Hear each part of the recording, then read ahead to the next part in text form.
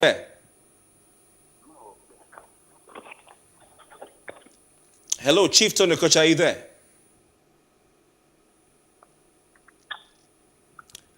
Hello, Tony Kocha, can you hear us, please? And they have refused to also accept the fact that. Okay, we'll try and get back to Tony Kocha. But Darlington, Unwuju, maybe you could avail us of a copy of this new list so we can look at it. But the issues and the internal wranglings within the APC in River State are still on, despite the new executive that we have. What's going on in the party? Why has the APC in River State not been able to bring everyone together with this new the likes of Wogo Bombs, Tony? Because as you may know, all well and good, we. All right, Darlington, we seem to be losing you. Maybe it's a network issue. But Chief Tony Kocha, are you there? Hello, Chief. By Emeka Bekay is saying that it was a secretarial error that led to the inclusion of dead persons, former members of the All Progressives Congress, in the delegates list set from the state chapter of the party to a national body for the forthcoming national convention.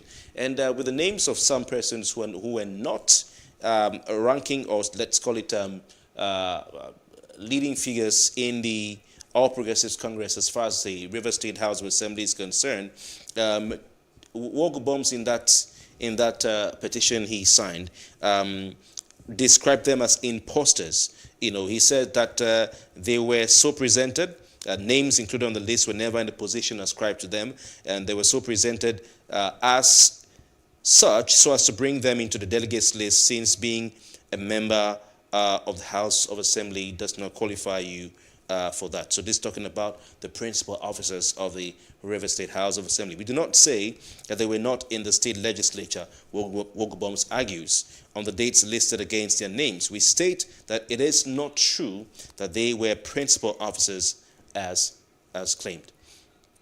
We have to go, and of course I will continue to watch this space and bring you the latest as far as the National Convention of the All Progressives Congress is concerned. I want to say thanks to a former Chief of Staff, the River State Government House, Tony Kocha, and the Deputy Publicity Secretary of the All Progressives Congress in River State, Darlington Wuju, for joining us tonight. Thank you for staying with us. We'll take a short break now, and when we return, we discuss fresh killings in southern Kaduna and the way forward. We'll be right back.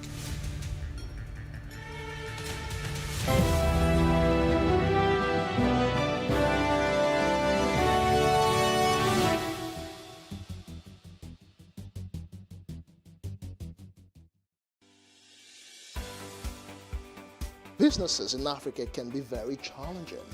In Nigeria, it is particularly intimidating, and successful builders have learned how to navigate a hostile environment to unlock opportunities. But one major challenge businesses face is how to filter through the noise and identify where their ideal customers exist.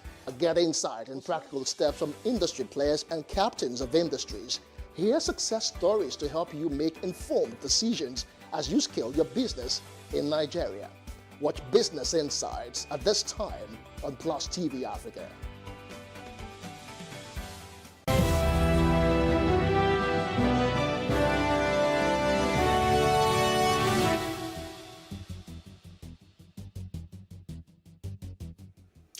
Southern Kaduna has been experiencing a fresh wave of killings in recent times. Senator Ahmed Mohamed McCarthy, a former governor of Kaduna State, has spoken on the events, saying that the news of a resurgent wave of attacks and violence leading to loss of lives of innocent people around the Jema'a Kaura Zangon Kataf local government axis of Kaduna State was horrible and obnoxious and unacceptable.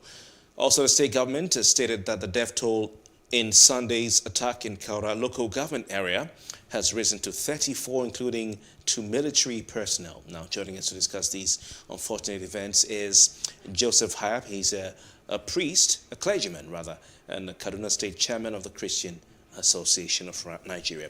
Reverend Hayab, good evening to you. Thanks for your time.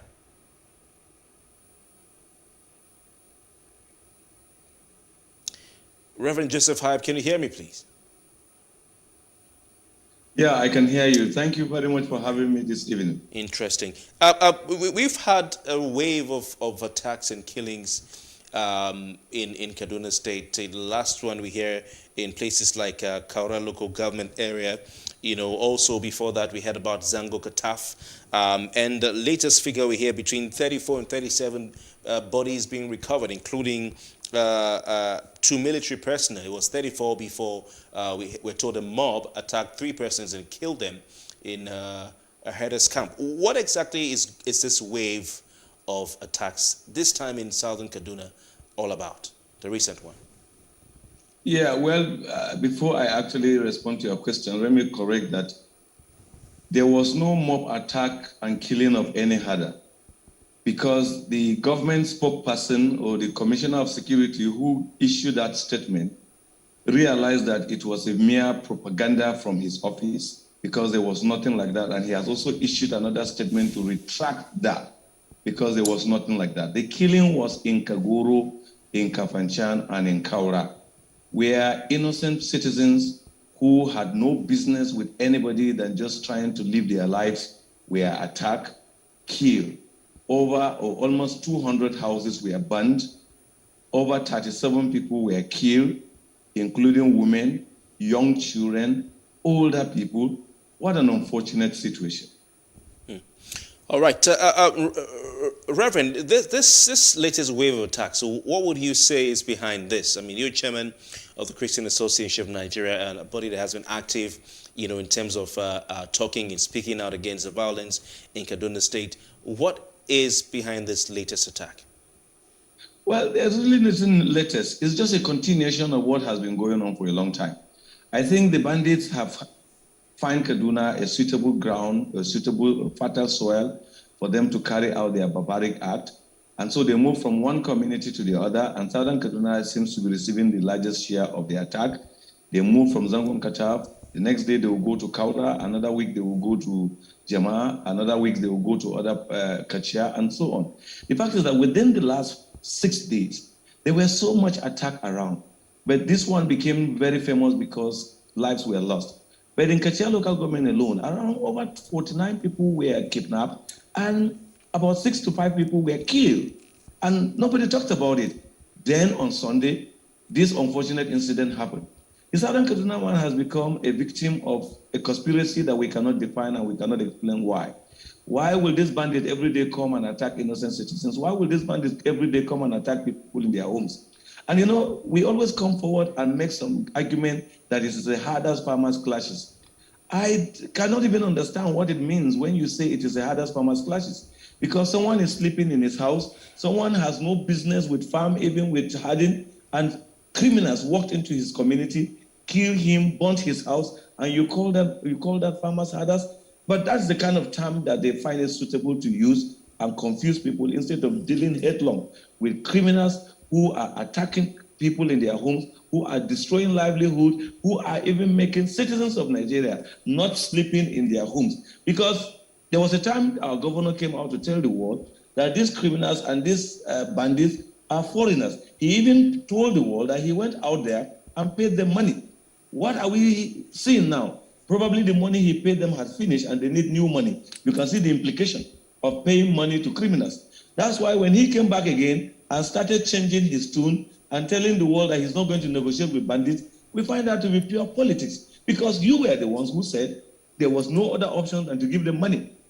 You've given them money, they've enjoyed the money, they've become rich, they've bought more weapons, they now want to operate with their weapons, and you're telling them that there will be no deal. No way. And I believe that's why the criminals and the bandits are refusing to leave Kaduna, because they have found our state a fertile ground for them to continue to do their evil. And they know that 98% of what our governor said is purely rhetoric and there will be no action. We've talked about Kaduna over the past few years a lot. The governor of Kaduna State, Nasser El-Rufai, who you've just talked about, recently said, the killing is become more than the Boko Haram and terrorism in the northeast. So he has called the government to also look at the northwest as well. And it's become more prominent than even Boko Haram attacks. You've talked about criminals, you've talked about bandits. Who exactly are these people? Where do they come from? and what is their motive? Yeah, well, you see, these bandits are out to actually destroy source of livelihood in the whole of Kaduna State, because even yesterday night, they were in Giwa local government.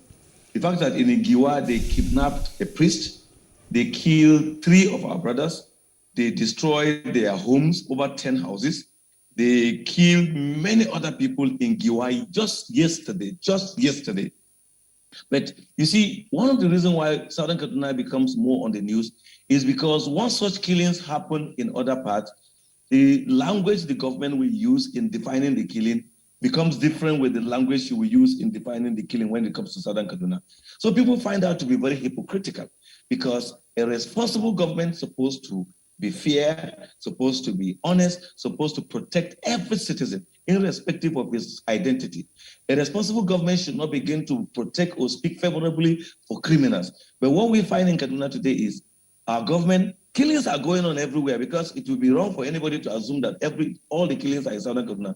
But once it happens in Southern Kaduna, the language the government use is not a language of good.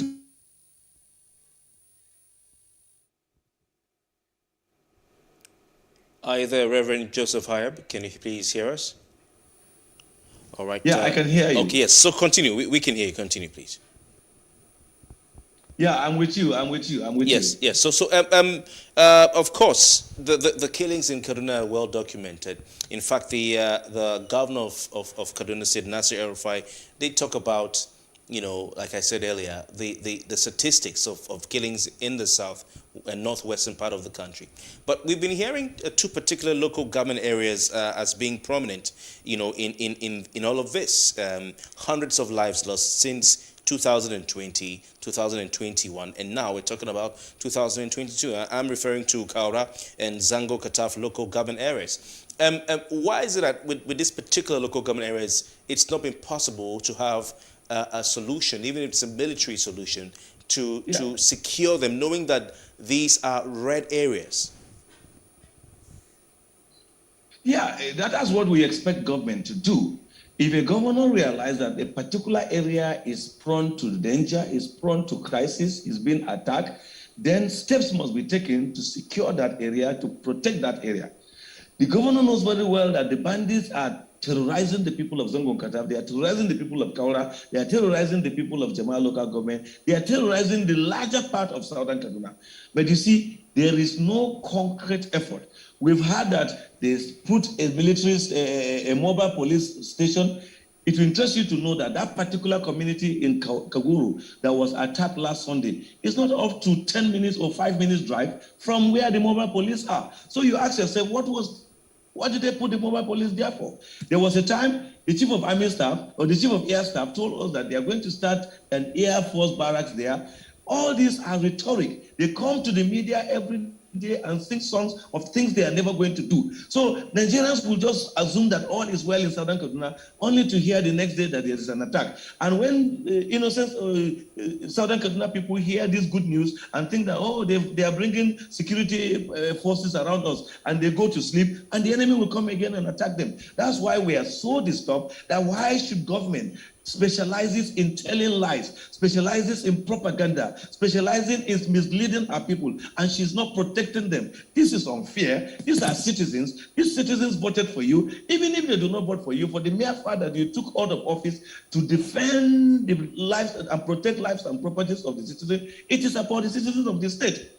Why should you allow some part of the state to suffer, and every day they are busy burying loved ones? The other day I attended a burial in Southern Kaduna where we buried 38 people in one burial service. What kind of life is that? Yeah, how can such people be productive? Yeah, Reverend Hayab, I'm also hearing that today, it's been in the news, in the last few minutes, I must say, that about 50 people have lost their lives, and we're going to try and get some clarity on this story. In Giwa local government area of Kaduna State, we're hearing bandits attacked 9 communities. Have you heard anything like that? I think you did mention something. If you had listened to me earlier, yes, earlier, yeah. I did share with our viewers to know that we are aware of the story of the killing in Giwa, because The Christian community there has been always on the news because lives are being lost. But President Muhammadu Buhari, of course, El-Rufai, governor of Kaduna State, is a governor. He's not a president, and he has a limit to what he can do. You might want to argue with that, but he has previously appealed to the president to do something about the situation in Kaduna State. And the human rights writers as a group is saying, Huriwa, is also saying that President Buhari is doing nothing basically about the situation. They've called it a reluctance to stop the killings in Kaduna State, and petitioned the UK and the EU over what they call Buhari's reluctance. Would you say President Buhari is reluctant to stop the killings in Kaduna State, and can he possibly do more than is being done right now? I believe those who are advising President Buhari have given him a narrative that is quite one-sided, a narrative that is selfish, a narrative that does not show concern to the lives that have been lost. Did you even read the press statement released from presidency about the killing in Southern Kaduna? It's quite sad. How can citizens of your country being killed and you make such release as if it is a reprisal attack? And how on earth people sleeping in their house and someone come and kill them and all you say is that you're warning against reprisal attack? That's to tell you that the president is being fed with wrong information. The president is not properly advised. And if he is fully aware and is passing instructions, then his instructions are not being carried out because killings continue every day in Southern Kaduna. Sometimes we are so tired and weak to keep coming over and over to be crying that there is killing, there is killing. When we talk about killing, we are talking about killings of human beings. We are not talking about just about a tribal group or a faith group. We are talking about killings of human beings. These people are Nigerians. They are citizens of this country. All right. Reverend, we have to go. But indeed, President Buhari in that press statement condemned the killings, and he said that, quote, mindless act of violence has no place in the civilized society. So he called it a cowardly attack on innocent civilians. So we also need to point that out. But I want to thank you. Yeah, he did, but some of the words he added to, you see, when you are talking about people who are crying, you have to be careful with your words. If we have to go. Words that, yeah, thank you. We have to go. I want to thank you very much, sir. I think your point has been passed. Reverend Joseph Hybe is the chairman of the Christian Association of Nigeria in Kaduna State, and he's been a guest on Plus Politics. Thank you for staying with us. We round up today's show with the weekly highlights of the show. I'm Kofi Patel's Plus Politics returns on Monday. Good night.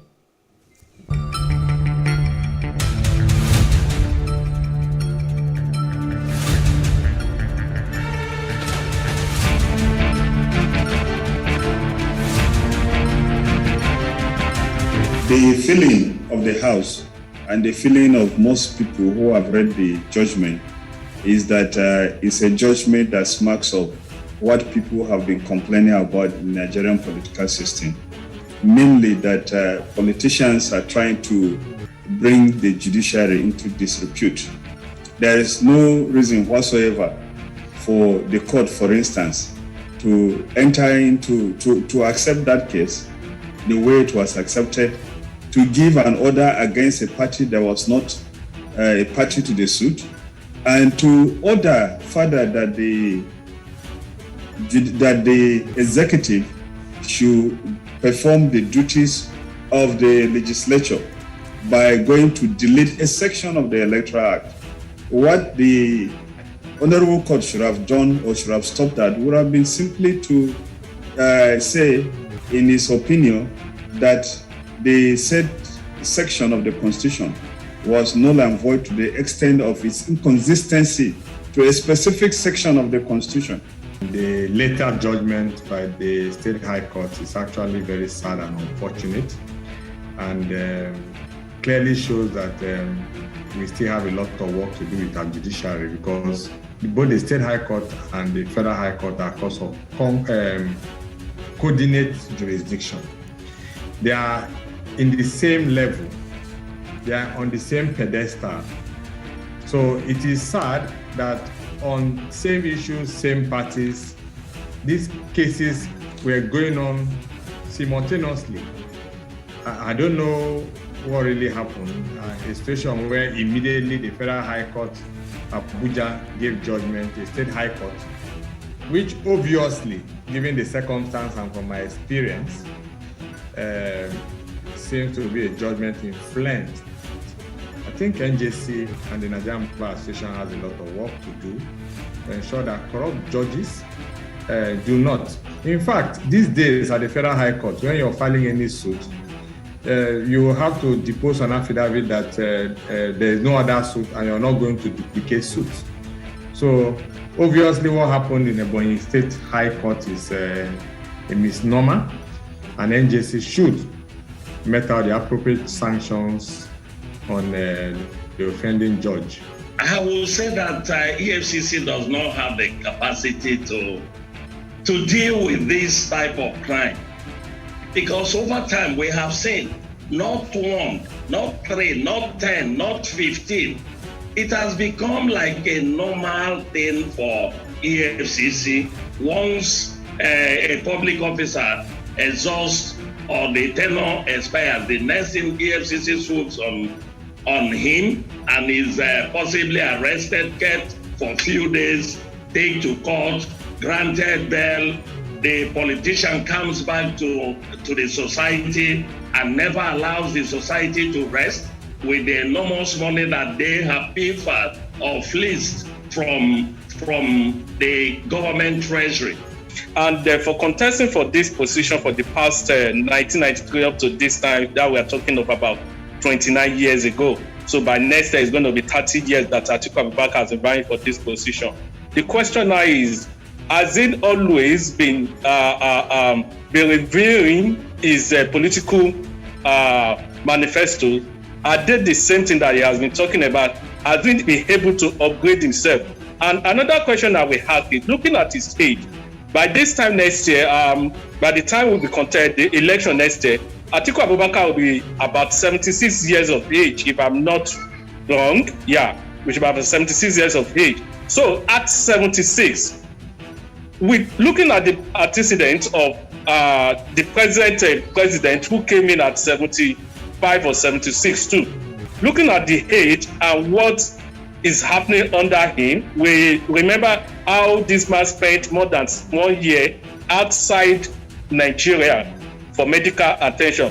Because at that age, there are a lot of things that happens to people who are over 70 years, medical attention. So will the man be able to deliver at 76?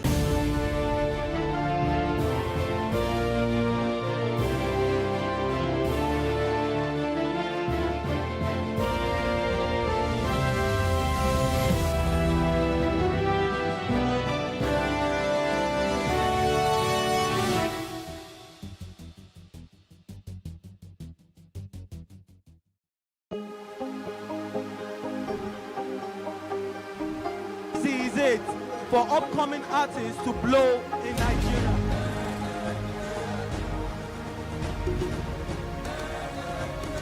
Welcome to Plus Trending. I am Vicky November, your host, saying thank you for joining us on today's episode. Welcome back. It's tea time on PlusTvAfrica. Practice makes perfect. I'm not perfect yet, but I'm a lot better than I used to be. He's a king. He's entitled to marry 100 if he wants to.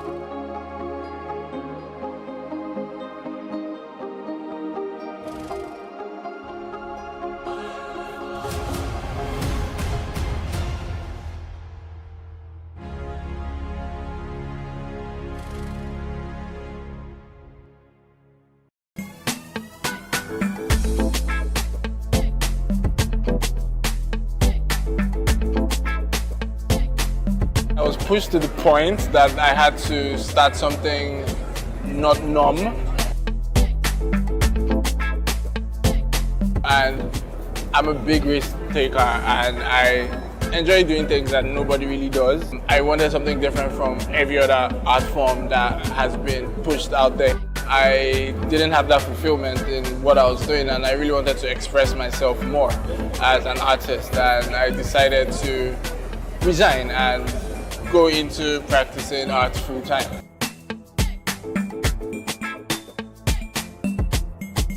I loved subjects that had illustrations or drawings in them. I just kept pushing it and went to the extent of studying art in school, so it's been art all my life for me. I try to conceptualize what I want to create in my head even in as much as scattered as it might be, I create it in my head first, then I put it on paper. I sketch, then I try to pick colors, and I proceed to the main piece. A friend of mine told me, like, there's really nothing that could be achieved with graffiti here. The piece behind me is titled Bold Steps.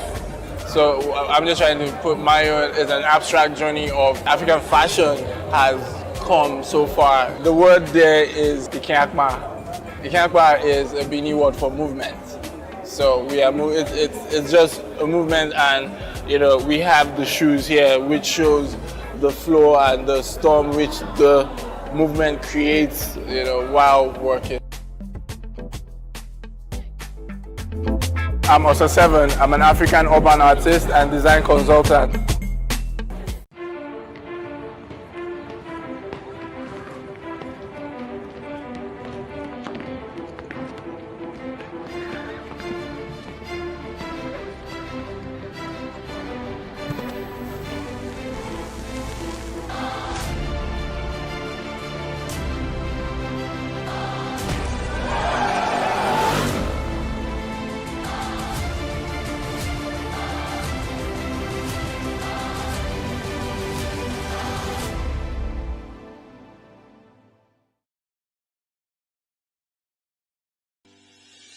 Increase the reach of your events or business services.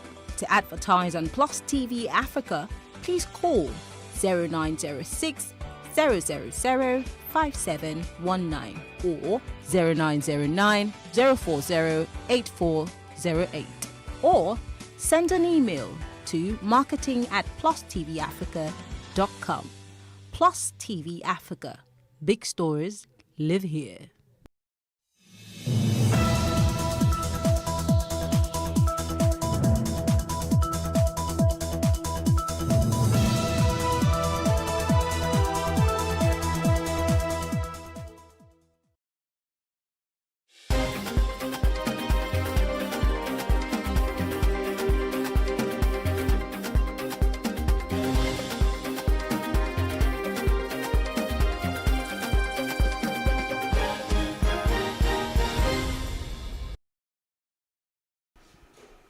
Good evening, I am Messi Bopo. This is the news update.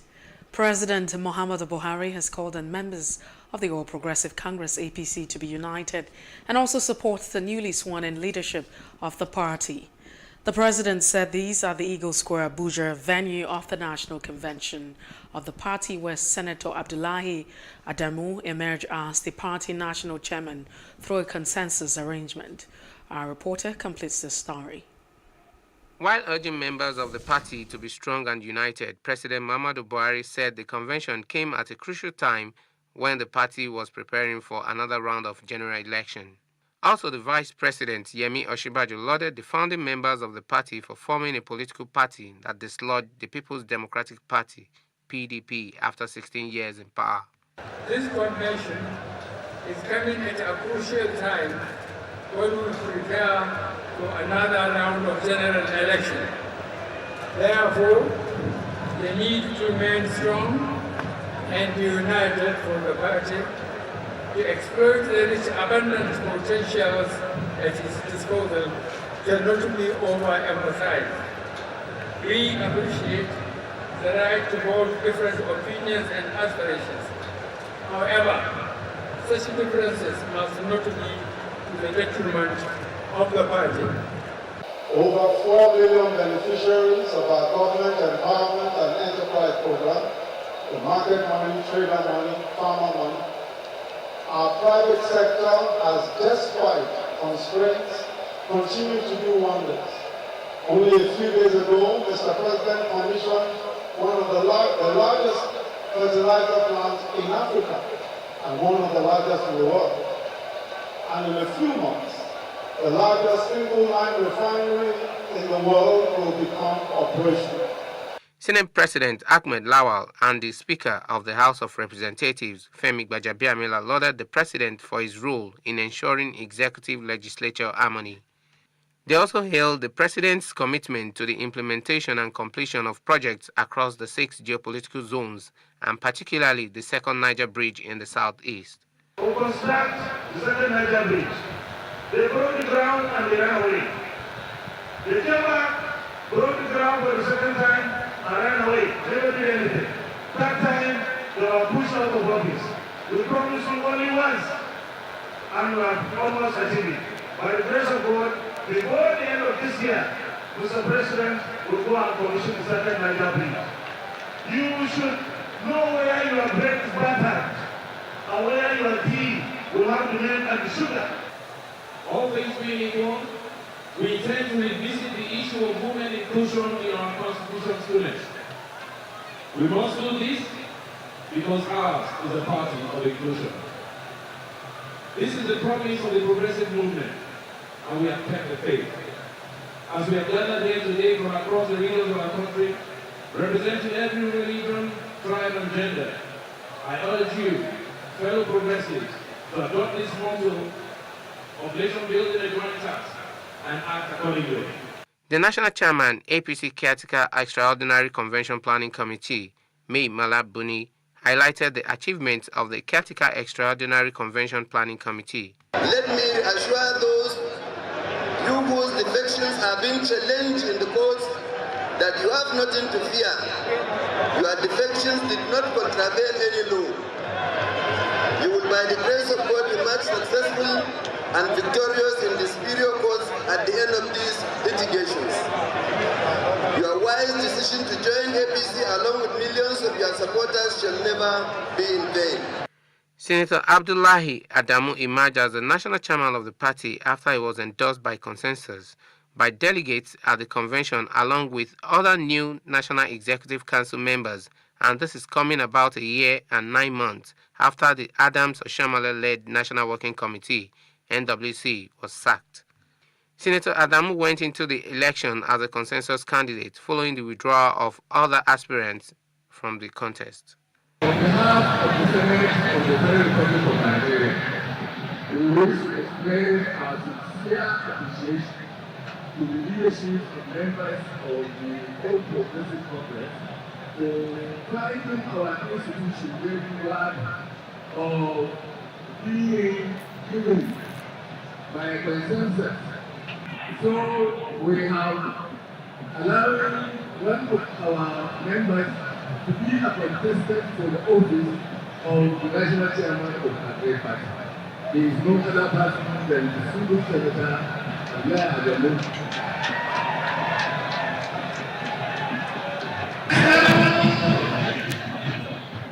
APC!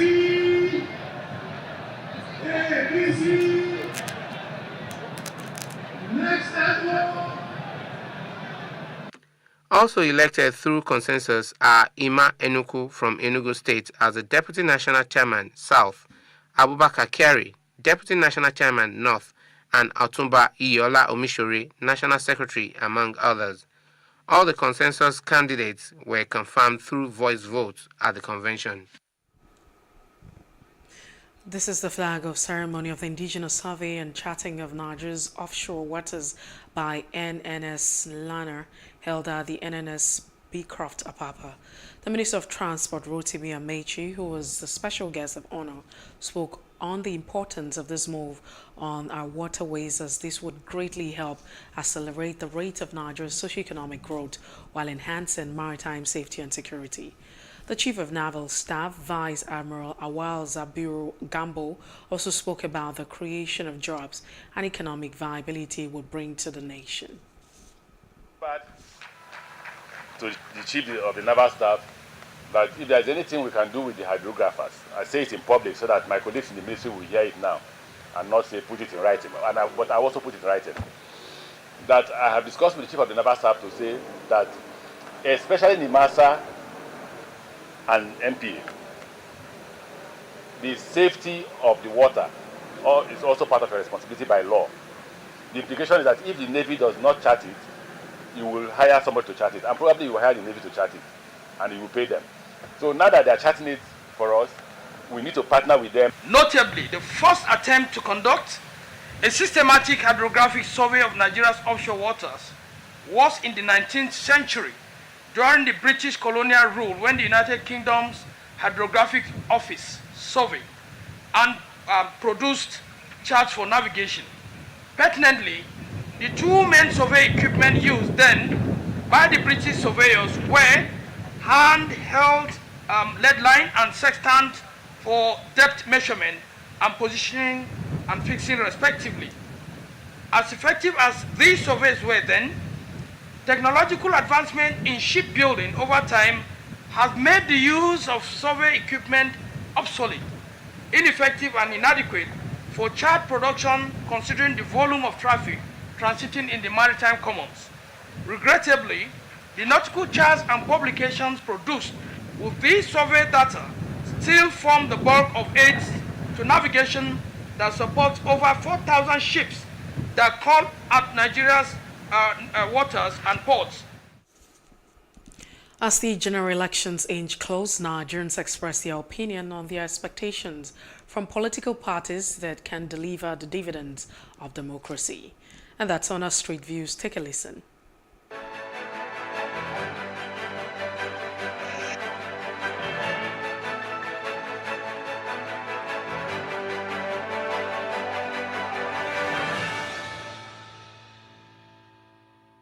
Some other party should take over because PDP has been ruling for a very long time.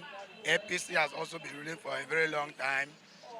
And let me just say, they are all based on the same feather. So they should give opportunity to other party to rule. It's not about political party. It's where do we get a good leader. That's our problem. So we don't care about whether PDP or APC. If you look at the attitude of our politicians, you could see somebody from APC would come to PDP because of his own interest. You will see somebody from APC would come to PDP because of his own interest. So our problem is not about the political party, it's about leadership. Anywhere good leader come, it is welcome. Please, APC, leave us alone. Please, I'm begging you people, leave us alone. Please, not by force. So. They are the same people now, from this party to this party. Let just the youth or young somebody take over. Let all these old men leave us alone. Look at how we are stressing ourselves, suffering. On this hot sun, every day by day. They should leave us alone. Leave us alone. I have my PVC already, Sha. I know what to do with it. I don't think the party matters. What matters is the person in particular. I don't care about the party. I care about the person itself. Today, PDP, tomorrow, APC. Me, I don't like all this kind of voila. You don't too suffer for Nigeria. So we need another people may come. This one will tell you this one. This one will tell you that when they are campaigning, they will promise you so things. They are going to make good, bring good school, food, good road, all this one. Nothing is working in this country. I think we should try another political party. Maybe we will see difference. These two parties, they are the same group of people. It's recycling. You understand? They keep coming up. If you do them bad in this party, they will come to the other party. It's the same person. So we need fresh people entirely so that we'll be able to get it, see whether we can get it right.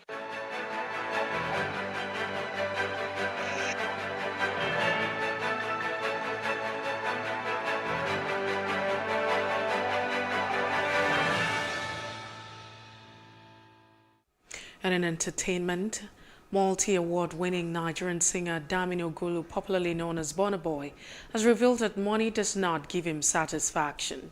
Burna Boy said this on his official Twitter handle in the early hours of Saturday. The Grammy award-winning singer also claimed to be the highest-paid artist in African music history. On Friday, Burna Boy announced on his Instagram page he was not going to be performing at the Afro Nation 2022 in Puerto Rico due to circumstances beyond his control. And in sports, Daniel Medvedev played out two-time winner Andy Murray 6-4, 6-2 in the second round of the Miami Open on Saturday. The reigning U.S. Open champion and world number 2 launched 4 aces in the first set and got the break at love in the third game as Murray, 3 years on from hip surgery, moved around the court with a slight limp. Murray, who notched up his 700 career win at the Indian Wells 2 weeks ago, fended off 2 break points in the 5th game of the second set, but Medvedev converted on his third chances as the Briton failed trying to pivot along the baseline. The win puts Medvedev 3 wins away from returning to the top of the men's ranking after he lost his spot at the top following a stunning third-round loss to France's Gael Monfils in Indian Wells. And that's the news update. For more stories, please follow us at PlusTvAfrica on Facebook, Twitter, and Instagram. And do subscribe to our YouTube channel at PlusTvAfrica and PlusTvAfrica Lifestyle. Many thanks for watching. I am Messi Bokbo.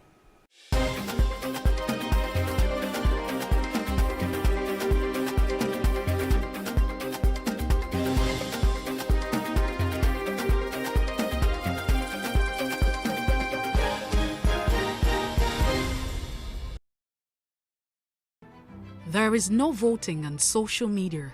To vote, you would require a permanent voter's card. To get your PVC, visit cvr.inecnigeria.org. Create your account with a valid email address and start the registration process. An activation link will be sent to you. Click on the link and activate your account. Fill out the form, pick and submit a convenient date and time for your biometrics. Print the application slip, which should have your QR code.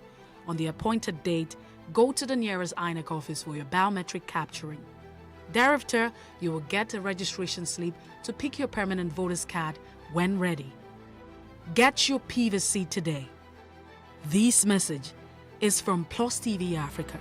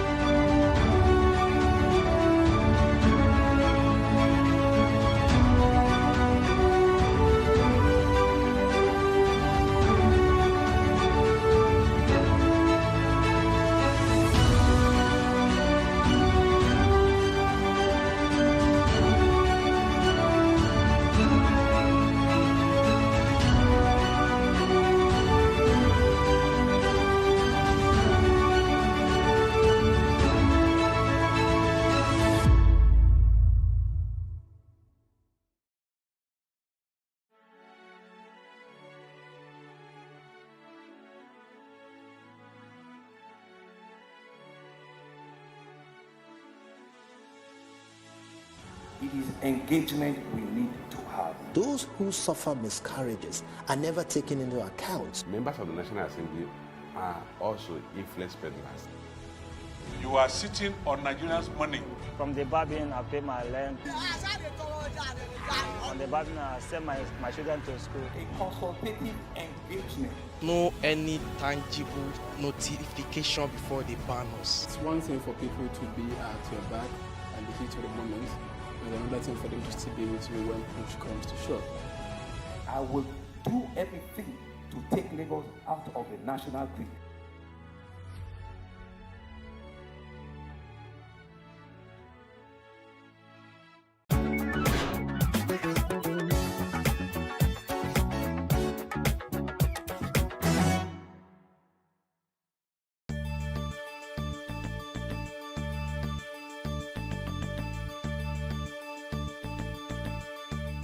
Fever is a clinical condition where there is an elevation of the body temperature above normal.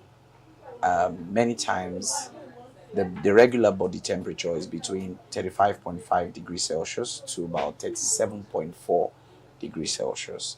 Anything above that can be classified as fever. In some cases, there's a difference between fever and hyperthermia.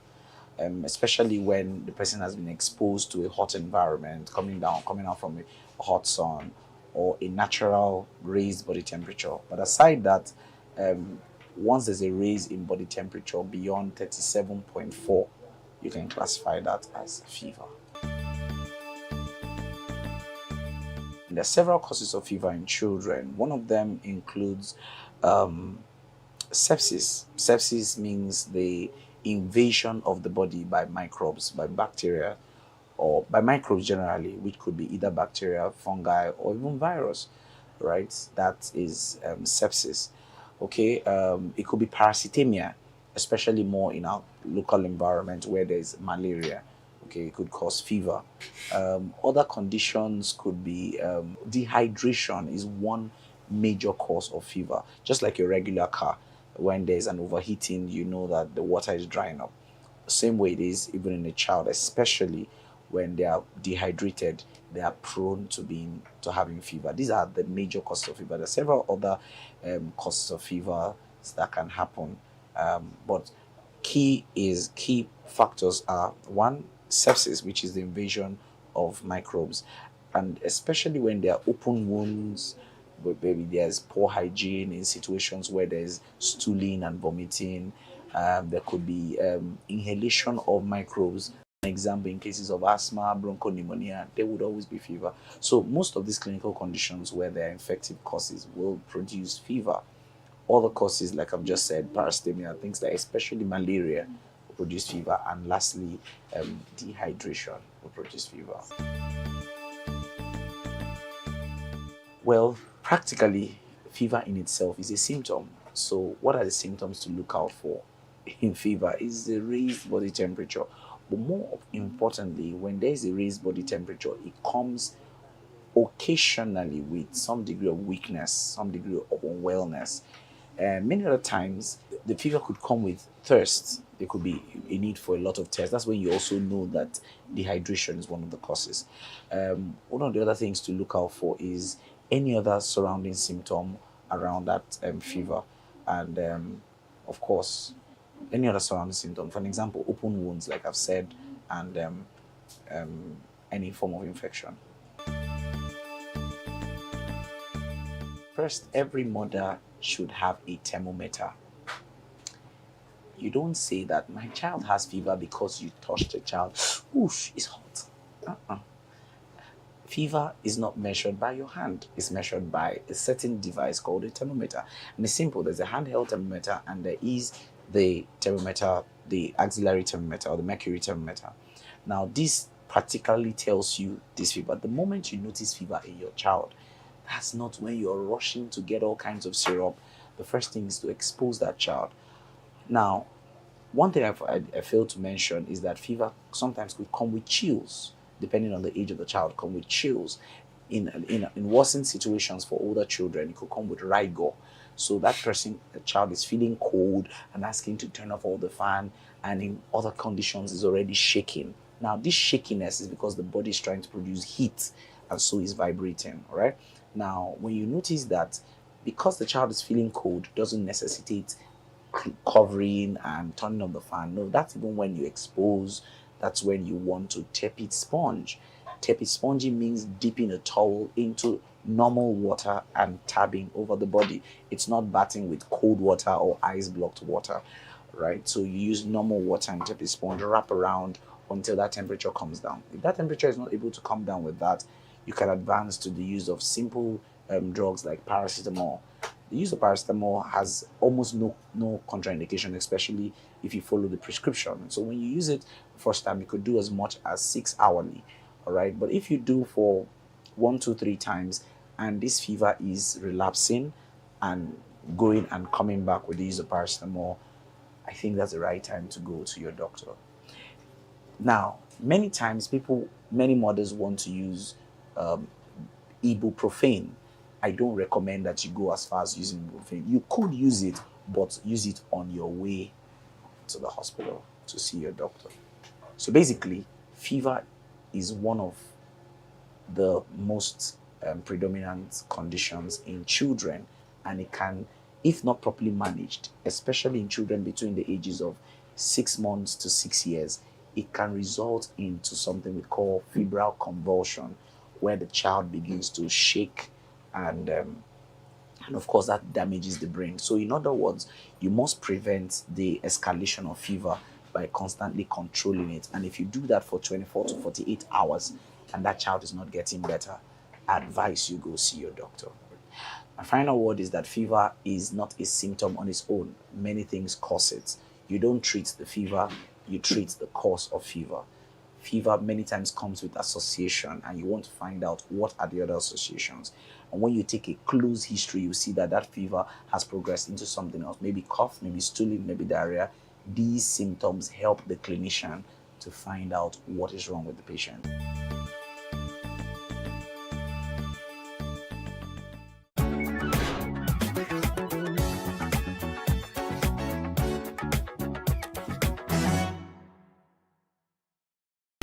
I bet your eyes and ears are thrilled with music videos coming from Nigerian artists.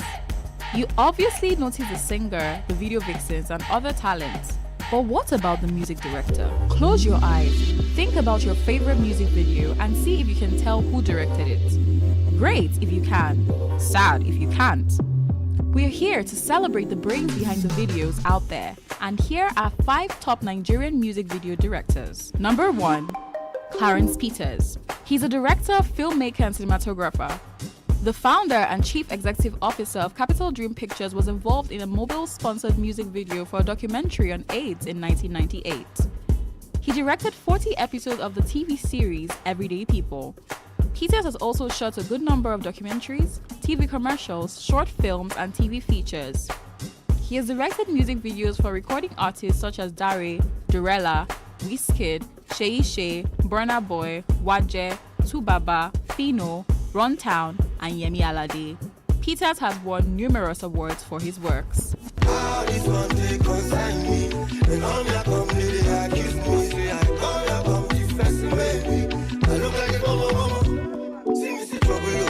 Number 2. TG Omori. Also known as Boy Director, TG Omori is a Nigerian music video director and cinematographer. He started directing at 15 while overseeing stage plays at school and church. He began making videos a year later but took it up professionally at 18 after graduating from Pencil Film Institute. This made him the youngest professional filmmaker in Nigeria. He has worked with Olamide, Wizkid, Burna Boy, Techno, Kiss Daniel, Fireboy DML, Fowls, Timaya, Naira Marley, and many others. So Gucci and I put it 'cause she kill a man. That's why she don't want to push, she wanna stick around. But she still say that she love me 'cause I'm sexy. And I tell her that she lying, that she flexing. She be screaming, I be screaming, we be reckless. But I know that she be liking makeup sexy. Number 3. Meji Alabi. This London-born Nigerian filmmaker, director, photographer, and producer has worked alongside Beyonce, Burna Boy, Wizkid, Davido, Tiwa Savage, Popcan, Goldlink, and Nasty C. He directed Seyi Shay's Murder in 2014, a move that gave him the desired attention in Nigeria. Alabi also worked with Wizkid on his Made in Lagos album. He's a co-founder of JM Films with Jimmy Adesoya. And they tell you my God, you know my star, you know big chance, then it's all up, eBay. If you say you get the man, then you wanna try, you could go die, baby. You've been a landslide for a long time, but then no one believe me. All up when I come back, you one try, but you do I'm if it's easy. Number 4. Dami Twitch. His original name is Owolabi Oluwadamilola. Twitch started with photography in 2013 before going to full music production in 2017. That was the year he shot his first music video for Burna Boy and Yonda. He has gone on to shoot visuals for Fowls, Burna Boy, Olamide, Lil Kesh, Victor A.D., Simi, Peruzzi, Mayor Kung, Leah, and Davido.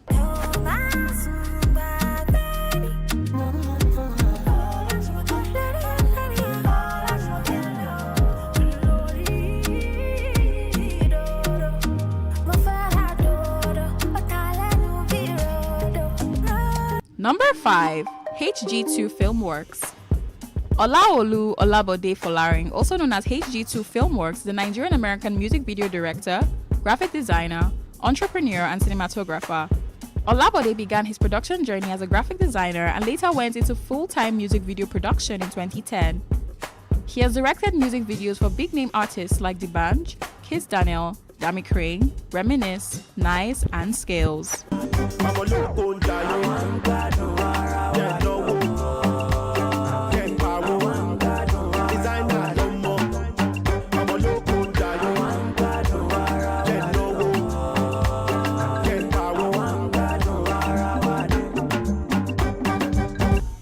agree with me that these directors bend over backwards to churn out massive videos for our entertainment. And such, they deserve more than enough accolades for their contributions. So whenever you watch your favorite artist videos, always remember the men behind the scene.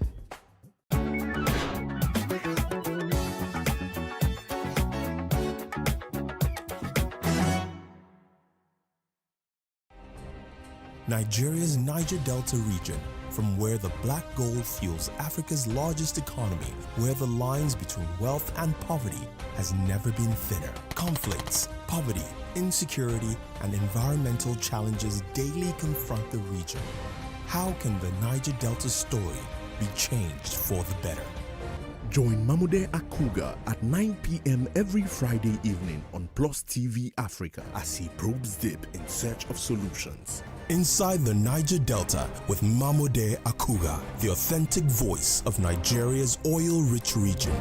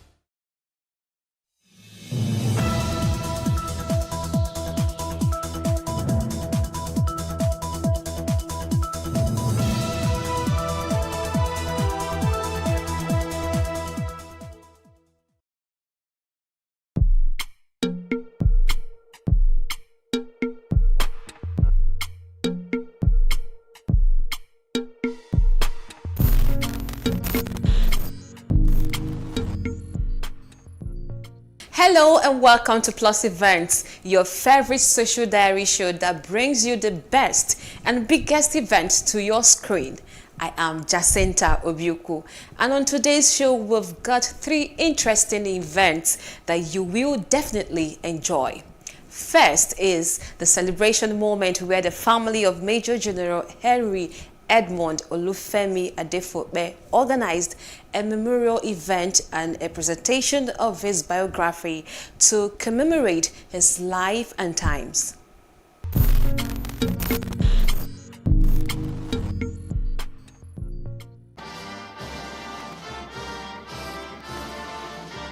It's over a decade since General Henry Edmond Olufemi Adefope passed.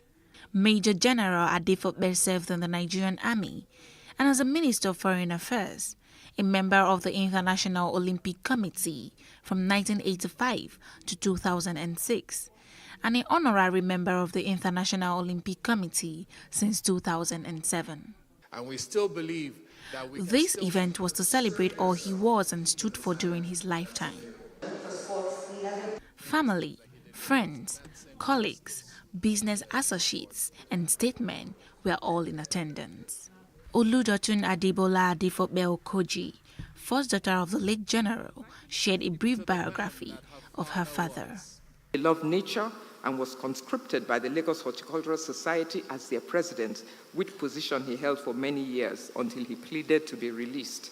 As president, he was able to secure large hectares of land for the society on Lagos-Badagry Expressway through Governor Raji Rasaki. He, together with his wife, loved family, both nuclear and extended. A panel was set up to have a fireside conversation about Major General Adefope's selfless service and dedication. The legacy that he left behind in the labor movement was that before he became a minister, the first generation of unionists have been trying to have one labor center. In fact, they had the first Nigeria Labour Congress in 1950. the 4 major unions, ULC, WFU, they've been struggling to form the second one. But General Adefope put his feet on the ground and brought these 4 centers together, which produced the Nigeria Labour Congress that we have today. In his acceptance speech in 1967 as the chairman of the National Sports Commission, he vowed to do one thing: to develop sport and ensure that every young man and woman that needed to participate in sports and rise from the grassroots level to any level they can get, he was going to do that. The unveiling of the book in his honor was the highlight of the event. It's such a privilege and an honor, and I'd be grateful if we would all do it together.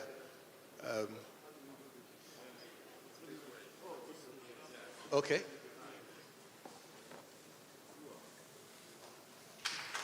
So we unveil the book in honor of this legacy of honor, integrity, and selflessness.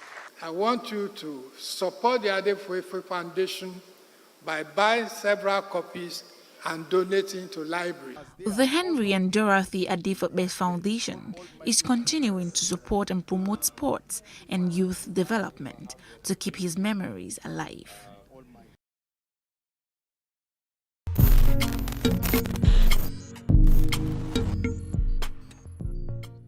And this next interesting event is a wedding ceremony between Happiness and Ajasa.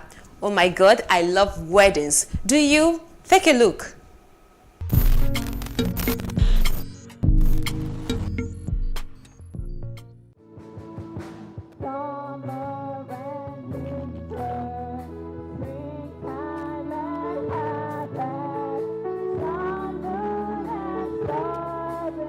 On Saturday, the 5th of March, Happiness and Sano Avi Ajasa got married in the presence of their family and friends in Lagos.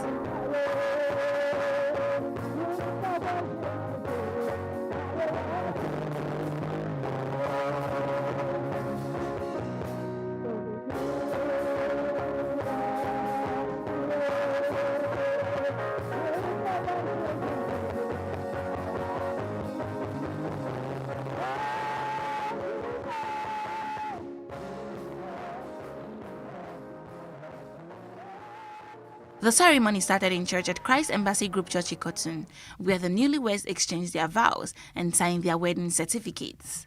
I do wed. I give it as a token of my love. And give it as a token of my love. And my faith.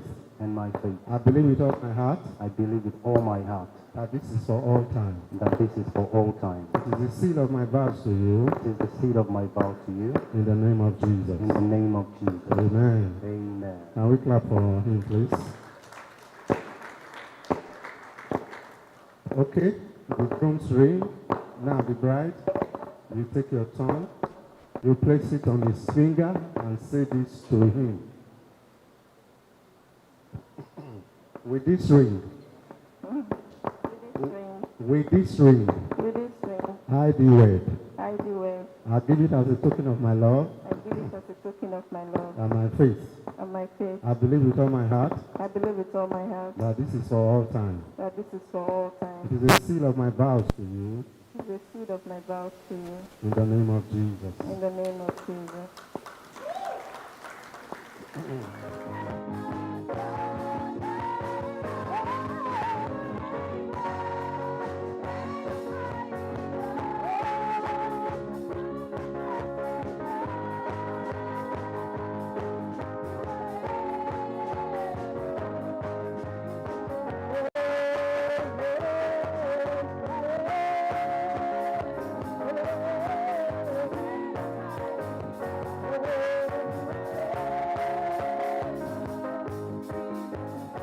After the church service, guests proceeded to Hammond Hall, the reception venue, where there were lots of dancing, games, fun, and food.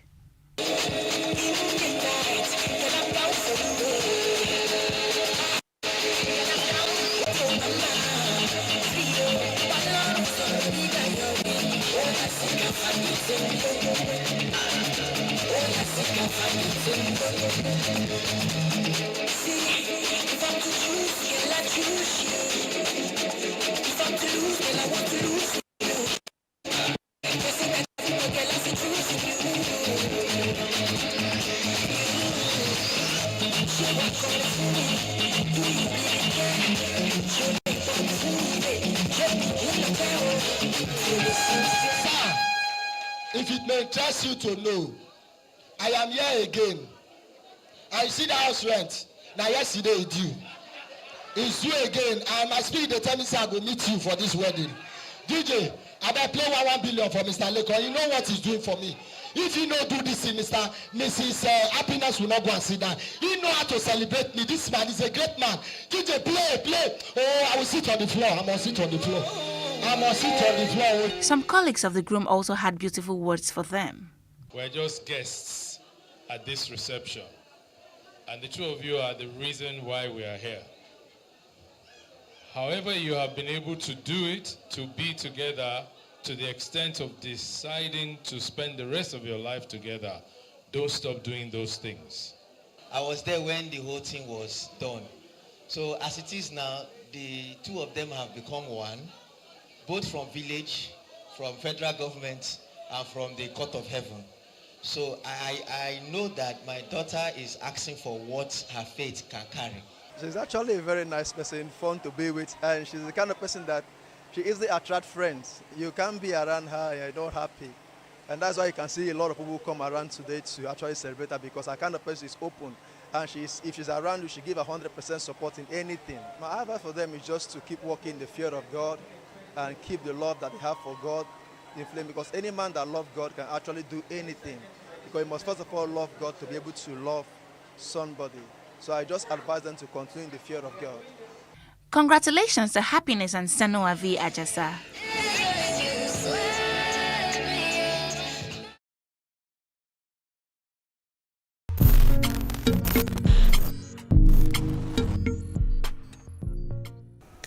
And finally, on this edition of Plus Event is where the Federal Government Girls College Abuloma Old Girls Association Lagos chapter organized a 3-day on the road from Abuloma conference to help the women create a workable structure that will assist them attain success. As it's important for women to learn about money, how to make it, keep it, and invest it.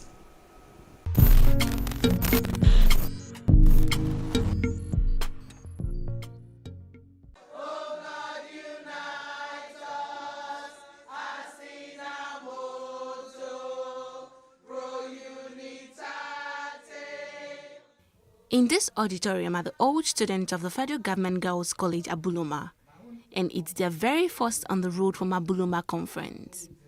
This maiden edition is focused on the financial literacy, with the aim to enable women design a game plan towards protecting their financial future. The theme for this conference is Finding Our Balance, Building a Structure for Sustainable Wealth as Women. The bank of the future. Please jam your hands together. During the keynote address by a founding partner, Ms. Boma Alabi, she addressed the old students and encouraged them to take the first step as long as you know what and where you're going to. As we build a structure for sustainable wealth for ourselves, we have to build to go beyond ourselves and impact our world. And we can. So on the road from Abuloma, what we must do is empower ourselves, get that balanced financial independence, have fun, and impact our universe. How? We'll get the lessons and then we'll just do it. Face the fear and do it anyway. Still addressing the matter on how women can build finance for their family, the guest speaker Shola Adesakin, who has over 20 years of experience as a chartered accountant, listed out major skills on having a sustainable wealth. You cannot rise above what you think about money. You know why a lot of people feel exasperated by money issues? mindset. And when you see money as something that is, hey, I cannot be rich. Money is only a representation of value. Value ideally should magnetize money. So the first thing, again, as I talk about financial literacy, is limiting beliefs. Those conditioning that you have had about money, those thoughts, those silly thoughts going on in your mind about how only corrupt people can have money, only educated people can have money. No, you can have money, and it starts from your mindset. I will recommend a book. I love the book so much. Get the book with it. It will sort of revolutionize your thinking about money. It is called A Happy Pocket Full of Money by Cameron G. Candy. Brilliant book.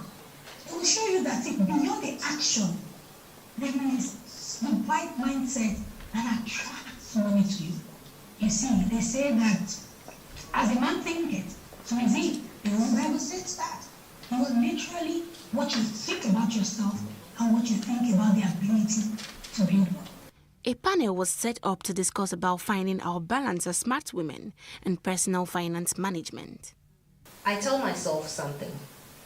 You can't conquer what you can't confront. So it's about understanding me. What are my limits? What can I actually do? And when I ask myself, what can I do? And how can I do it? I understand the obstacles that I can challenge. I also understand the obstacles that I have to walk around. So there's some that, head on, I face it, I fight. There's some that I'll just walk away. There's some maybe I just have to dig through it quietly. So having it all for me is dynamic. It changes from time to time. It's seasonal. So you can ask me, what's having it all today? And I'll tell you that, man, I just want to pay my daughter's law school fees. And let me know that if I do that, hey, I'm made. To rebuild your life is a humongous task because you are building your mental health, you're building your physical health, you're building your financial health. And this is a limiting thing for women. We have to be honest. We are still Africans. In the African setting, divorce is a stigma for women. For men, it's an open door to continue your life. So it's something that we have to be honest about. I'm very, very frank when it comes, because I meet women every day. And you will see this woman, I'm like, there's a woman that we work with, her business, her turnover, annually on her own, without anybody's help, is 900 and something million naira annually. I'm like, do you realize how big this business is? She's not taking any debt from anybody. She's grown the business just with profit.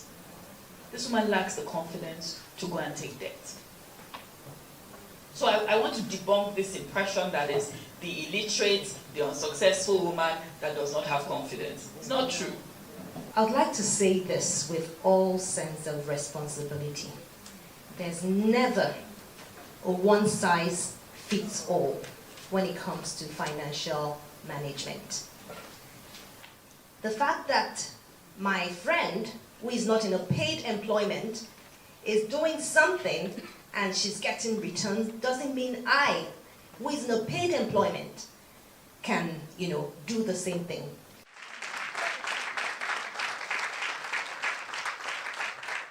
Speaking with the president of the Federal Government Girls College, Aboloma, she shared the aim of this conference and what they want to achieve from this association. To make the woman, to find that balance. As a woman, what do? A mother, a wife, you forget you are you. You were you before any other thing. Do you understand?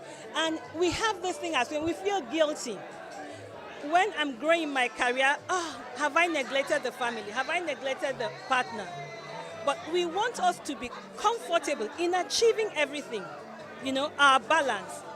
Okay, yes, I'm a mother. Yes, I'm a wife, but I'm also a business owner. I'm also financially, independent and all that. So that's what we sought to do. And we do believe that for you to have relevance, relevance is not the word. To be listened to be in the room, to take a seat, you've got to, first of all, have I won't say first of all, but you must be financially, independent so that you can be in the room when things are happening. All students are super excited about the conference.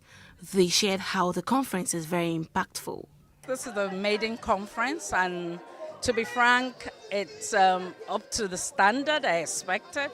And there's really a lot to take home from this conference, especially the women. They've been preaching a lot about women finding their feet in the society, and this is like a bedrock for us to come together and actually know what to do as women. Not necessarily that we're old girls of Abloma, but also it's helping us to find our fitting in ourselves, our businesses, in all that we do, and also to be an impact to the society in general. Of course, it's like a financial literacy program for us women. And as the first speaker said, it's not too late. It's not too late to start as women, and we have to be us first as women. If we build ourselves as women, then we'll be better wives, better mothers, better people to the society. And of course, the second speaker said a lot about building financial portfolios, multiplying our finances. It's not just saving, but of course, investing and multiplying our finances. Some speakers at the event encouraged the women to always seek to solve problems, avoid dream killers, and carry as little as they can so they can soar.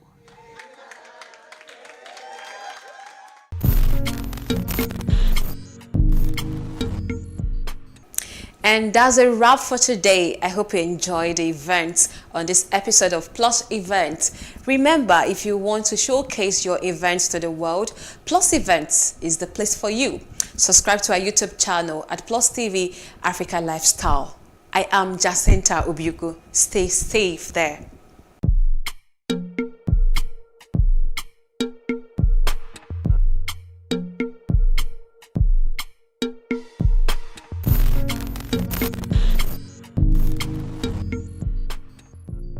In raising our kids, parents should stop playing God. The internet is actually using the people. But when you are looking for money to help other people, then it becomes easy. Don't rush into marriage. I always say this. You rush in, you rush out. Family is the bedrock of every society and the essence of life. On Today with John and Helen, we dig deep into family values in every sense of the word. Join us every Saturday at 9:15 a.m. on Plus TV Africa, DSTV channel 408. With you, we play a part in strengthening the values passed from generation to generation.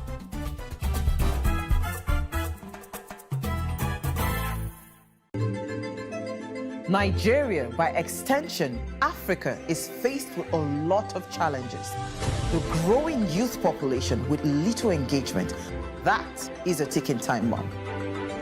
We are a blessed people with diverse culture and highly cerebral minds who have a lot to say. And yes, we are talking. It is important we drive the right conversation that informs, inspires, influences thought and action. If we say there's beauty in our diversity, then let us embrace our diverse culture. We must continue to courageously be the voice of transformation as we are the hope for the future. Yesterday's conversations shape today. What are you saying to shape your tomorrow? We know you have a lot to say, and we are here to hear you.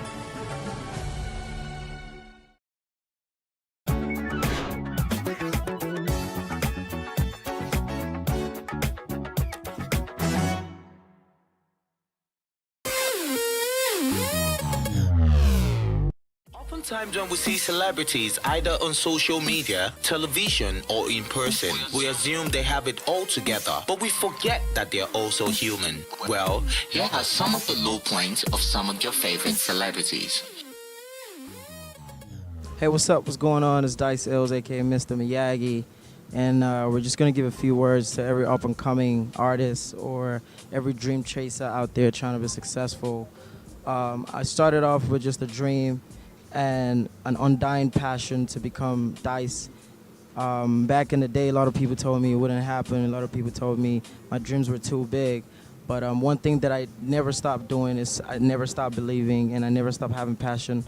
And that's what you need to do as well. And when you ever hit success, never forget where you're coming from, because that's the only way that you can stay grounded. So believe in yourself, stay prayerful, and be passionate. One love. Bless. Truth is, I've always wanted to be an actor in a terrain where people thought, oh, you may not fit in, this may not be the thing for you. I've always been desirous of being an actor, and you know, one of my biggest people mentors, or who I look up to, or the character I want to play, is even playing James Bond sometimes. But it's been a long journey for me. I didn't get here. Last year, 2019, I won Best Actor 2019 for Maya Awards, and I didn't get there all in one day. I've done a lot of things. I've worked in the bank. I worked in the bank for 9 years. I've done real estate. I've sold cars. I've sold lands. I've gone through the highs and lows. And you know, initially, when I told people that I was leaving, I've been doing acting all my life. But when I told people I was going to leave and go full stream and full line into acting, people told me, you know, don't go for this. I don't think that's what you should do. Maybe this is not for you. And it was a tough call to make. It was a tough decision to make, but I eventually decided that I was going to go for it. And I went from audition to audition to audition to audition to audition to audition till I got my first major job, and that led to my second, third, fourth, fifth. And I decided to go and upskill myself and go to film school, you know, in the US. And I came back and I got a fantastic opening, a cinema movie where I played leading man with Omotola Jolade called The Tribunal. So it's been a very, very long journey. But one thing I can say is that whatever path you choose in life, as long as your heart is there, stick with it. 18 years down the lane, I'm still doing my thing as a stand-up comedian and also a master of ceremony. I've been through the vicissitudes of life.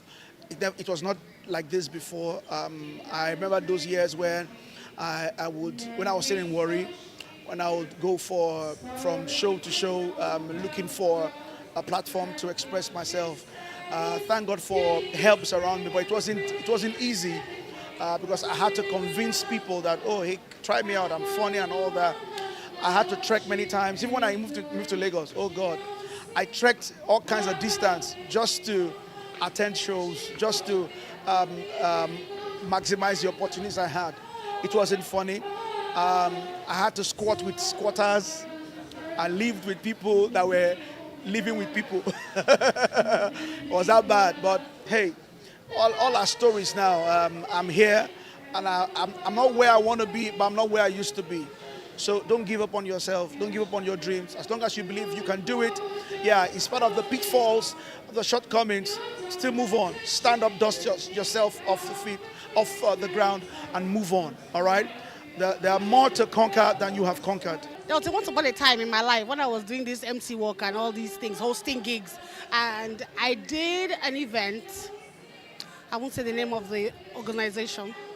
But you know, when they say, oh, we'll give you honorarium, I'm like, oh, okay, great. And it's not a small organization. And when they finished, I got 25K. So I used the money with the love of God, fueled the car, and then kept the change to buy granules, sauce, and got the egg on the road. When it's your time, it's your time. Don't rush it, don't force it. What's yours is yours. What's meant to be yours will be yours. Nobody can take it away from you because you are you in yourself. Know your creator. And that way, you know that your creator did not create a joke. So therefore, just believe in yourself and your time will come. I love you guys. Thank you. When I was younger, I had just lost my father. And it was at the time when, you know, we had that television that you open and close like cupboard. Okay, I know that a very high number of people may not understand this. And I came back. Our TV was not there, but our neighbor had bought a new kind of TV. It was colored, and all the kids in the neighborhood were sitting on the floor watching this TV.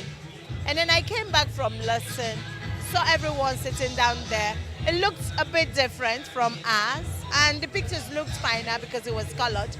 And I stood by the curtain, and this lady just pulled the curtains together and shut me out.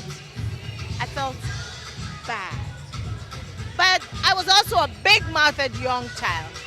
So I went to her and I said, because of me, you pulled the curtains together, right? The next time you look at that your TV, you will see me there. It was a joke. I mean, like, okay, it wasn't a joke, but I didn't know how it was going to happen. But I just wanted to tell her that she had no right to shut me out. And I went to school and I got this, the principal came in and said, Commissioner K is looking for you. You're going to open up ROS TV. And guess what? When she put on her TV at 4 p.m., 2 months after, I was a continuity announcer who opened up that station. So don't be afraid and don't worry about how anyone looks at you right now. Worry more about how you see you. Worry more about what you intend to do with you. Worry more about how convinced you are about anything that you want to do. It doesn't matter. People can close their windows, close their doors, tell you to get out, tell you to sit down, tell you to go to bed. It's okay. They are not God. He has a final say. But guess what? You have the final work. Because if you don't work and work towards it, God is just going to stand there waiting. It is what you give to him that he will enhance. I hope this does somebody some good. We're all stars, I tell you. When you look up, you see a lot of them. I'm sure you're up there and shining, okay? So please, put some glow to your own star. Love ya!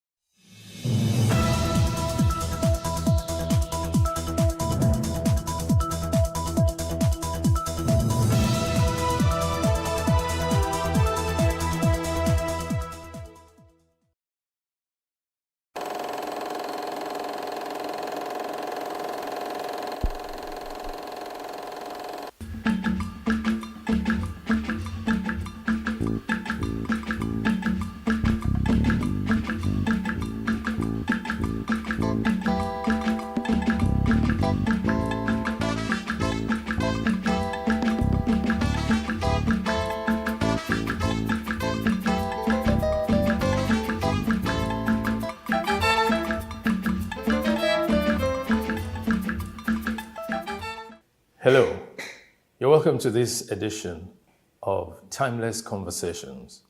My guests today, yes, guests today, are two young men who are lighting the path, charting the way for the next generation of Nigerians who, in a short while, will be fully in charge of running our society. To my left is Joshua Alabi. You're welcome, Joshua. And then to my right, even though both of them are sitting in front of me, is Aniefio Ian. You're welcome too.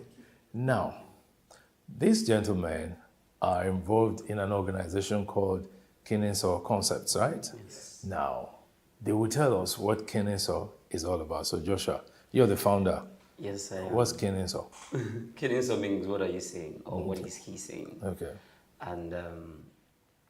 And for us, it's about what we want to say as young people. Many years ago, we thought that Nigeria is a country that is very rich, you know, not just rich in culture and tradition, and with all the languages that we have, we're rich in talent, young people, creativity. So above all the news around Nigeria about how young people are into all sorts, as young people within this same generation, how do we change this narrative? What do we want to say? How do we say it? So that's how we found Kenensaw. Kenensaw, what's the platform that you're using to propagate these ideas?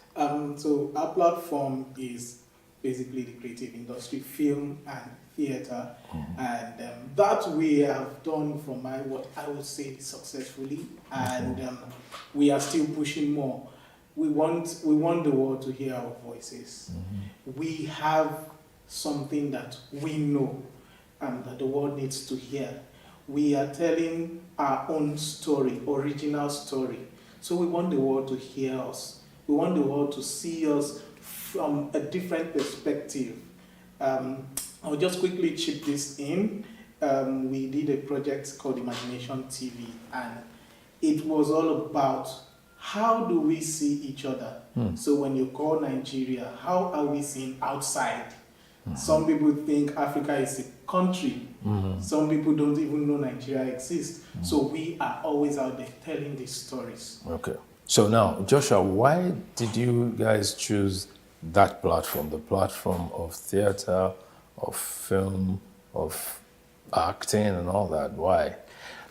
So I would like to say theater. I mean, firstly, Kinninsaw is more of a theater organization. We do quite a lot with documentaries and all of that. Still, when you watch all our works, it's still from theater.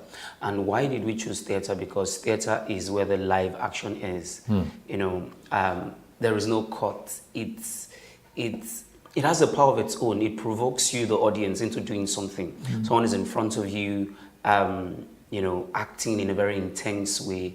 You need that feedback. That person needs to feed on you while you're feeding on the person at the same time. The synergy that it creates. So that's why we chose the platform of theater and film and documentaries. All right. So both of you have backgrounds in theater arts.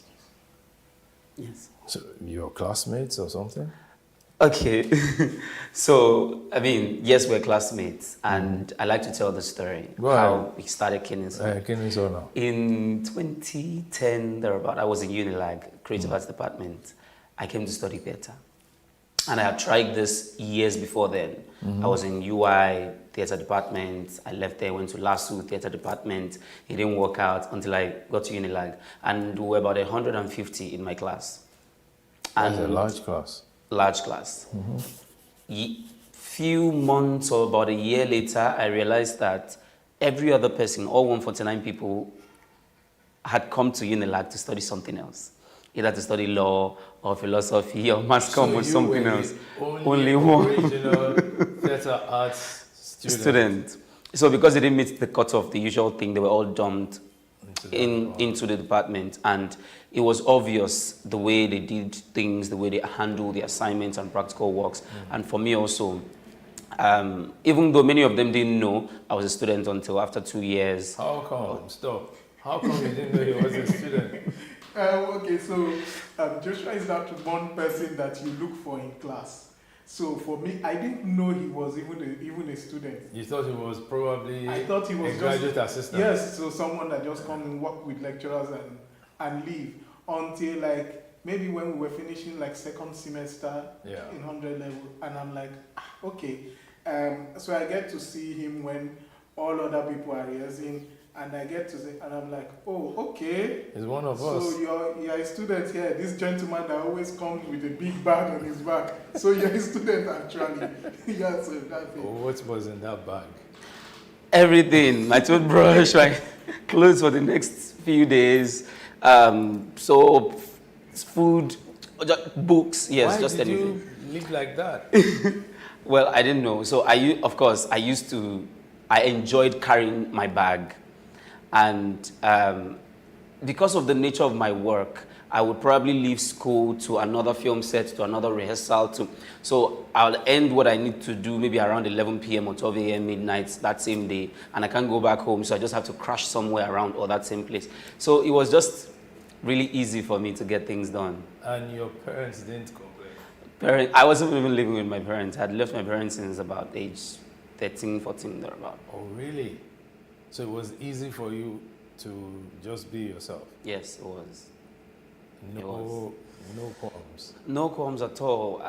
They also didn't know what was going on. I had left my dad's house because he didn't want me to study theater. He kicked against I wanted to hear that now. He didn't want me to study theater. You know, What did he want you to study? He wanted me to be an accountant. Oh. So he did all he could. But also, my passion for theater, my passion for telling stories, came from my mom. My mom then, even though a very devout Christian, but she was a choir mistress, a fashion designer. She played the instrument. So everything my mom did, I learned because we're also very close. And I still do. Wow. I make a lot of things. I can make soap. They laugh at me sometimes that what can't I do? I make so many things. I can do so I can make money from so many things. Okay. But then I would go with my mom to the village. She used to attend the different festivals. I think that's very, very interesting and key in the process of development of a person. Right now, and if you're in your case, his bag attracted you or what? Yes. How easy was it for you guys to hit it off? Well, it was quite easy for us to hit it off because I saw someone with fire. I saw someone with passion. And for one, I was not one, I didn't come to study theater in the first place. What was your original interest? My original interest was law. I came to study law, and unfortunately, I always say fortunately, I fall short 2 cutoff marks. I think 3 of law. I was angry. I was pissed because at the time I could study any other course in the University of Lagos, even medicine, apart from law. So I said, I'm going to do JAMB again. I need to study law. And they said, come, this guy, no waste time, now high cutoff, go find something to study. Okay. So I went back, I said, okay, I'll do a change of course. And they convinced me that 1 year you can go back and study law if you don't like it. And I found myself there. And 1 year in? And 1 year in, you and were I'm fully like, in. Okay, I don't think that this young man can be serious in court anyway. So, and when I saw him, he had this drive, he had this passion, like, he made me believe you can actually make a living out of being a theater practitioner. That's good. That was what I saw. I'm like, okay, you have the fire. You know what? Let me join you. Let me bond with you. Let's do this together. That was to burn or to bond. Yeah. All right, we'll take a break here now. When we come back, we'll resume our talk with these 2 gentlemen who are shining the light on a very glorious path, I believe.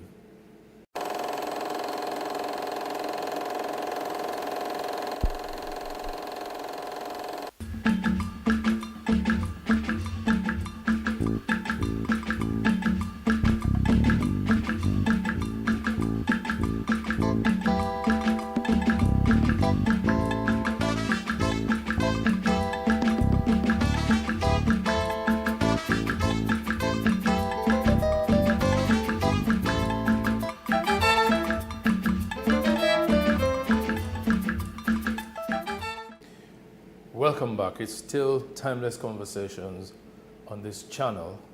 My 2 guests, 2 wonderful young men. Let me simply call them Joshua and Inefioke, right?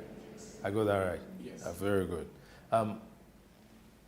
Before we took the break, you were talking about your mom and her influence on you when it comes to the development of the theater bug in you. You said she is a devout Christian, but still related with her father, who was a Shango worshipper and the head hunter of the community. Which community was that? Modakeke in Osun State. Okay. Now, how were you able to balance those different belief systems that you saw? For me, it wasn't totally different. Firstly, I was in love. I was all out for the fun and the depth of it. The music in church, I would sing, I would play the harmonica, I would perform acting, drama, work and with people, with other young people.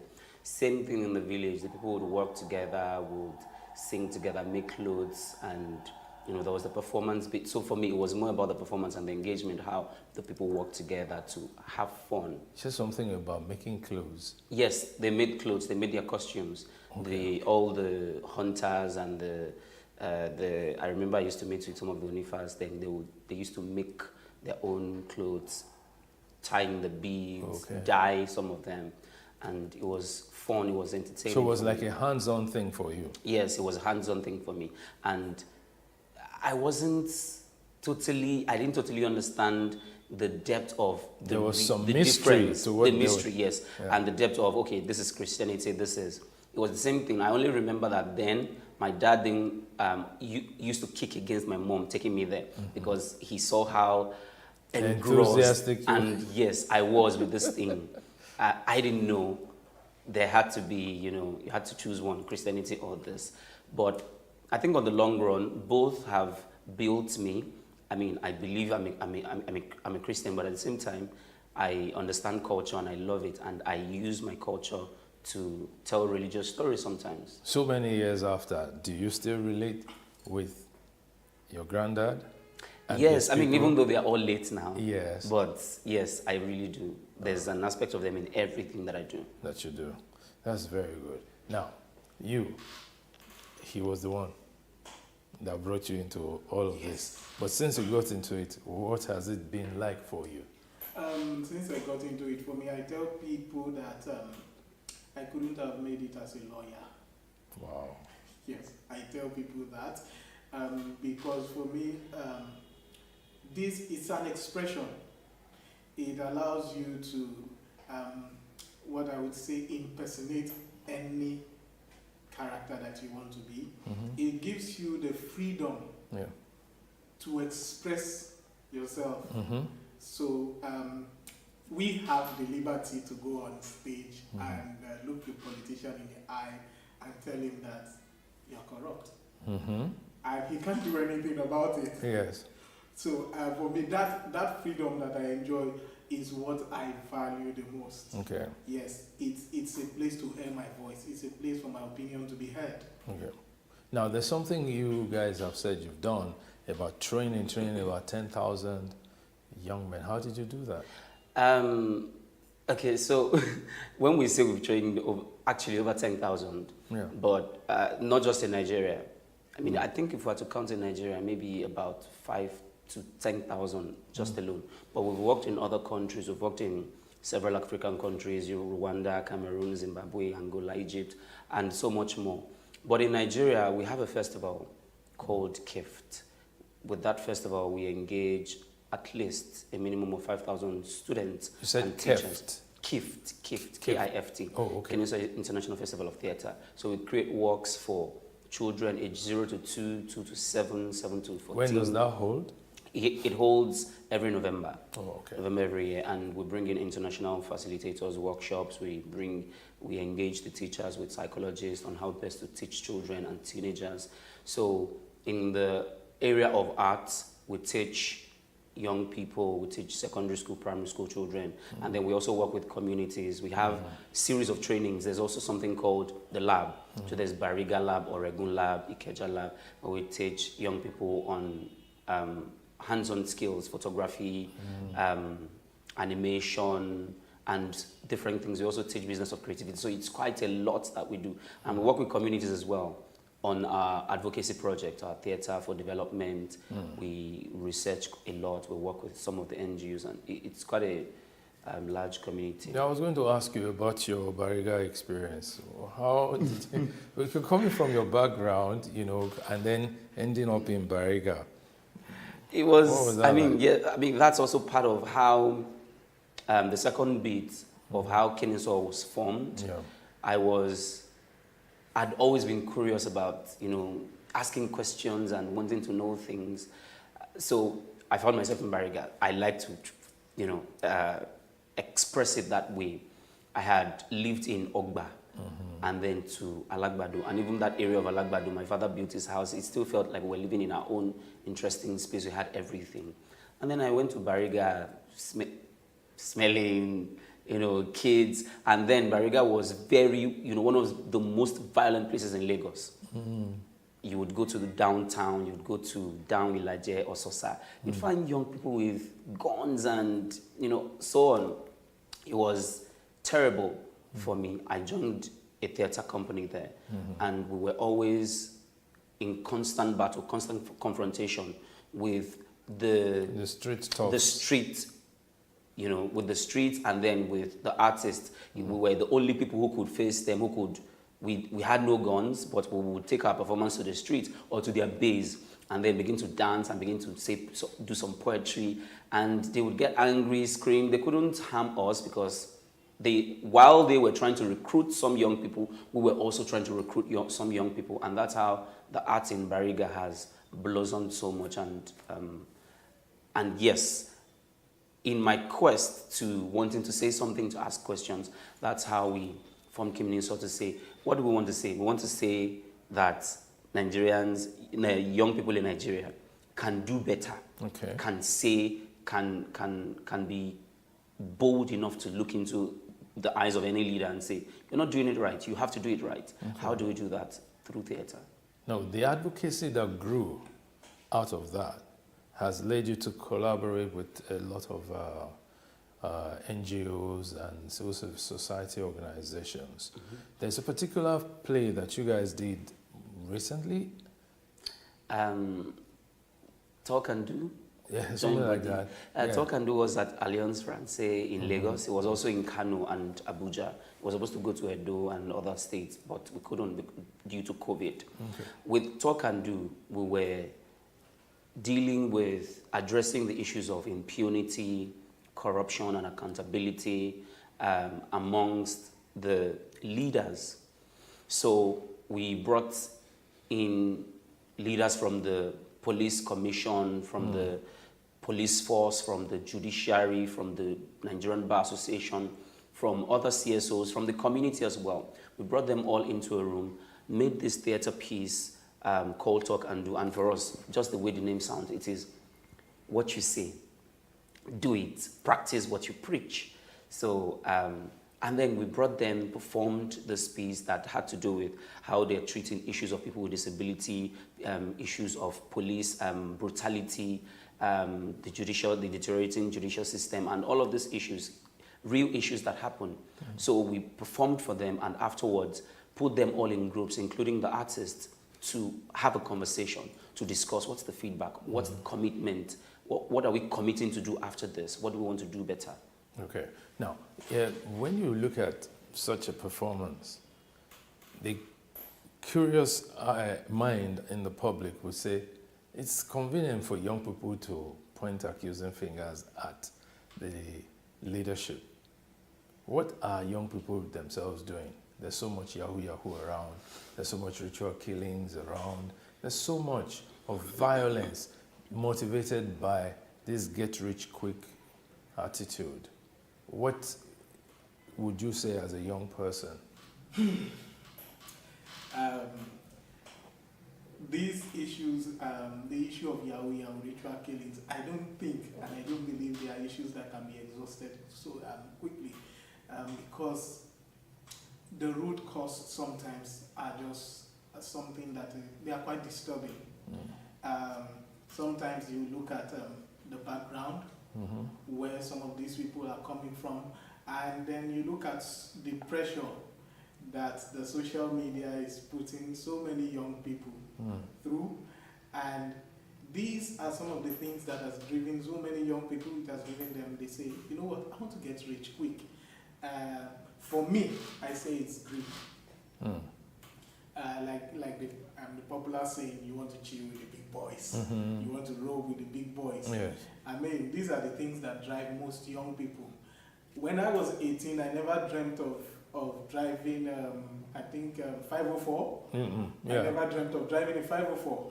It was beautiful from afar. Yeah. And I looked at it and I appreciated it. Yeah. But all I knew is that the time was coming when I would drive a car. Yes. But not at that age. So what young people fail to do now is they fail to follow process. My father taught me to enjoy process. He said something that has never left me from when we were young. He said, it is better for you, when you're writing an exam, he said it's better for you to fail and fail honorably than for you to cheat and pass. So for each time in the university, when I did a course and I failed, and people say, what did you? I said I failed it. I'll do it again. So that for me is a lesson that has and will never leave me as a person. Sure. Yes. So for me, I think these pressures in the society are those things that are driving young people. Process. Young people now don't want to follow process. They don't want to endure the process. You know, carefully, when you say something like pressure from society, it sounds as though the home were being pushed out of that equation. What is society without the home? Very true. The first place a child learns anything is the home. Yeah. I learned, my behaviors were built from my home. So the home is the first place that children learn, that young people learn. And it's so sad that some of these young people are put under pressure from the home. So many times I have a nephew that I've raised for a long time. And many times I would say to the mom, don't ever compare your son to someone else. Your son is your son. Yeah. If he gets this and that grade, he's your son. Don't tell him that, see, your friend is getting that grade and you're getting, no. This is his grade. So whenever he comes back with his grades and I'm like, okay, you got this, you got this, you got this, I say, wow, fantastic, this is good. But you know, I know you can do better. That's so. Let's strike a deal, make it better. I do not ever try to compare him with someone else. So that's positive pressure. Yes.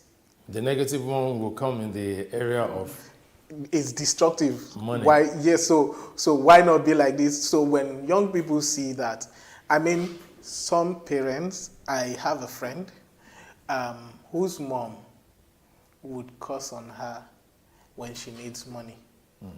Just would do anything for her to give her money, and she often says, "So this woman know how to get money."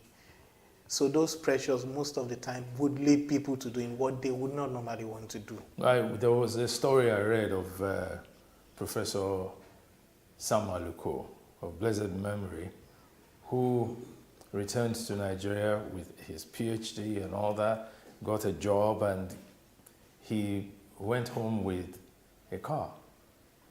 And everybody in his village celebrated him and all that.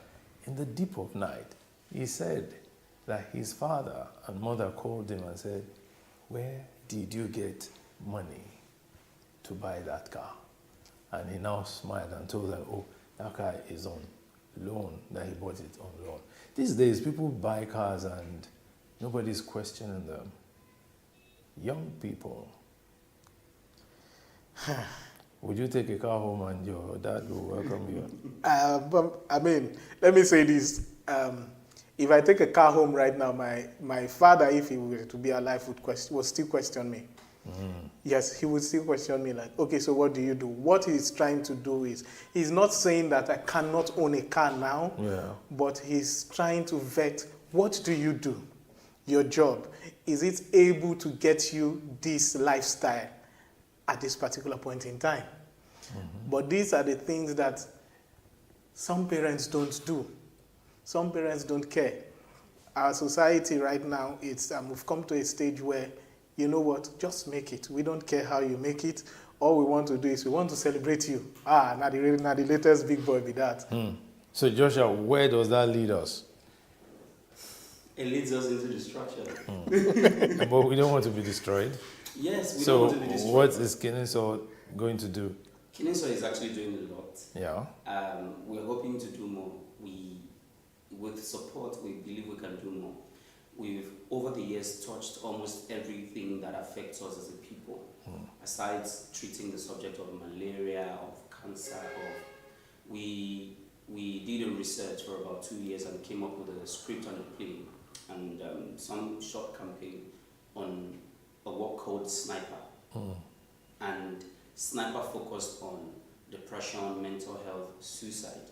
Why young people would rather just die rather than, I mean, I don't think when my parents or the older generation during their time, when they fail, or when they were unable to buy the big cars. Mhm. I mean, even though they were not even, the race wasn't even about to buy the big cars then. Yeah. The race was to impress the family, impress the society, be the light of that society. But they wouldn't die, they wouldn't jump in off a cliff or into the river. But now, so Sniper tried to deal with the issues, and we met with families of people who have committed suicide or victims, and it was quite an intense project. So we touched the area of Sniper to let young people know that you're doing fine, choose life first, hard work, do not devalue hard work. Take responsibility. You fail, you try again, you move on. So with Sniper, we've done that, and with Join Body, Join Body was Sorry and Join Body. We had a performance called Sorry before the election in 2019, and we had Join Body after the election. What Sorry did was, Sorry went to different stops in Lagos. Stops? You mean bus stops? Bus stop, yes. Ilaje bus stop.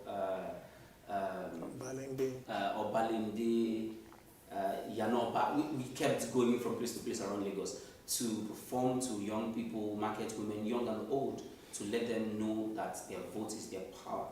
Even though you think you're old, Nigeria cannot give you anything.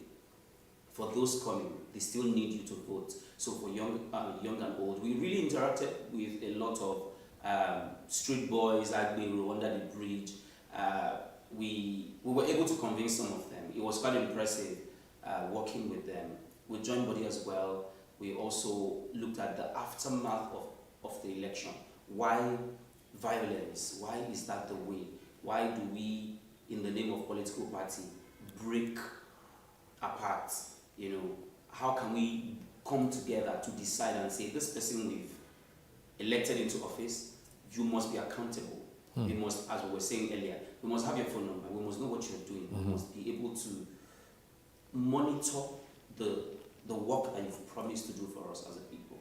No, the interesting thing is that on the one hand, society complains about young people feeling so entitled. On the other hand, the young people complain about the older generation, that they don't want to leave the scene. But can you say that the younger generation is prepared to take over? No, we're not. We're not prepared to take over, and it is still it is pronounced in our body language, our attitude. We have a friend called Effective. He's a radio presenter.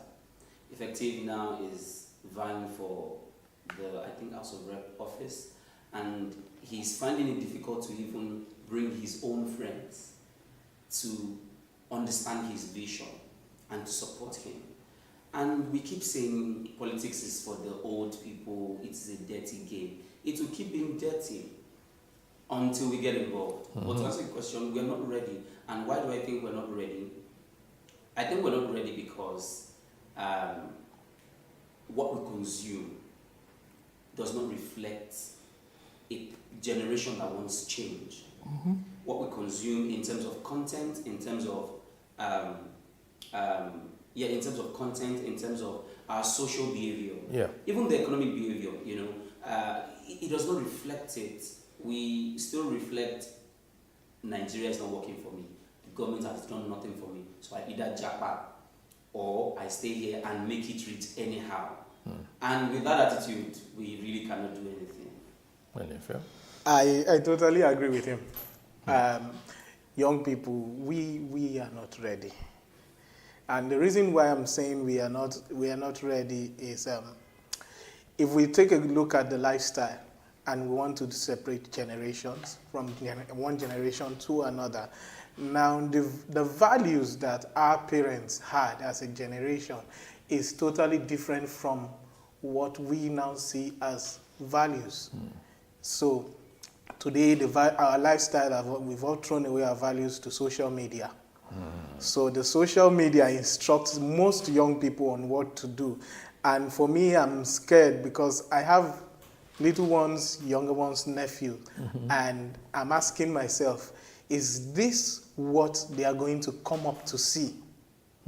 We've seen 18 years, 17, 19, wanting to drive a car, wanting to use the kinds of phones. No, well, he can drive. They can drive a car if they have access to the car. Yes, but they want to buy. Uh-huh. They want to buy a house. Ah. So I had a friend, a sad story. We left the village together, came to Lagos. He went to school, studied electrical and electronic engineering, University of Lagos. And when he came in, he was fascinated by the lifestyle. He saw young boys driving tinted cars. And the next thing was that he wanted to drive a tinted car. Wow. I was satisfied trekking to school. I was glad doing it. But he wanted to drive a car. And today he's no more. No more. So he bored for 2 years, like they say in our time, and he left the scene. So for me, this is a problem that our generation But how do we solve it? It can't be all that gloomy. There are still young people who are hardworking, who are dedicated, and who are committed to making a difference in society. Seems we're not hearing so much about them. That's where I think for a generation that is prepared or that wants to show that we are prepared, we need to begin to celebrate those people, the people doing small things. We know a few of them, a lot of people don't. And it's not about the big things, it's about the small things, yes. The small many things. We know Isaac in Ajegule, we know Shiwa Obaju in Bariga, who started a free school. Yeah. He built by the seaside, he bought the land, I think about 250 per plot. He bought about 6 plots with wood, and him and his friends, they built the school. And all the children within that community, when you're driving on Third Mainland, that, the wooden area part you see of Bariga, every child, now they have over 300 to 400 children from primary 1 till JS3, SS3 presently. And actually last year, some of them wrote JAM and WAEC, and they came out in flying colors. That's the kind of story we should be telling. Exactly. Hold on. We'll take a break now, and when we're back, we'll continue that. Stay tuned.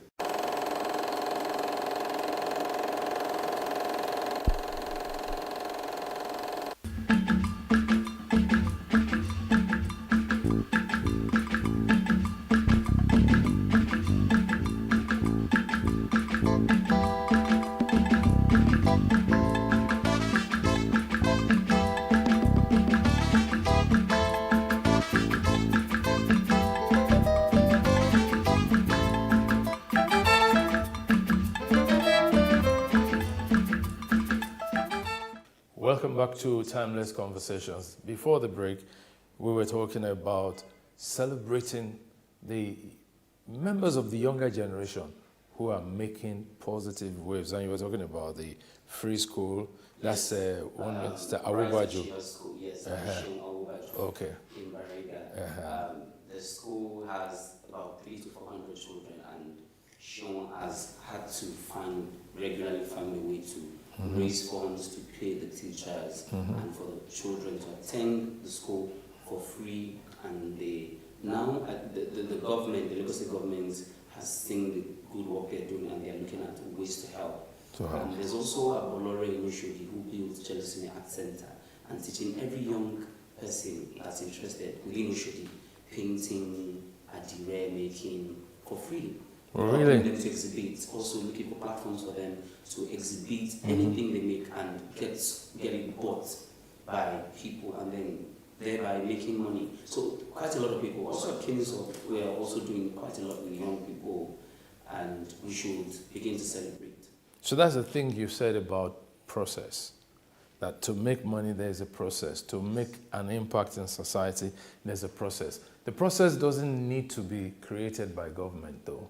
Yes. Because all this you said now were created by those young people who had the inspiration to want to do something. Now, the inspiration you guys have is being expressed in the area of advocacy, of theater, of the moving production that you move from one point to the other. However, what about getting involved in politics?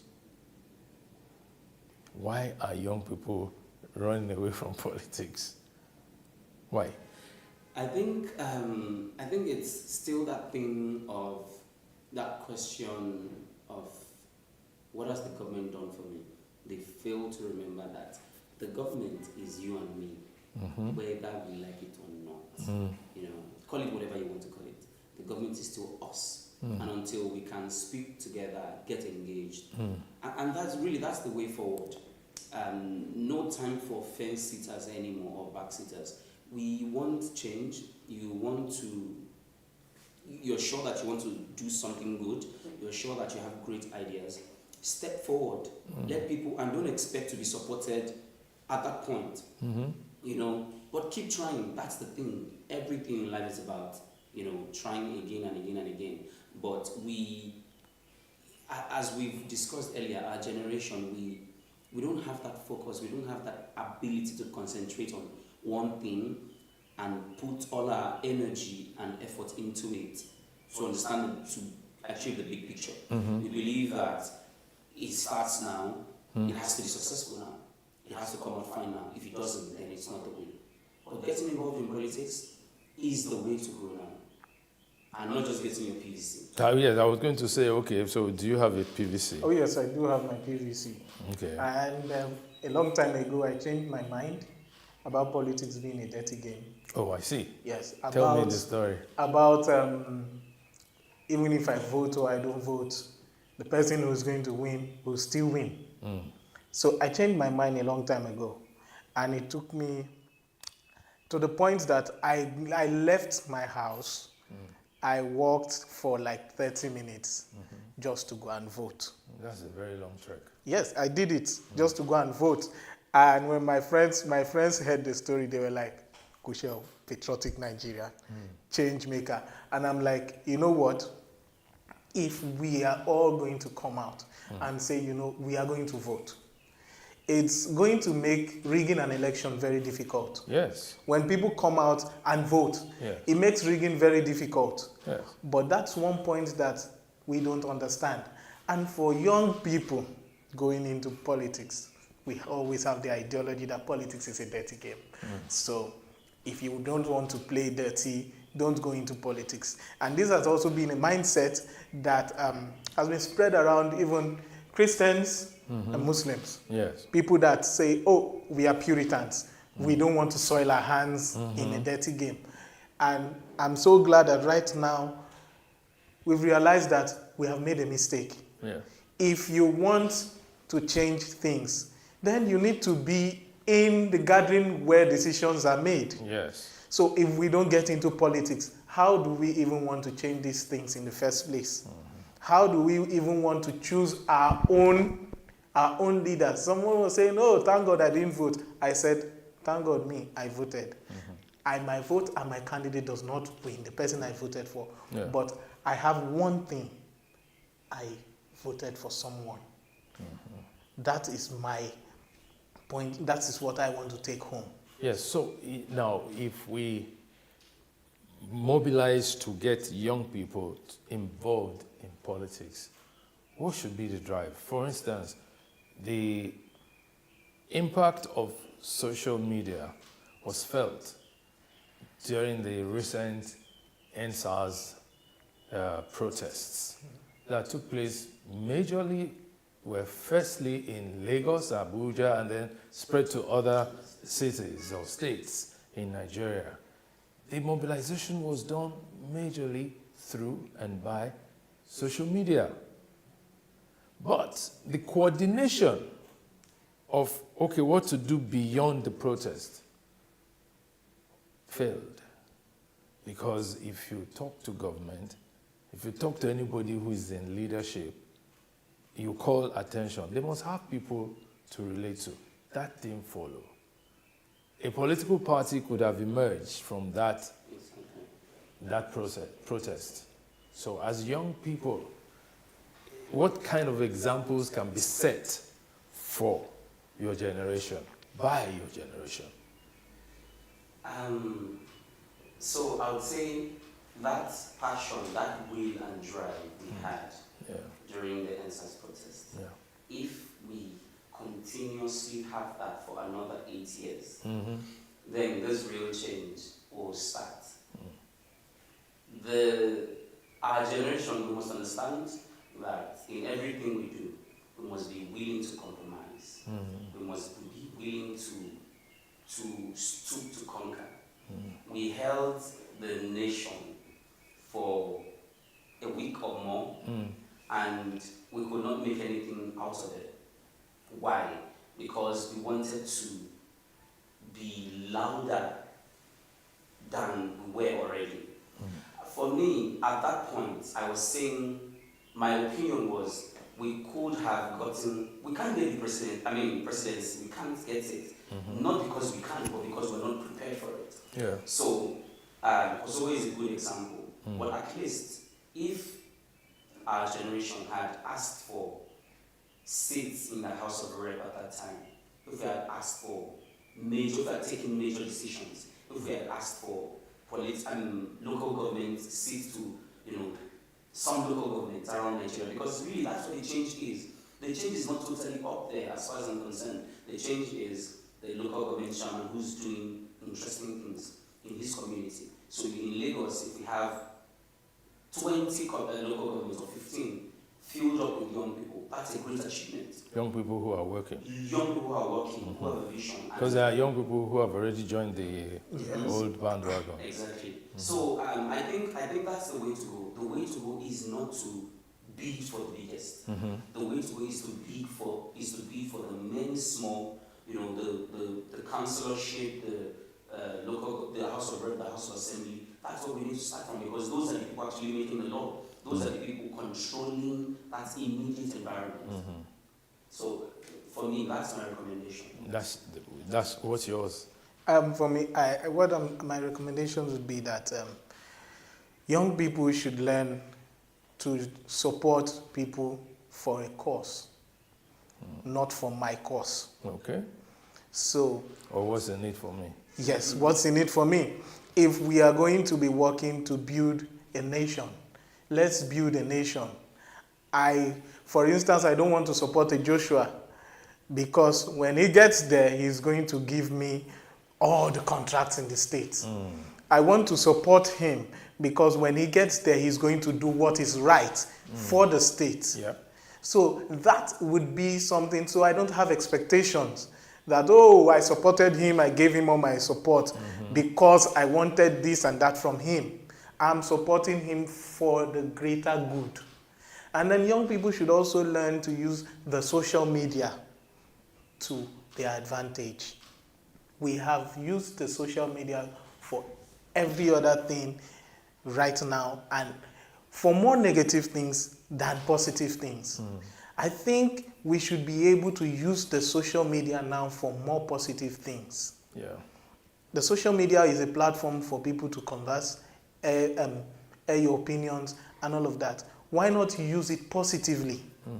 If I'm to run for a position now, I have a platform of the social media to campaign. I have the platform of social media to tell people, this is my dream, this is my vision, this and this is what I want to do. So let's use that platform well. Let's not abuse it. I'm smiling now because of what you just said and realizing that a lot of people on social media make noise. Many of them don't have PVCs.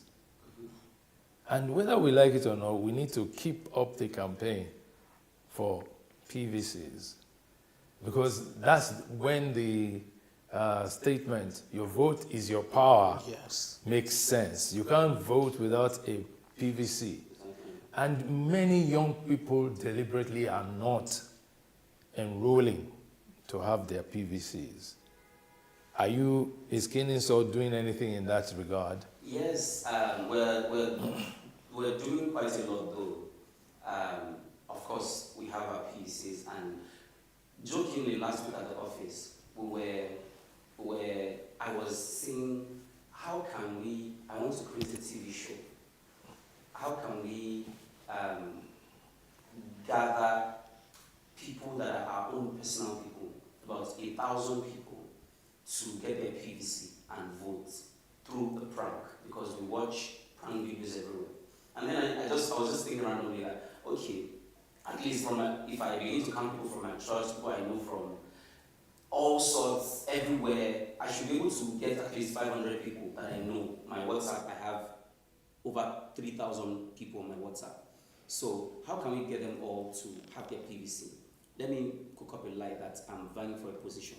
They will want to vote for me. I mean, well, maybe not vote for me, but I know the 500 that would respond to my call when I make the call that I want to have a meeting, and they will come. Have your PVC. You know, so these are some of the things we're thinking of. We're also thinking of creating the ideal Nigeria, the ideal future, because we know that that's the power of storytelling. Tell people for something over time, let them hear it over time, let them see it over time. It begins to register in their consciousness. How can we create a campaign where we no longer show the sad Nigeria, the pain in Nigeria? How can we begin to show police as what they should be? How can we begin to show our schools, the education system, as what it should be?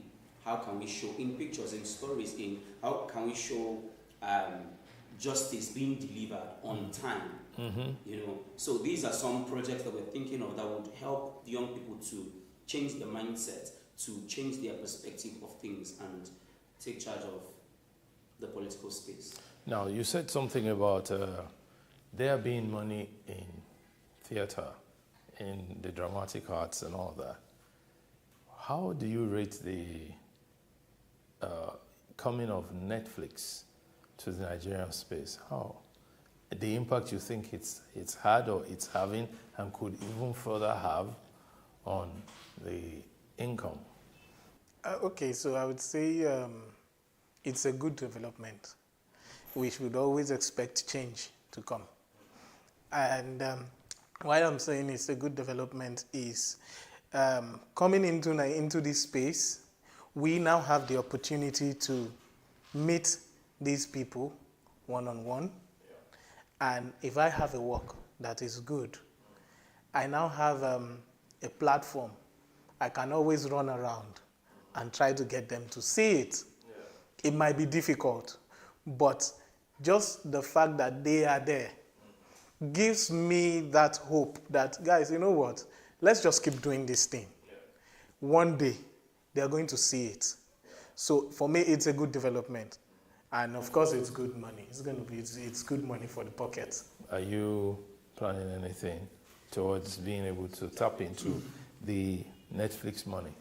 Yes. Or let's say Netflix opportunity? Opportunity. Yeah. Yes, actually, since 2020, we've been talking to a distributor who's also on the Netflix, who's also a Netflix consultant, who sources for films and so on. And we haven't, not that we haven't found the ideal story yet, but we personally, I would say, I don't know what it is. We have great stories. We have great work. We have great stories, scripts already, stories. But maybe the time hasn't come. Yeah. That's how I believe. That's how I say it. That when the time is right, the right content will find the right platform. That's what he said about process again. That it takes time. Yes. You prepare for it. When the opportunity comes, then to say it in the parlance of the younger generation, you blow. I just want to say this in light of this, what we're discussing. Maybe it would make sense or help anybody to understand what we mean better. Since we started Kineso in 2011, our dream has always been to, yes, tell stories across Nigeria, but be that organization that would employ 90% theater graduates and take them around the world, make money, get exposed, gain more knowledge, and so on. And from the first year until the third or fourth year, we kept trying, we kept contacting universities abroad. that have theatre departments, and it wasn't working. And the first opportunity, second opportunity, we were slammed this time. It didn't work. And after the second one, while planning for the third one, we told us, as we discussed, we said, this will be the last time. This will be the last time. And indeed it was the last time. And we moved it to the point where the embassies in Nigeria are the ones who then look for opportunities for us abroad to say, we found this or we know these guys. We want you to come do something with them. So the process never fails. That's the power of process, yes. Right? And taking your time preparing, not giving up at all. Now, with the experience you've had now, you started some almost 11 years ago, and respectively between you, each one of you will be anything between 30-something and 40, right? In about 10, 15 years' time, you'll be about 50 or a little older. They'll start calling you old man. What do you see yourselves doing in the next 10, 15 years? I see myself still telling stories, but most importantly, teaching. Okay. I apologize for using this word. I hate the way the system of teaching and training in Nigeria. It's like a war zone. So that's why I train, that's why I facilitate workshops quite a lot, from team bonding to any other thing. In 10, 15 years' time, I want to keep training, I want to keep developing people in different fields, not just arts, in business of creativity, in different art forms. People need to be able to not just communicate effectively, but through the arts, through this training, know where they want to go, know what is right for them. All right, so Anifa?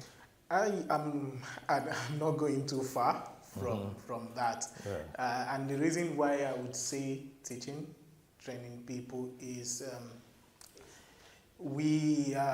so far we are products of people that have gone ahead of us.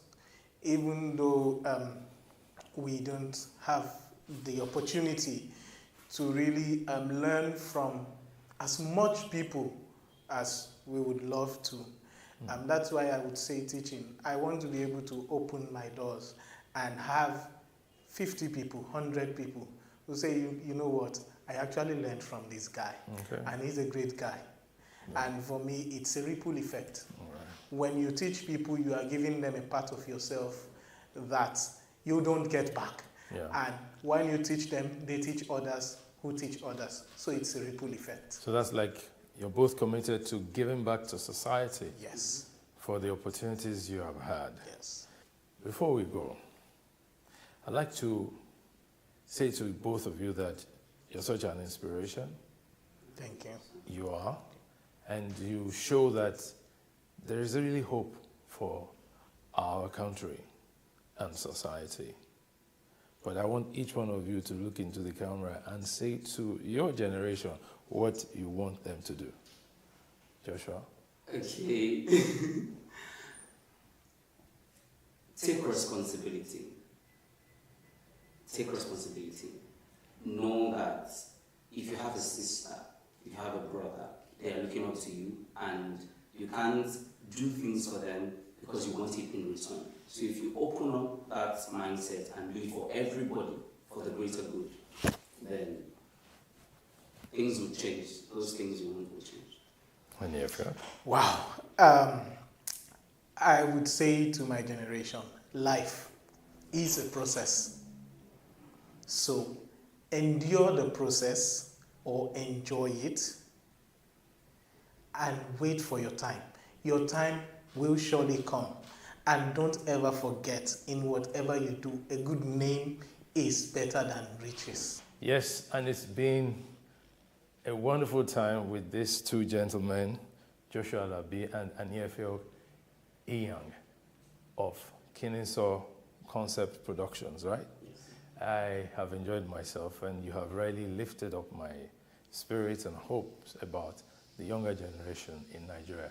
Until the next time on this program, It's been nice having you. Thank you.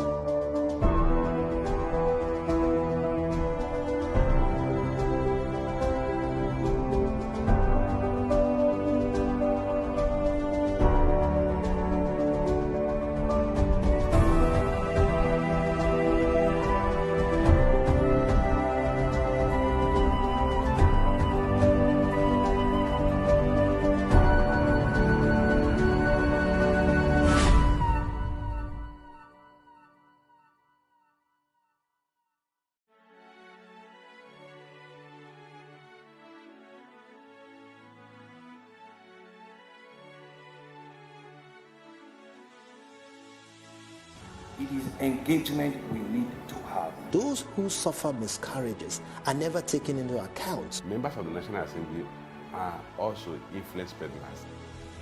You are sitting on Nigerians' money. From the barbing, I pay my rent. On the barbing, I send my children to school. A consultative engagement. No any tangible notification before they ban us. It's one thing for people to be at your back and the heat of the moment. There's another thing for them to still be with you when push comes to shove. I will do everything to take Lagos out of the national grid.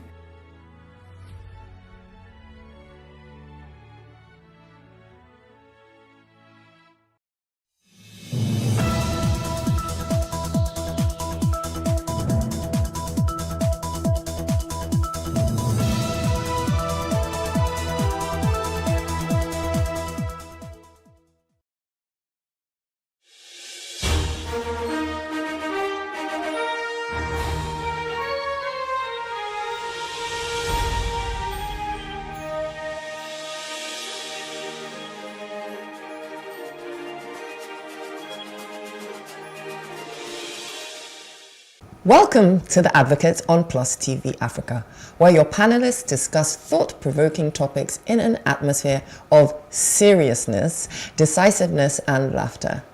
Here we call a spade a spade. And like we say here, no holds barred. Today, I'm talking about virtual signaling or virtue signaling in the representation of Down syndrome. In the same vein, Ejimai is asking if abortion is an option. Abdul Sanusi is talking on the reopening of the Lekki toll gate, and Elijah is asking us to put nationalism beyond tribal sentiments. Sit back. The panelists are here to present your Sunday dose of provoking thoughts after this break. Monday, 21st March 2022 was World Down Syndrome Day. World Down Syndrome Day, or WDSD, is a global awareness day started in 2006 and which has been officially observed by the UN since 2012. Now pay attention. The date for World Down Syndrome Day is the 21st day of the third month to mirror the condition, which causes a third or extra copy, that is trisomy, of the 21st chromosome.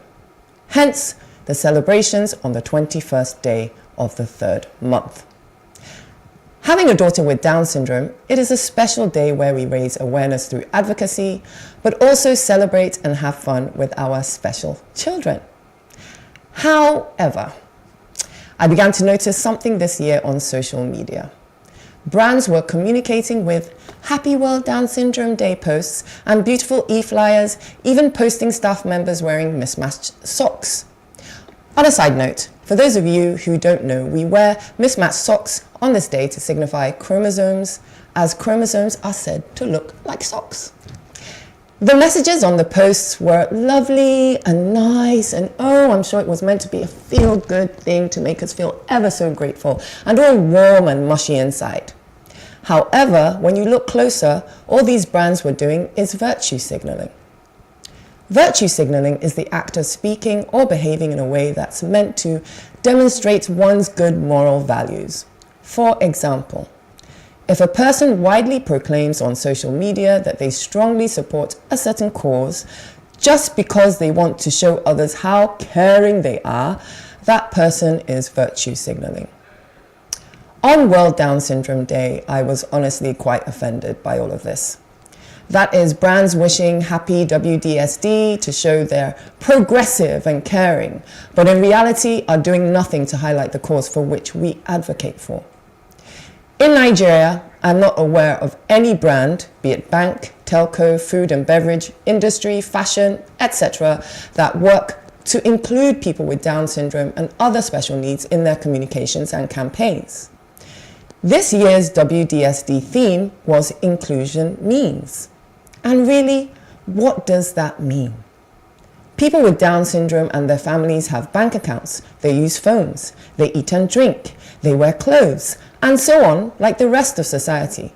Yet we are still to see people with Down syndrome represented in any significant way, whether it is vocational training and being employed or in media and advertising campaigns.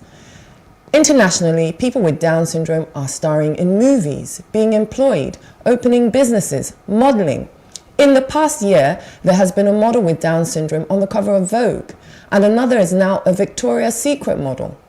In the UK, there is even a modeling agency that specifically represents people with disabilities, and they're incredibly successful because the private and public sectors have woken up to the importance of multilateral representation.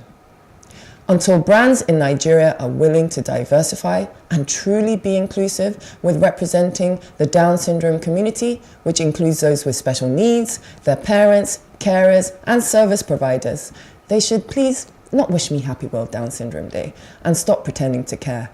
It's patronizing and insulting. Hashtag no virtue signaling.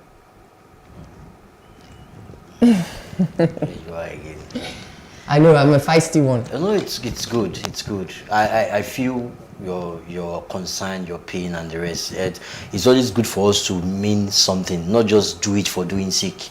Everybody's doing it. Let's just wanna be. We just want to show that we are aware of today is this day, but no real meaning attached to it. I guess that's where you are coming from. Yeah. Stakeholders, from governments to everybody. Government in the sense that we have children. Let's go to the public hospitals, for instance, public health centers. Not every mothers we have the necessary education or financial means to support these children. So what can the government do to support these indigent mothers to take care of these children that has this? They are part of the human resource. They are not useless. They are useful. They can achieve great things. Just like you said, they feature in movies, in foreign movies, feature in foreign movies. And so why can't they do well in the country? They can actually grow to become someone very, I remember some couple of months ago, I was watching a documentary that featured that where they more like a drama, trying to pass a message. A scientist got onto a plane and he had Down syndrome, sat beside someone that was irritated. I saw it. You saw that movie. Yes. Only for the man to find out that the physics book he was reading was written by this professor. So, you've touched on a subject that is actually glaring, but we don't know how bad it is, because when you were reading out the topic or so, I was like thinking, this is actually quite deep. People will jump onto the next bandwagon just to be included, and yet what exactly are they doing? And you're right, as in these are people. Are you trying to say, especially in Nigeria, that because somebody has a disability they can't work, they can't do anything? So what's the future for them? We're even getting ahead of ourselves. Like, we even need to go back, because it first starts with acceptance in the mind. It starts with the mind, because and that's why this virtue signaling thing really annoyed me that day, because they can do so much without having to do too much Do you know what I mean? Just to include someone with disabilities, that visual statement itself goes a long way. Yeah. To put a child or an adult with Down syndrome in an advert that is entering people's homes, they say a picture says 1,000 words.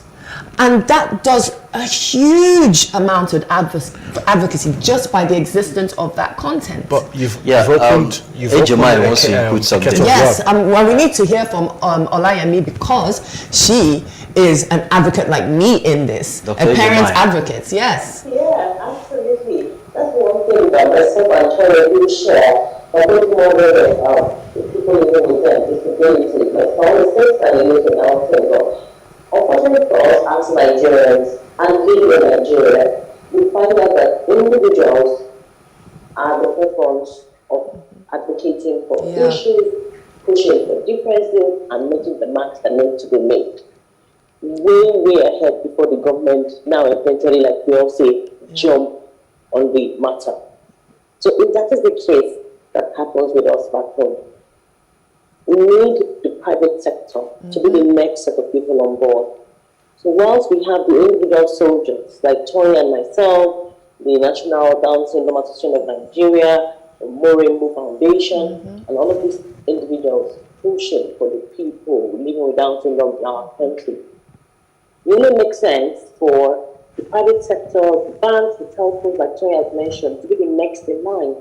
So it's appalling when they don't take a stand on these things, they're not actively pursuing to increase the interest of these individuals, and they're quick to come on social media to say Happy World Down Syndrome Day. Really? Exactly. What more justification do you have to say that? What have you done with these people? What channels have you opened? What events have you sponsored? How have you made their lives better? You don't have anything in any way, form, or shape. So why do you not think it's right for you to come out and plaster it all over your website? Oh, Happy World Down Syndrome. Exactly. No, don't do that. It's patronizing, like Tori said. You must come on board and help these individuals, because they don't just have the financial wherewithal to to reach a larger audience. So we need the private sector to come and hold our hands and stand behind us while we advocate for a better life for people in Nigeria. And I think you make such a good point, Olayemi. And I know what some of these private sectors are going to say, that, it may affect the bottom line because people might not accept it because they think that they perceive that it would maybe not be good for their business or their bottom line. That's where government comes and that's absolute nonsense. That's rubbish. That's absolute nonsense. But I already know that's kind of the response, the initial, kickback that will happen. But it's absolutely nonsense, because proven, if you look at statistics internationally, that when you do have these inclusive campaigns, it actually benefits the bottom line for those companies. If you look at Dove in the UK, about 20 years ago or 15 years ago, they did that campaign which showed all different kind of colors of skin and bodies, and that was the most successful campaign ever. So it just shows that honestly they will fall back on the initial kickback reaction. But we as individuals are at the forefront. We live this every day and we're pushing. But it is time for private sector to stand up, government to stand up. Government is doing far more than private sector. So let's just give the government some kudos on that. Yes, because of their law putting in inclusive education. Okay. So that's written into law, but they have to do more than that. But they're doing far more than the private sector. So basically there's a law, and yet the private sector have not actually acted upon it. No, in terms of education. Okay. Okay, but what we are looking for is also some kind of affirmative action. You have, companies are told to hire a certain amount. I think 35% of the workforce have to be female. Yes. Okay, we're not expecting 35% of the company yet to be people with disabilities, but we need affirmative action in this, because people with disabilities, whether it's Down syndrome, whether it's cerebral palsy, can work and do work. and can do a great job if given the chance. But the society is so prejudiced that they are not given the opportunity to be full-fledged members of society. And if you think about private sector, you know, a bank choosing to do a campaign, or a food brand or a fashion brand deciding to say, you know, we're going to take this on and we're going to have a model with Down syndrome, or we're going to have an actor with Down syndrome in our commercial, that goes a long way because of the number of people who get to see it. But they are seen as human beings. Down syndrome is just a factor of who they are. Yeah. And the realization that they do have bank accounts. They do have phones. They do interact. So why, I mean, if we take underwear, they wear pants, they wear bra. So look at Victoria's Secret, because their customers are also people with special needs. Like what you said from history. Okay.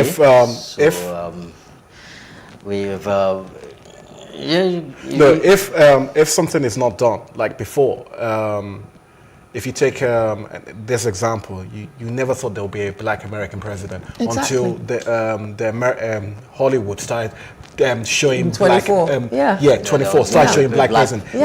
That changed people's narrative and mind.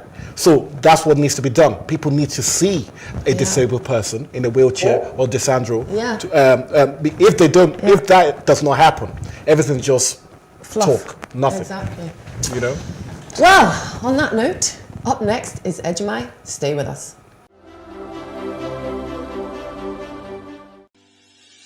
Increase the reach of your events or business services. To advertise on Plus TV Africa, please call 0906 000 5719 or 0909 040 8408, or send an email to marketing@plustvafrica.com. Plus TV Africa. Big stories live here. Is abortion the option? We celebrated World Down Syndrome Day on Monday, March 21st, like we do every year. Persons with Down syndrome, their parents, friends, and association supporting this unique but common syndrome came out to create awareness about the most common mutation known to mankind.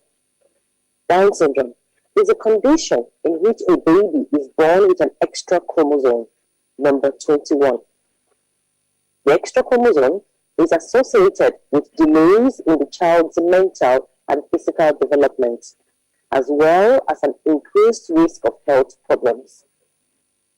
The physical features and medical problems linked to Down syndrome can vary widely from child to child. While some kids need a lot of medical attention, others live healthy lives. Down syndrome, also called trimosome 21, happens by chance. It can't be prevented, and it isn't caused by anything a parent did or didn't do. Unfortunately, the health problems can be managed well, especially when found early, and many resources are available to help kids and their families. In most cases of Down syndrome, the child gets an extra chromosome 21 from a total of 47 chromosomes instead of the regular 46. Rarely, the extra chromosome 21 attaches to another chromosome. This extra genetic material causes the physical features and developmental delays in people with Down syndrome. 1 in every 800 births is a child with Down syndrome. That is how common it is. The last time I heard, over 5.6 million people in the world live with Down syndrome. While people living with Down syndrome have different challenges, they can live a well, meaningful life if they are supported and loved. However, in the pursuit to learn more about this syndrome, it was discovered that unborn babies who have Down syndrome have a thicker back neck than others who do not. Thus, you can tell whether or not the baby will be born with this ability or not. Subsequently, People on the medical profession began to advise mothers on the option of aborting these babies. The end result is that in some countries in the world, they have recorded close to 100% abortion of these babies. Appalling, right? Note that babies with autism are not aborted because autism cannot be detected in the womb. If it can, will that mean we will begin to give mothers the option to? When then will we say abortion is not the option? To celebrate this year's Down Syndrome Day, the governor of West Virginia in the United States signed a law that bans abortion of babies with Down syndrome. If medical personnel are to preserve life, what moral justification then do they have to support the genocide of babies with Down syndrome? Why do we make ourselves God over life? While having a child with Down syndrome may be challenging, having a child is challenging, and that does not stop us from procreating. So, is aborting babies with Down syndrome the option? Please, share your thoughts. I have loads, but I'll let the gent speak first. Well, I just have one question. Who decides if a child should be aborted or not? I mean, if a mother wants to keep her child, who gives the doctors or the government the right? So it's not as simple. It's not as simple as that. It really depends where you are to begin with, right? Are you in Nigeria? Are you in the UK? Are you in the US? Because each country has its own methodology for this, right? Iceland. Denmark and Iceland. Yes. Okay. I mean, yes. Let's talk about Denmark and Iceland. The fact that they've basically eradicated through genetic engineering, being able to identify it very early in the pregnancy, and a national campaign to screen it out. Are you serious? Yes. So they purposefully went to screen it out. So now it's very rare for you to see someone in Down syndrome. You won't see any child with Down syndrome. You'll see mostly adults with Down syndrome now because they weren't screened out in time. But it wasn't developed then. So how I know about this, there was a BBC documentary some about 5-6 years ago that was brilliant, and it kind of looked at that. There was a comedian that she did the documentary, and she kind of went into detail with it. It was really, really good. So there's countries like that. Then you have less stricter countries, also like the UK. So if I tell you about my experience, when I was going for my tests, while pregnant, and knowing my age, once you're 35, you're classified as a geriatric mother or geriatric pregnancy, which I find hilarious. But they really, really want you to do the anomaly test, which is usually done around the 20-week mark. And so every time I would come in, they would be asking me to do the anomaly test. And I would tell them, I don't want to do the anomaly test. And I would have to keep repeating myself because they'll say, but with your age, you're at risk for issues with the fetus. And I understand that. But we're doing the scans, we're doing our blood work and the urine work and stuff.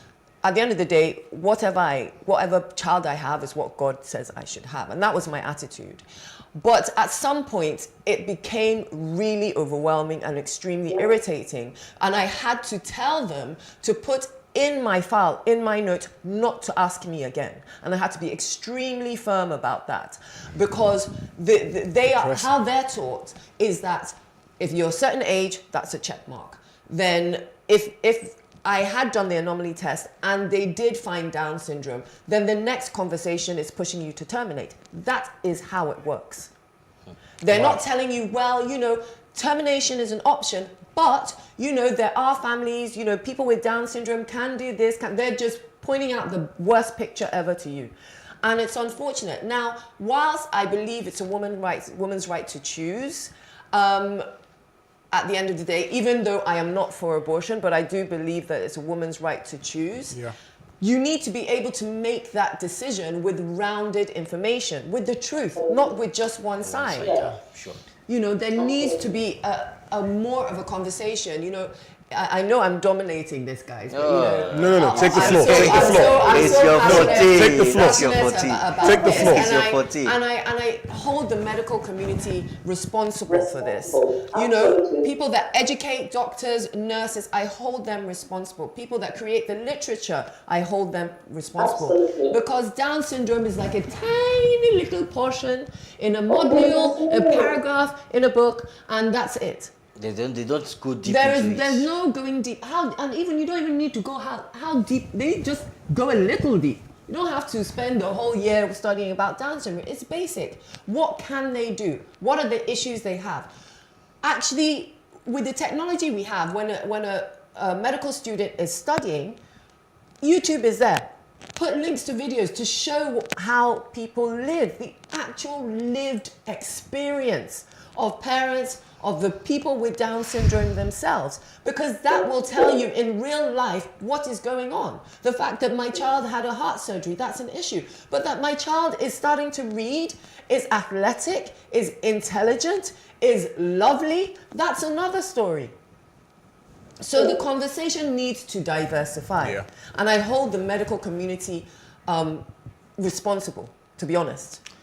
Well, Ejimai, I'm going to ask you something. You know, if you look at the issue of this sickle cell anemia at something, I remember one time I was finding that they said that when the woman is pregnant and they discover that the baby is going to be a sickler, SS, they're also going to terminate it. So how can you correlate both? And I'm not going to stand for any side because, like you said, everybody should decide, but you should make informed decision.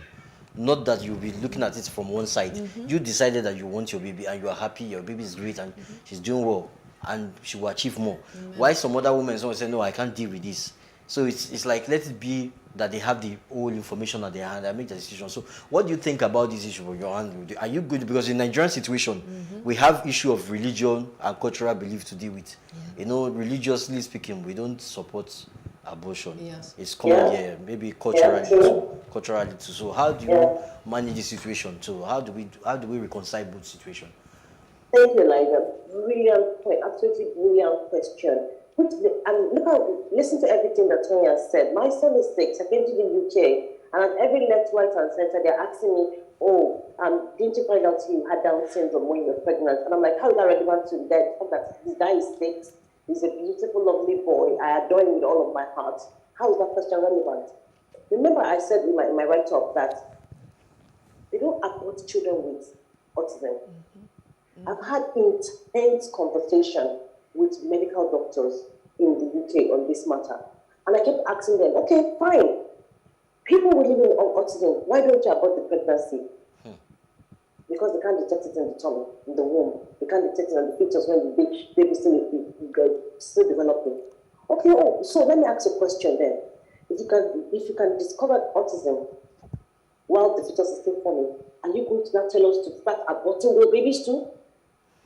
I can say probably. Go ahead, probably. Start aborting sickle cell too? Yep, I really believe so. Yeah, so if a baby was born without a finger, you're going to abort the baby? Is that what you're telling me? So where's the stop button basically? If you start,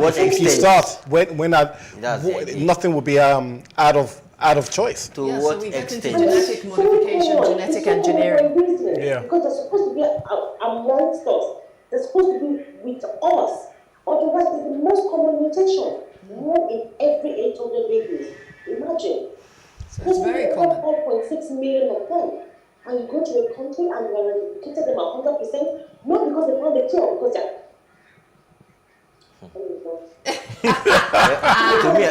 Down syndrome. They're just literally. I think for the sake of sanity and progressive world, all stakeholders, when I mean stakeholders, I'm talking of scientists, medical personnel, medical scientists, and the government should come together and see how they can support people that have these, mothers that have these challenges at birth, and then after birth, how they can support these babies to grow to become useful persons in the world. So it feeds right into my segment, exactly what I was talking about as well. You know, it's about perception. So if people were perceiving it in a more positive light, we would have less issues with aborting children, with abortion should not be the option. But there are instances where we'd agree maybe abortion should be considered. But generally, abortion is not the option. But yet, in your churches, you're saying that this child is an abomination. You're saying that the child should fast. You're saying that the mother didn't do this, that maybe she slept with the devil during her pregnancy or something. So there's all this madness that's going on. Or the pastors selling. I told you recently, I told someone recently of something that happened to me in January, where a pastor told me he could eradicate the Down syndrome from my daughter. Whoa. And I said to him, and the funny thing, he didn't say it out of spite or wickedness. He genuinely was trying to be nice. And I said to him, why would I remove my blessing? And he had no response for me. I said, why would I remove my blessing? And that's how I look at it. Who gives them the right to say something like that? Yes, exactly. Just because you're worshipping in certain quarters. Religious without proper understanding. All right. Definitely we will keep having these conversations. We will keep advocating. Up next is Abdul. Stay with us. Should Lekki Ekpe toll gate reopen? Many people have their own opinions on this, but personally, I believe there's no right or wrong answer. I have said this issue carefully and logically. Lekki Concession Company, LCC, as mentioned, is a private entity in charge of the day-to-day operation, development, and maintenance of the road. In 2006, LCC won the concession to construct and enlarge the 49 kilometers road and also the construction of the 20 kilometer coastal road. The agreement was based on a build, operate, and transfer agreement under PPP, Private-Public Partnership. This contract would have spanned 30 years before LCC had to hand it back to Lagos State. LCC will recoup their investment back by building 3 toll gates on the 49 kilometers road. But for LCC to achieve this incredible development, they had to borrow monies from both local and international banks. However, in August 2013, after 35 billion naira was spent, LCC lost the concession due to an increase in toll gate fees caused by an increase in exchange rates. Due to the public outcry, ex-governor Babatunde Fashola had no choice to cancel the PPP contract, which led to Lagos State buying back the contract. A new agreement now meant that LCC would be owned by Lagos State, but managed as a private entity. With this information, I fail to understand or see why people would think Asiwaju Bola Ahmed Tinubu owns LCC, because Asiwaju was not the governor at the time the LCC contract was signed, nor was he the governor when the contract was cancelled. Why did the protesters decide on the toll gate? One would say the protesters wanted to be heard, so they decided to besiege a few public facilities that would bring them maximum public awareness. A few days into the protest, there was a change in their demand from one topic into several others. And one of their sole focus was the misinformation about the ownership of LCC and the Oriente Hotel. As mentioned above, Asiwaju and the owners of these 2 businesses came out in public to state that these rumors were false. One could say that the protest could have been influenced or hijacked by others with their own personal political agenda. Should LCC start operating again? Sooner or later, people must understand that the Lekki-Ekpe Road and the Ikoyi-Lekki Bridge would reopen, because directly or indirectly, LCC had no control over what happened during the NSAS protest, nor did they have control over the police or the military. However, LCC as a business should have done more to handle the situation better after the event instead of hiding behind Lagos State. By them not taking their own stand. People see no difference between LCC and Lagos State, which is the biggest problem now. Nigerians must also understand that LCC cannot ignore its liabilities and debt obligation, and neither can we. As of today, LCC owes local lenders over 11 billion naira and foreign lenders $31 million. Because LCC's sole business is the maintenance of the road and the redevelopment of other areas. If they cannot charge for the use of the roads and bridge, how would they pay back the existing loan and continue the much needed redevelopment in the Lekki area?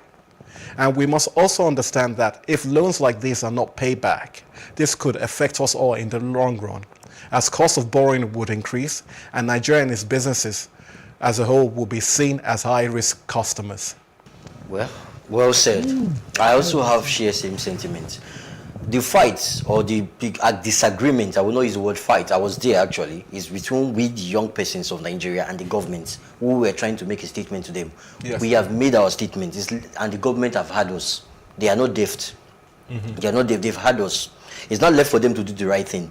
Now, about LCC, it's true, because when we do something, we should not just do something for the sake of our parochial reasons. We should also think of our image as a nation. Let me give you an example. When you banned Twitter because you wanted to punish the youth, you didn't think that they will see us as a high-risk country in doing business and no freedom of speech. You didn't think that. You were just thinking that, okay, the Nigeria is me and the youth. We are not thinking about the long-term effect. And number two, when you say don't open LCC, don't open the toll gates, you didn't think, because you think you want to punish the government, you didn't think that these are private investors, some foreign, some domestic.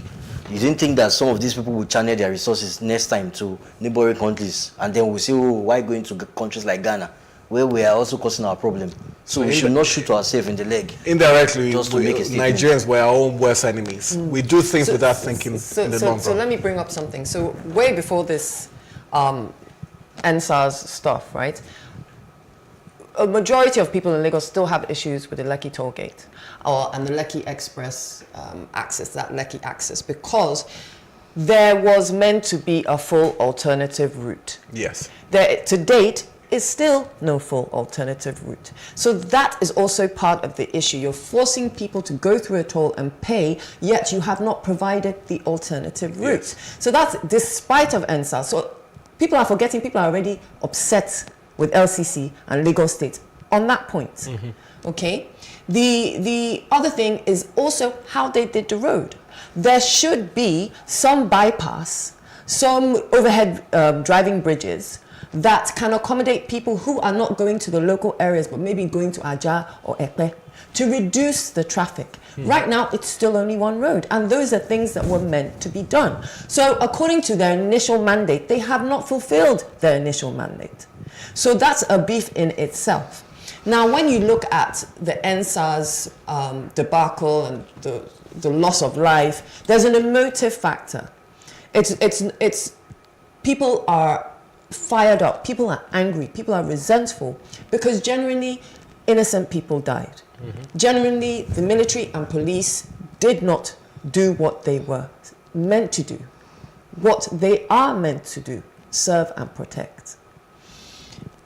Though there were political biases, political things that were going on, and people got caught in the middle. LCC, knowing that they're a private company, whoever's in charge of their marketing and communications, honestly, terrible, messed up. terrible mess. They messed up. Terrible. They got lazy, complacent, and they hid. What if I was in LCC? What we would have done is do a lot of on-ground work. Away from the state government. Separate from the state government. You have not marked any memorial for the loss of these people who died where your infrastructure is. You were not to blame. It was in no way was it LCC's fault what happened. Because they were taken by surprise as well. Exactly. But there was nothing put in place to memorialize these people. There was nothing put in place to sensitize these people, to do some proper, image work and groundwork to get the youth on side. to understand and bring them into the conversation. I mean, so that is why, because they didn't do that work to separate themselves from Lagos State, in people's minds, they are Lagos State. I mean, that's the problem, because if they were bold enough or so, like you said, and I wrote it also, is that they should have separated themselves. By separating themselves, they're basically saying, do you know what? You protesters, we were not with you. We're not with Lagos State. This is our business. This is our livelihood. What has happened has happened. Let's acknowledge it.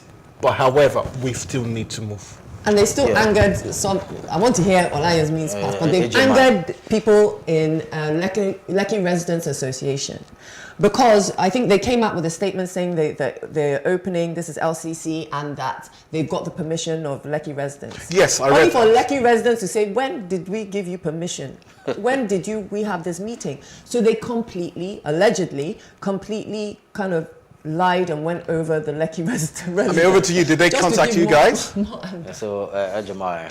Thank you, guys. It's a PR disaster, an absolute disaster. They don't have any grounds to stand on as it is. They need to go back to the table. They need to redraft this thing and begin to think about compensating the lives that were lost. It's not so much about opening that place and trying to liquidate the loan. How much are you going to place on the lives of the people that were lost there? There's no amount of money you're going to give the family that's going to bring those people back. What was your stand when that happened? You did absolutely nothing. Now it's okay, we make mistakes, but we must always know when to retract our steps and do the right thing. Has LCC done the right thing so far? Have they issued any statement to commiserate with the family? Have they done any campaign to identify the issues that were discussed? What is their stand on the panels that have been opened in Lagos State? Have they been following up with the media? They have done absolutely nothing. So on what ground do they want to come back and open that place? I'm an accountant, so I understand the figures, but I also understand that goodwill is what they need to run that business. They don't have the goodwill. How far are you going to go without goodwill? They're going to open that place, and something is going to come up again. She's right. You're right, because like it's the Nigerian disease. When something goes wrong, we know what to do, but we don't do it because there's no accountability. And then in this situation or so, LCC hid behind Lagos State, which is a mistake. Which is a big mistake. What are they doing now? Now they should have done. I mean, whoever is in charge of the PR they're completely useless, because they should have taken the bull by the horn and everything. They should have consulted. Even if you don't want to talk to the Lekki people, you can put something in the paper where we know that this has happened and everything. Put a plaque on. Let people know your customer. The images of the children that were lost there. Okay, and let's say, for example, Chukwu Ibrahim, we see you, but he's passed. Show it from time to time. Let people passing that route understand that you know the people that died. You're recognizing that we lost some people. That alone can turn tides around for LCC.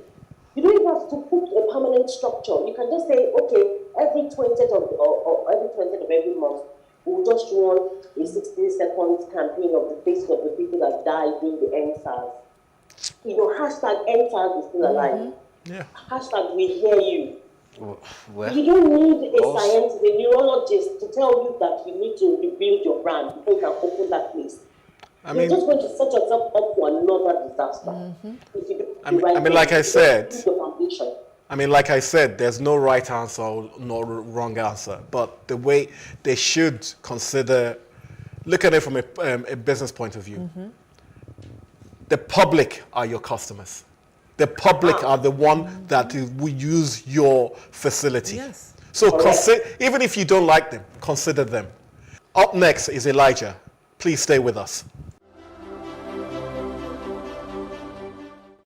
Nationalism beyond tribal sentiments.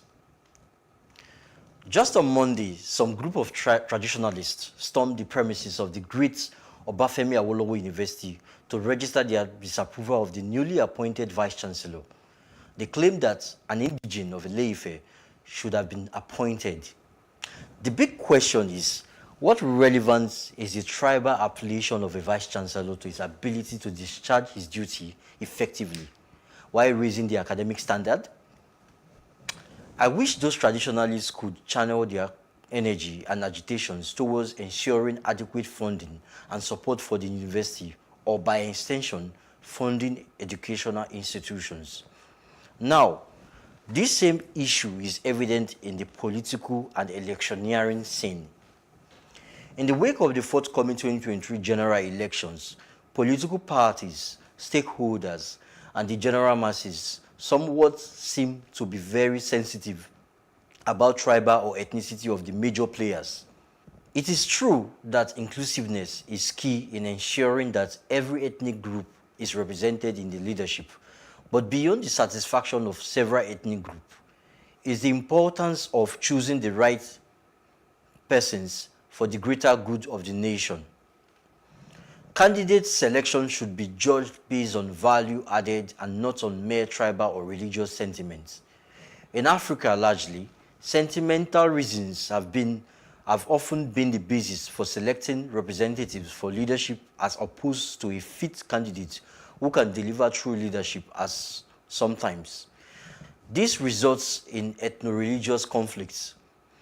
Tribal, religious, and other sentimental-driven reasons have led many to choose unfit persons in places of power. Political participation from the masses should start with a level of understanding that candidate selection is beyond sentimental biases. It should be solely dependent on evaluating candidates' agenda, past records, and also ability to communicate effectively with the people. Anything short of the aforementioned are governed by sentiments, which could plunge the nation to perpetual doom. Tribe and ethnicity is beautiful and should be a strength in our common identities as Nigerians. So let us think less of ethnicity or tribe and more of our common Nigerian nationality. Can I shake your hand, please? Can I shake your hand? Yeah, thank you. If we know our history, this will not be a problem. Why did I say that? In history, back in the days, about 50 to 100 years ago, the mayor of Enugu was an Hausa man. Now, yes, we don't know where we're coming from, and then we've been the people in charge, political party leaders or so, for them to be relevant. Once they lose power, once they're not relevant in that party or so, they go back to the villages or so and start throwing ethnicity or religious confusion for them to be relevant in be local champion. You're right. When people ask me, they say, where are you from? I say, I'm a Nigerian. We need to go back to that and focus on being Nigerian first, and tribes and religious second. Thank you for this. Thank you very much. You know, it's a very important issue we discuss this because everybody is concerned and agitated. Who is going to be the president of Nigeria 2023? Imagine what happened. How can people go to a university and say, is it that will an Ifel indigene perform the magic? Anybody can be vice chancellor. Anybody should be vice chancellor, in as much as you qualify for it. So I think it's not about tribe. Okay. It's about who accesses resources. Yes. Okay. So they're using the tribalism to make sure who they want to be there can access those resources. You know, we look at the universities, they're dilapidated, but they're being funded. There are funds. Where are those funds going? So it's about who can access and siphon these funds into people's personal pockets and people's personal communities. And so they're not interested in actually putting someone viable there because it doesn't serve their purpose. It doesn't serve the purpose that they want. If people truly want the situation with universities, the government, and general life to get better, we would be putting people in charge who are capable, who have the rights to be there, that they're properly experienced, certified, qualified, and have shown that they're invested in our Yeah. nation. But that isn't why people go into politics. That isn't why people go into being chancellors of universities. That's just not how it happens. So I think we're honestly fooling ourselves today to think, it's very nice what you said. It's lovely, but na Naija we dey. So let's look at what... We'll make it happen. You're right. What do you say about putting square peg in square holes? Put round pegs in round holes. Forget about tribe, and so we need a good person to lead us, or good leaders, irrespective of that. So what do you think? I'm not going to say that don't advocate in this situation. I'm going to say two very big words. One, still waters run deep. Two, tribalism, the bane of my country. It's not something we can just set aside, you see. We have to be very careful in saying that, oh, yeah, let us put nationalism above tribalism. You guys have all made very salient points. Toyin has brought up the issue of resource management and that how that is the springboard to the decision that is being made. Elijah has said that, oh, what about the intellectual capacity of the individual being discussed? Abdullah said we need to continue to discuss all of these matters. Brilliant point. I completely agree. However, we have to conceptualize it. In Nigeria as it is, there are several issues with people saying, oh, I've been marginalized, I've not been given the right attention, my people do not sit at the center, we do not have access to the control, we don't have access to power, we don't have access to control resources. So when people begin to advocate and agitate, why wasn't it considered? All right? Now we have brought somebody from, say, for another community, another part of Nigeria. Why can't we work with that person? I'm going to be very careful and say, don't just say, oh, nationalism, because I'm from Lagos State and I hold it with pride. If you want to come and govern in Lagos State, the question I'm going to ask you first, before you bring an Hausa man, have you considered the locals? We preach diversity on an international level. We preach inclusion on a national level. We must also recognize that there are minority ethnical groups and there's minority tribes that are not given the same access to the center. And so they said, he who comes to equity must come with clean hands. And that's where I'm going to rest my point. But when you say local, I'm going to ask you a question. Somebody, let me give you an example. You get back to a child in Lagos, even though the parents are not Yorubas. Let's say the parents are, perhaps, let me use Igbos, for example. And you get back to your child in Lagos, you decide to name your child Chukwuebuka Lawan, kind of. That child has the right to claim Lagos as, it's an indigenous of Lagos. Absolutely. You should grow up, even if you relocate to any part of the country, you should if you stay more than 10 years there, you should be able to run for political office. Yeah, good luck But with that. I think we need to be educated more as Nigerians. That's not happening right now. We should have a balance between tribalism and nationalism. Why do we respect all have to tribe, put but our the nationalism. local government? Well, I mean, that's the problem. State of origin. That's the problem. Maybe we have to remove that. They have to remove state of origin. They need to remove state and put state of residence. State of residence. If they do that, that will go a long way. I think we have to rethink this. We have to rethink Nigeria. Yeah, Nigeria first. But as Tonya said, listen, the biggest problem we have.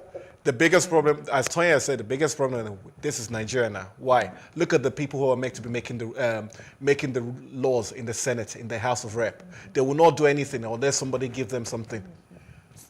That's the problem. Allegedly. We'll keep fighting. Allegedly. Yes, what she said. Thank you very much. Well done, Let's guys. put Nigeria first. We thank you for your attention while the program lasted. We hoped our conversations resonated with you and that in some small way encouraged you to contribute to your immediate environment. Little drops of water, they say, makes a mighty ocean.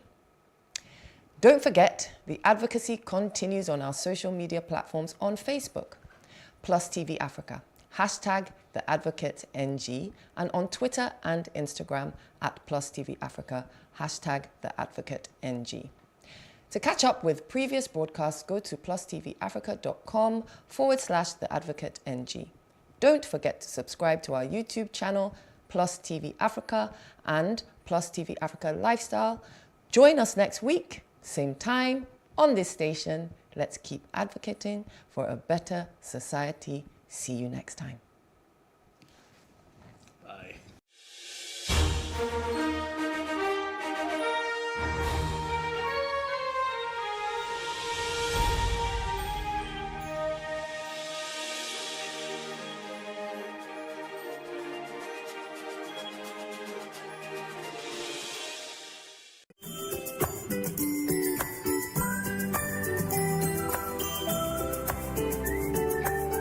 I find the strength I need every time that I look into your eyes. You show me love. I know they worry, 'cause I know, say you did by my side. You show me. And when the night comes, you hold me in your arms and you say, I'll never let you go, my sweet baby. No matter what I do, you love me unconditionally. You show up for me every day. No matter when I show you, you show me love. You show me love. Every moment you dey walk, no dey tire, just to take care of me. You show me. Even when I'm at my worst, you're still there. You see the best in me. Whenever I call, you know they fail, you always answer. Always there to hold me closer. You never let me down.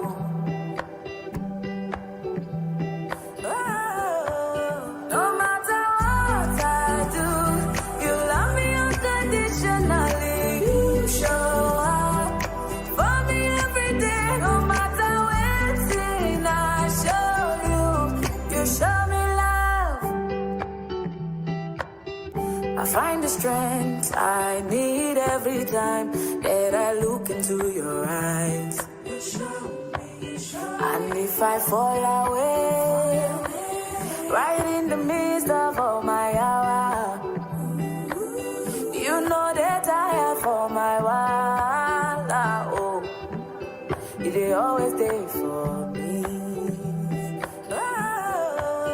No matter what I do, you love me unconditionally. You show up for me every day. No matter when I show you, you show me love. You show me. No matter when I show you, you show me love. You show me love.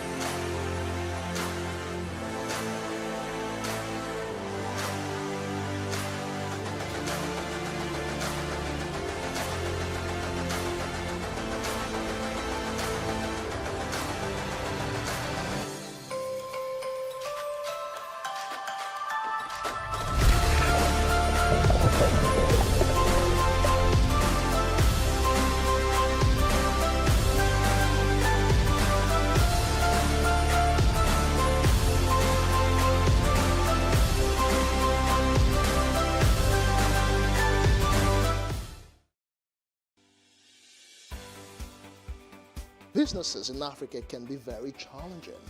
In Nigeria, it is particularly intimidating, and successful builders have learned how to navigate a hostile environment to unlock opportunities. But one major challenge businesses face is how to filter through the noise and identify where their ideal customers exist. Get insight and practical steps from industry players and captains of industries. Hear success stories to help you make informed decisions as you scale your business in Nigeria. Watch Business Insights at this time on Plus TV Africa.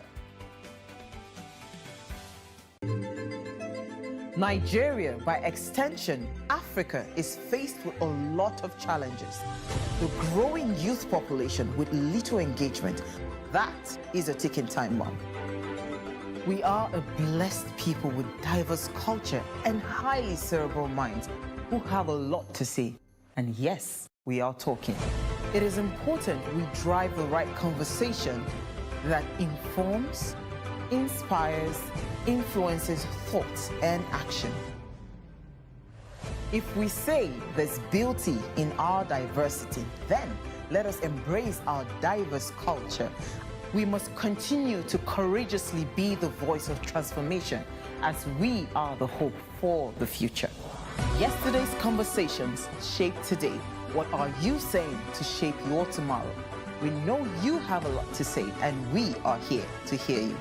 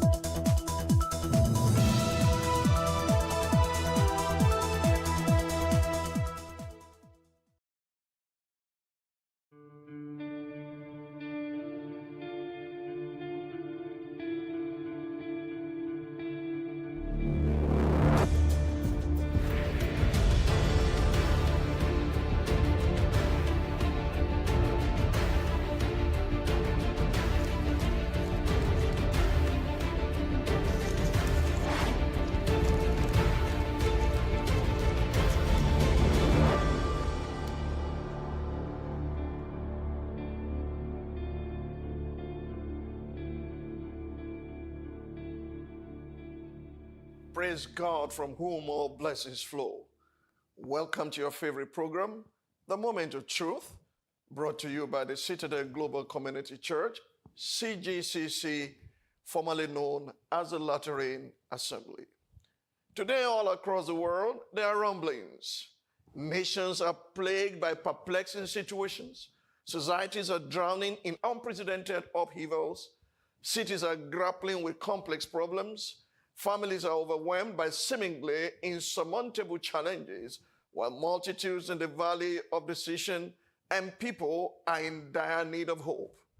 At the same time, there is a stirring in the hearts of those who know their God and are said to do exploits, those who understand the times and the seasons and know what their nation ought to do, those with a compelling call to respond to the mandate of God in this decade. Brothers and sisters, this decade is a decade like no other.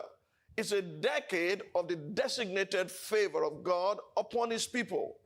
To accurately position ourselves for this current move of God and to be adequately equipped for the call of the hour, we must shape the decade by the word of God, which is why I'm so glad to welcome you to the Moment of Truth, a life-transforming time in the presence of God and under the influence and power of the Holy Spirit, as well as the Word of God. So invite your family, neighbors, and friends as you sit back, relax, and receive the engrafted Word of God, which is able to save your soul. The power of yearly family sacrifice. Say that with me.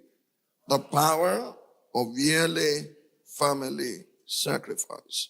My prayer to God for you this year is that poverty, lack, unwant will be far removed from your families and my families too, in the mighty name of Jesus.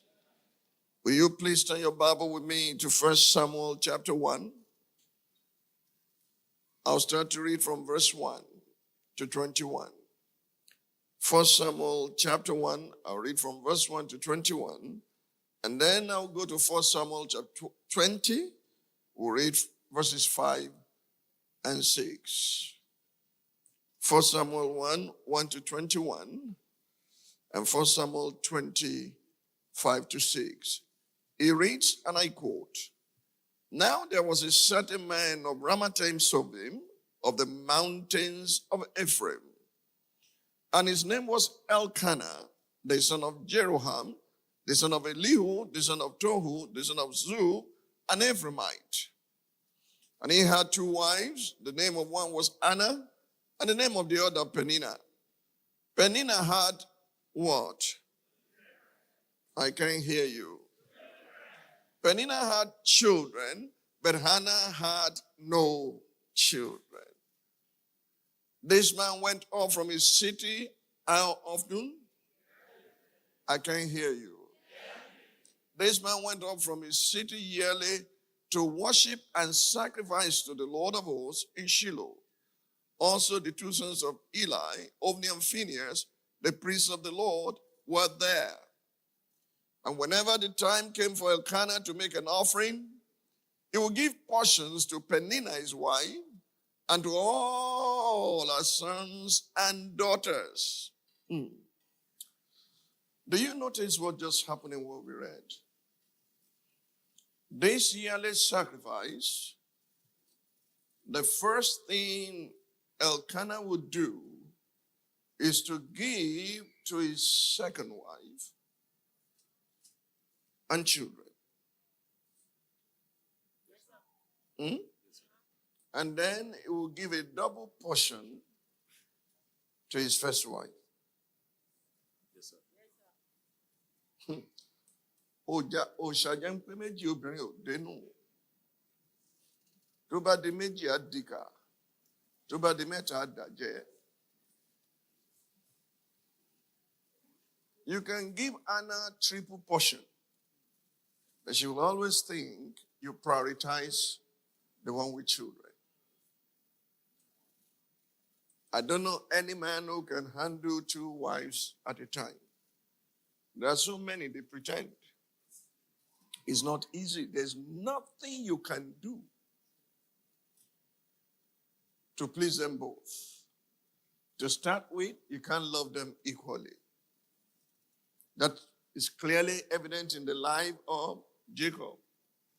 You know Jacob was shortchanged. Jacob wanted Rachel. They packaged Leah for her. As Kwame Nkrumah wanted another woman, and they said, well, you can't marry the younger, so they packaged Fatima. And I don't want to talk about our leaders in Africa. It's okay. Let's just learn what we need to learn today. But to Anna, he will give a double portion, for he loved Anna, although the Lord had closed a womb.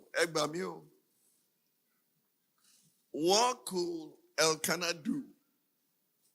The Lord closed a womb. And he has told you, I'm the one who shuts the door. No man can open it. And I open a door. No man can shut it. Many times it is women who are considered barren that bear the burden of childlessness in a marriage. And they will put their hands into iniquity if care is not taken. But not Hannah. An arrival. Who is a rival? Is that a good thing to be happening in your family? An arrival, that simply means there was continuous rivalry in that family. An arrival also provoked us severely. You know how to provoke someone? and then to provoke that person severely, what do you think the person would do? He will react, but not Anna.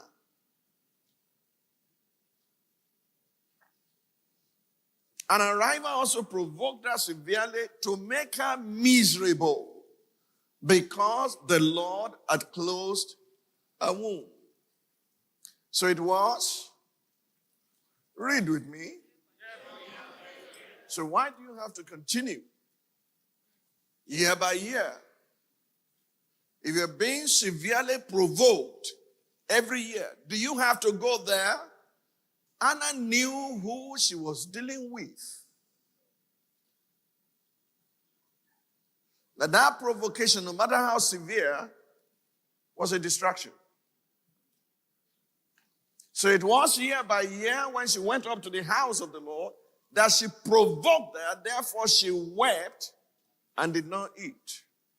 Then Elkanah, her husband, said to her, Anna, why do you weep?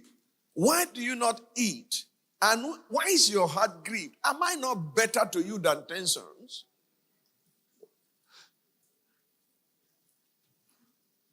Hello?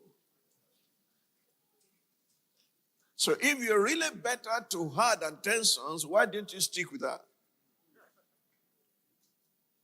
And be encouraging her, say, Anna, don't worry. God will do it in his own time. Let's just stay together. And say, you know what? I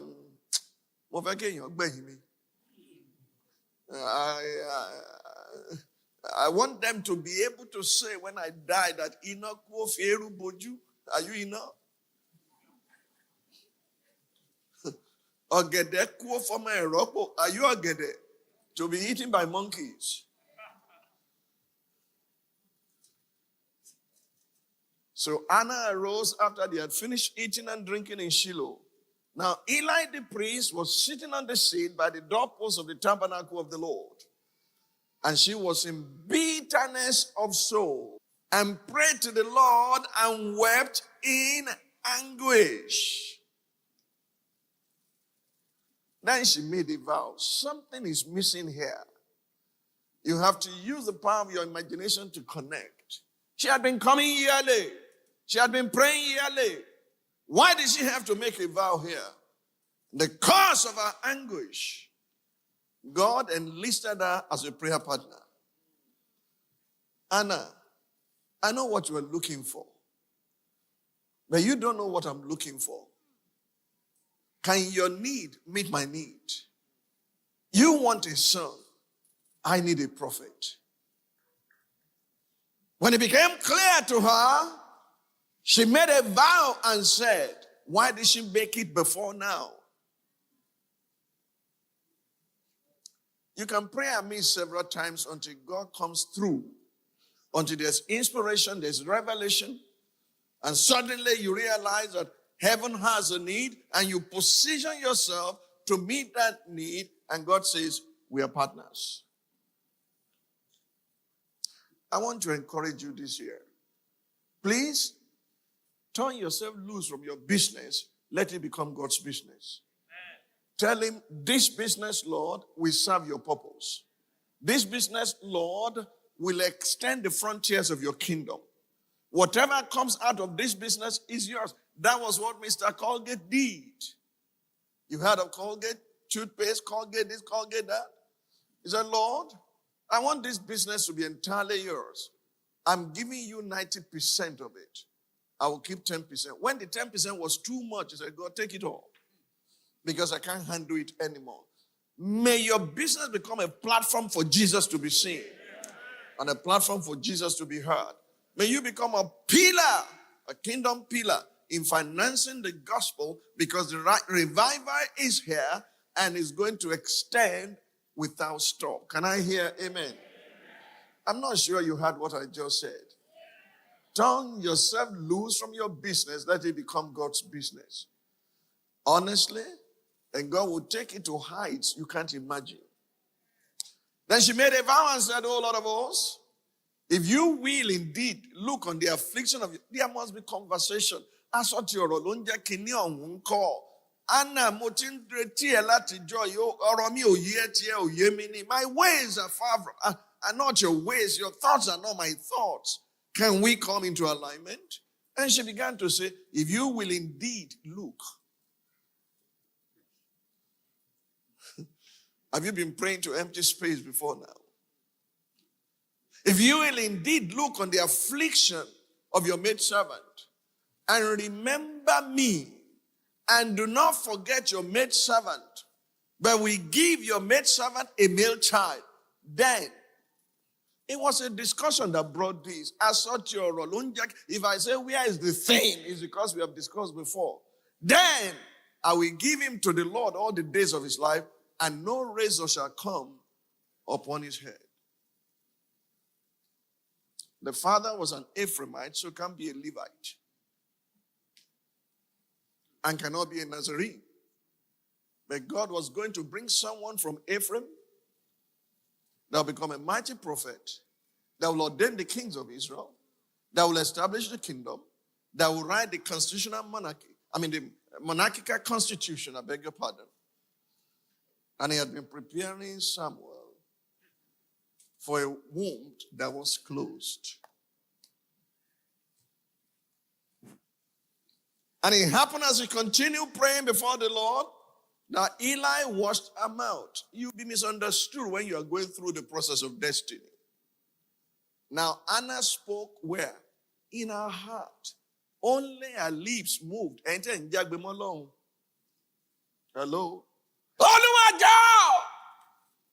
Anna, Eli would have said, look, ushers, help. I'm praying that this year, our songs will not be noise. From the depth of the spirit, something deep will be coming forth so that deep can call to deep. Our prayers will not be a noise. There's something in our heart that is responding to God. Can I hear amen? Amen. Now, I'm not saying don't open your mouth and doze off. But stop screaming, stop shouting. But I read in my Bible, cry unto the Lord, all ye people. It's congregational worship some of the time. And individually, you can cry when you are alone. Do you understand me? You can weep, you can do anything with your father. You're expressing yourself. But don't think that tears and those things move God. It takes faith to move him. Now, Anna spoke in her heart, only her lips moved, but her voice was not heard. Therefore, Eli thought she was drunk. So Eli said to her, how long will you be drunk? Put your wine away from you. But Anna answered and said, no, my Lord.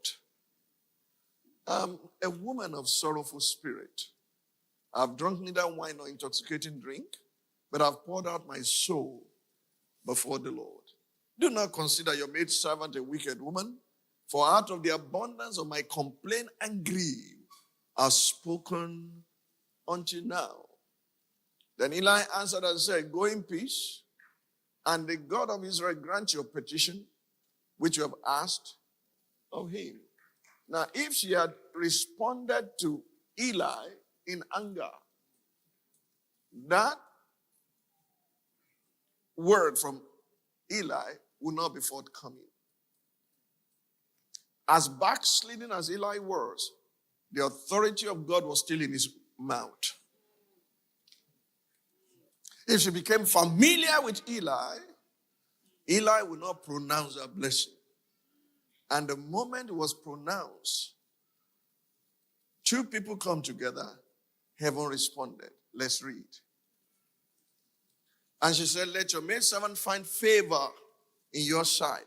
So the woman went away and ate, and her face was no longer sad. Then they rose early in the morning and worshiped before the Lord, and returned and came to their house at Ramah. And Elkanah knew Anna, his wife. Was this their first time of meeting together? And Elkanah knew his wife, and the Lord remembered her. So it came to pass in the process of time that Anna conceived and bore a son and called his name Samuel, saying, because I've asked for him from the Lord. Elkanah, it wasn't you that impregnated me. It was God who answered my prayer. He used you as part of the process because you didn't care. You had sons and daughters. Huh? You know, each time I read this story, I find out that Peninnah and her children disappeared. They were not mentioned anymore. Now the man Elkanah and all his house went up to offer to the Lord the yearly sacrifice and his vow. Now, was this, I have to be careful here. Was it Elkanah and his household alone that were doing this? Huh? Adam alone. Did God speak to him privately that you must do this yearly? Were there other people? Why are we not reading their story? Tell your neighbor, Opolakwe. Shimodi Elauri. Many are called, few are chosen. And they were not the only people going for yearly sacrifice, but there was something peculiar about them because God was about to open the womb of a generation and he zeroed in on a woman that was being persecuted, a woman that was going through severe provocation, and yet there was no record of her fighting the one provoking her, or even insulting the husband, or saying, why did you take a second wife? She just followed. She turned to God. And God broke through to her and said, let's become partners. You need me, and I need you. That's why I created you in my image and after my likeness. So the things that I want done on earth, as it is in heaven, I can accomplish them through you. May you be enlisted as a strategic prayer partner with God. It's a strange phenomenon. I'm not sure you've ever had it before. That you can partner with God in prayers.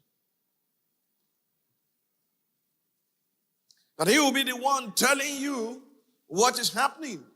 And that becomes your prayer focus. Can I hear amen?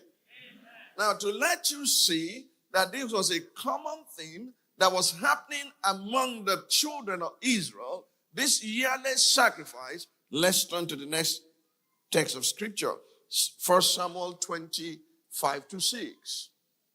And David said to Jonathan, indeed, tomorrow is a new moon, and I should not fail to sit with the king to eat.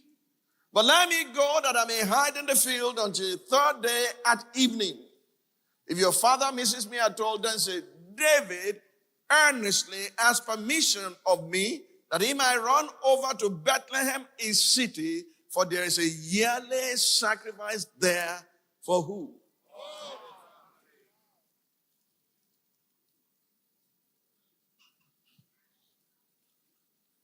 Now, God is witness.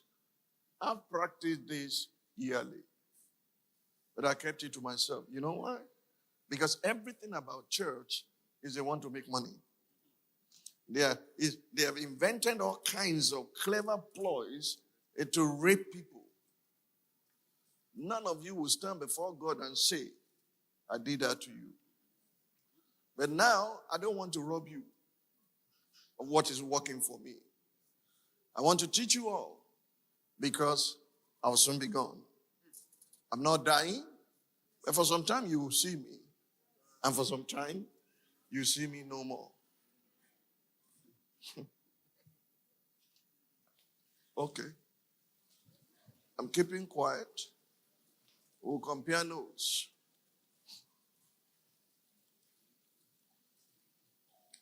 From the two texts just read, there's an obvious pattern we can see in scriptures regarding household faith household salvation, and household sacrifice.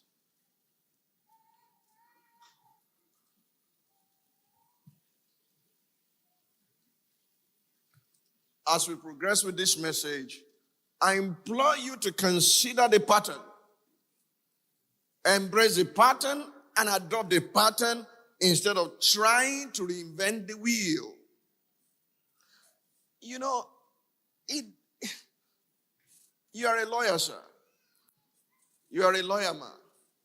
Is there any other lawyer here I can ask to help me? If I write my will, and I've told my lawyer one of these days I'm going to put a codicil to my will, because when I wrote it at the age of 30, I didn't have as much as I had. They told me I would die at 30, and I didn't want my family to suffer. Part of the will was provision to take care of my mother. She's gone now. So I have to change it. Do you understand me? In case I die, whatever I'm giving to my mother should continue to be given to her from my estate till the day she breathed her last. She had enjoyed her life. She's now with God in heaven. She doesn't need my allowance. Okay?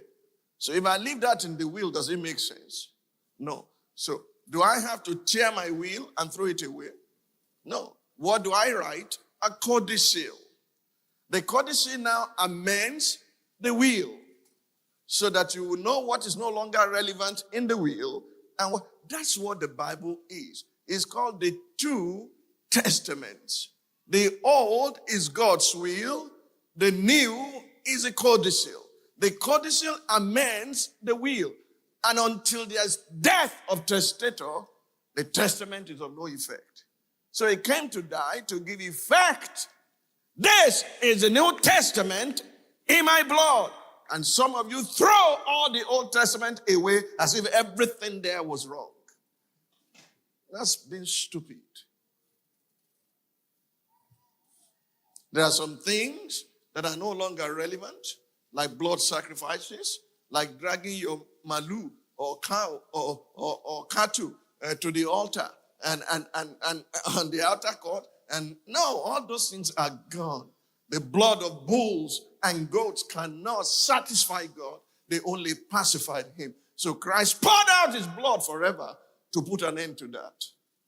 But that does not mean there are no lessons we can learn, patterns we can embrace, and see how they live to be so successful, almost stress-free.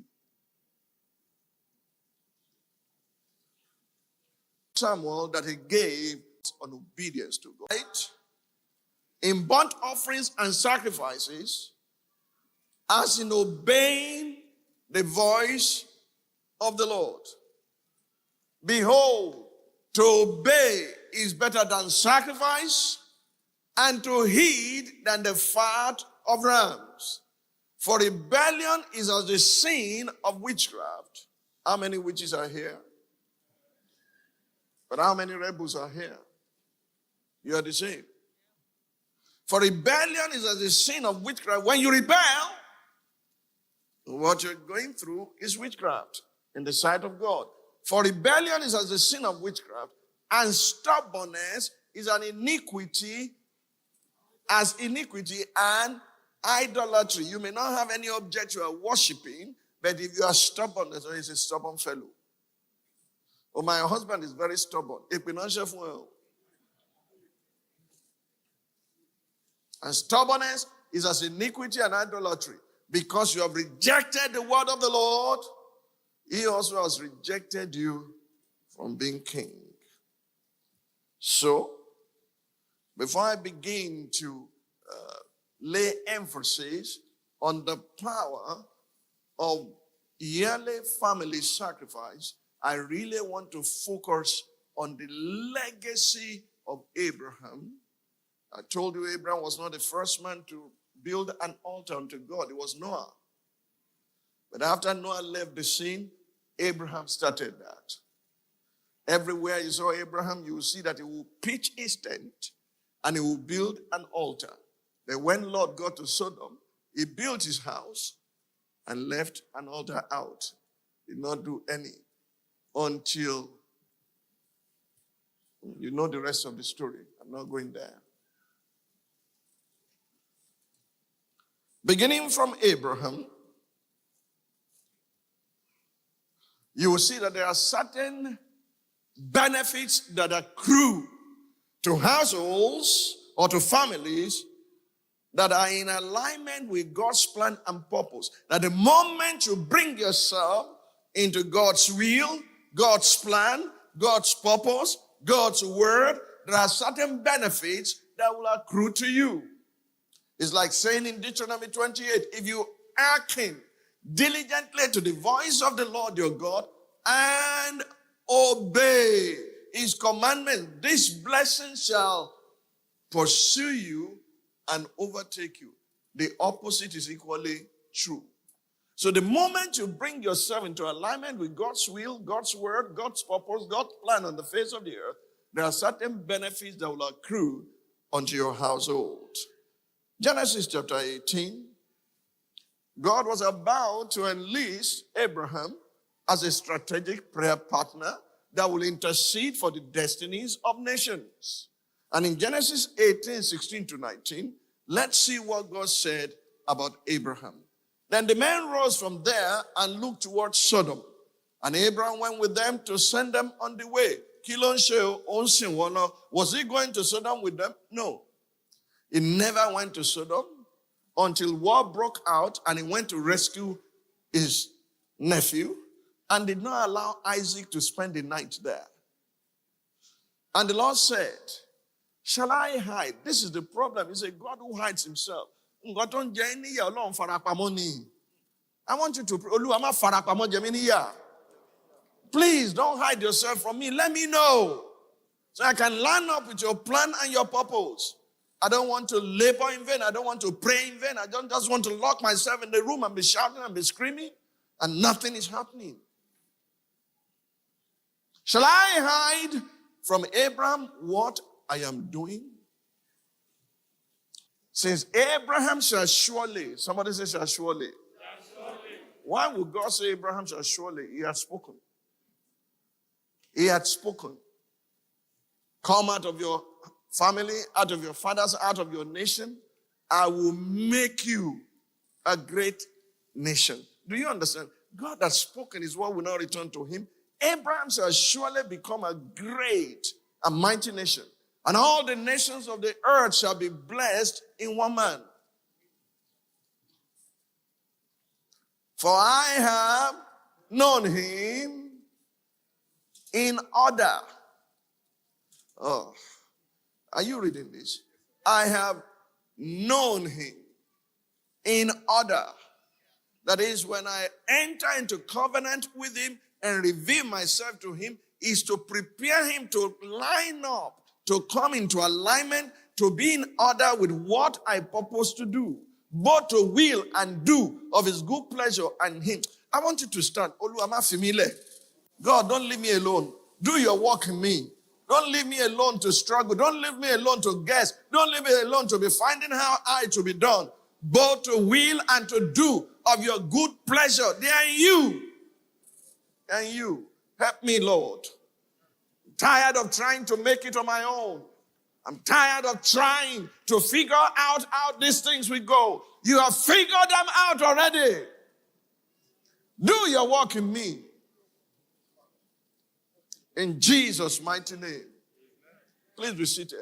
For I have known him in order that he may command his children and his household after him, that they keep the way of the Lord to do righteousness and justice, that the Lord may bring to Abraham what he has spoken to him. I have known him. Do you know when God calls you, he releases certain grace to you? Do you understand? You can't do these things on your own. You can't even be a Christian on your own. I am crucified with Christ, nevertheless I live, yet not I. I pray that systematically you get this message, because I want to expose the power of sin and smash it, so that it will not grip you or hinder you from standing before God. Because one of the weapons the enemy uses is to wave your sin at you, to wave your blunders at you. And if you have people around you who always will tell you of your past, and they don't know anything about your future, they will drag you down. I have known him in order. Did Abraham call God? At the age of 75, who wants to relocate? Well, there are people doing it now. It doesn't matter the age. I'm in Canada. I'm in Russia. Because I'm lost Iberia. Yeah, continue to in London, sing amen. You will see through the scriptures that the main legacy of Abraham in scripture is not his blessing. The main legacy of Abraham, the father of faith and the friend of God, is his obedience to God. And I will tell you the truth, he didn't find it easy at the beginning to obey God.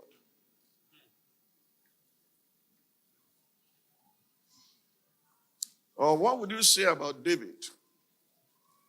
I have found David, a man after my heart, who will do all my will. Does that look like David?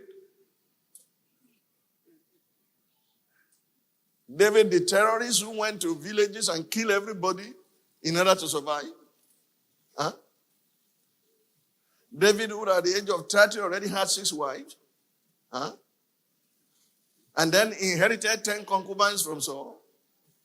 And then still saw the wife of one of his age. And he said, baby, you better lola so.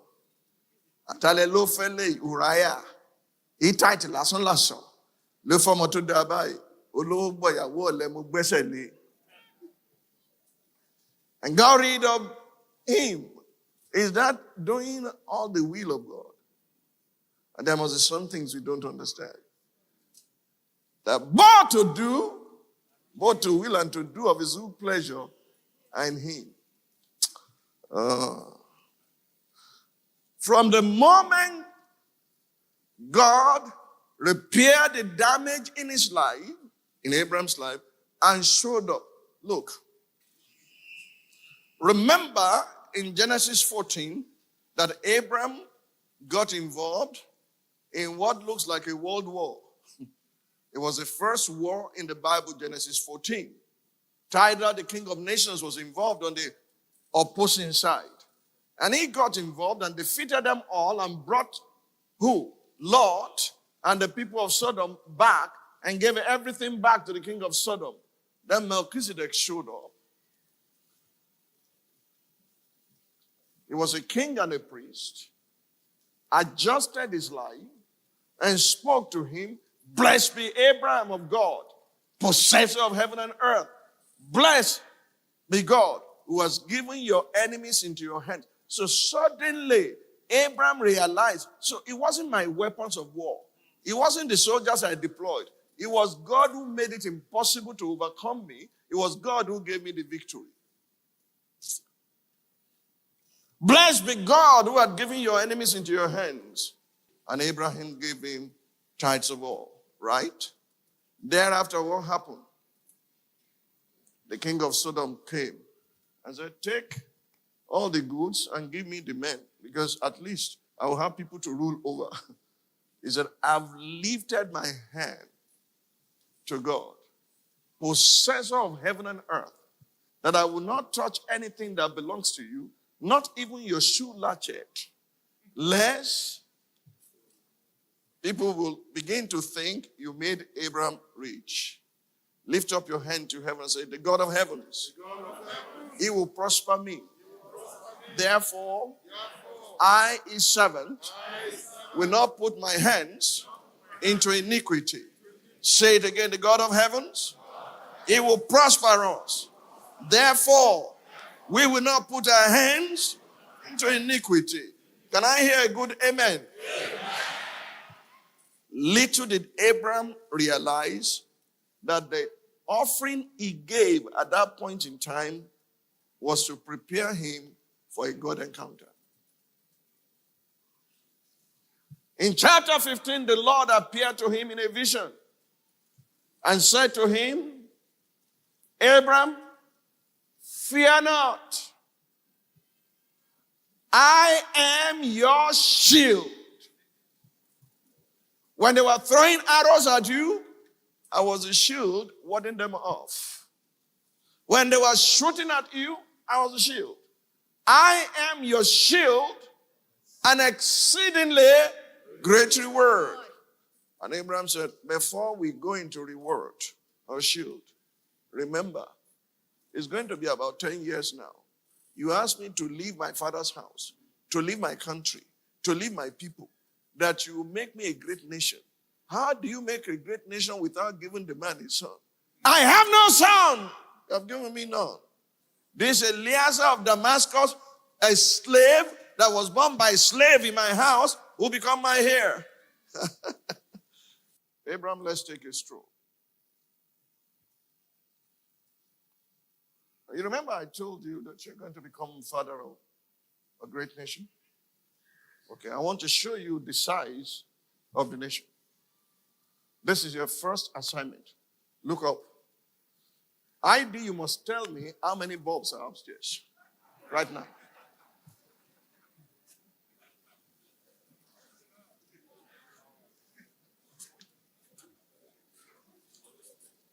No. You start to count. No, it's not unlimited. You are very smart. You are very intelligent. You did double MBA. Oh, yeah.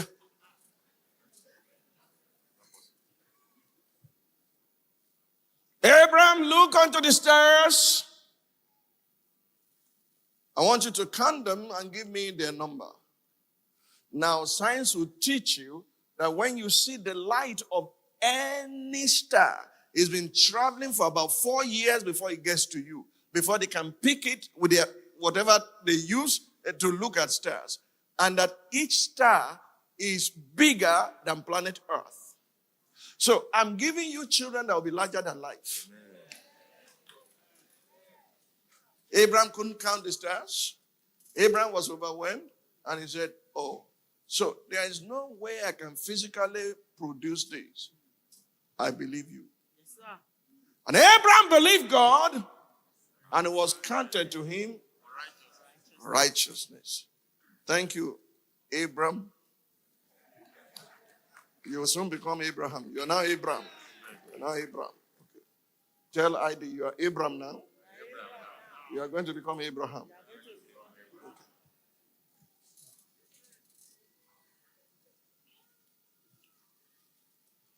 Give me Genesis chapter 15, verse number 6. I want you to see the struggles and the challenges of Abraham. Because you will not learn obedience except you know how God does it in people. You think you can obey God in your strength. You. And he believed in the Lord, and he accounted it to him for right. God opened an account in heaven and said, Abraham, the righteous. End of story. And then God spoke. Next verse. Then he said to him, I am the Lord who brought you out of the Ur of the Chaldeans to give you this land to inherit it. And he said, Lord God. See, God was about to give him a revelation that he didn't get. Oh, Lord.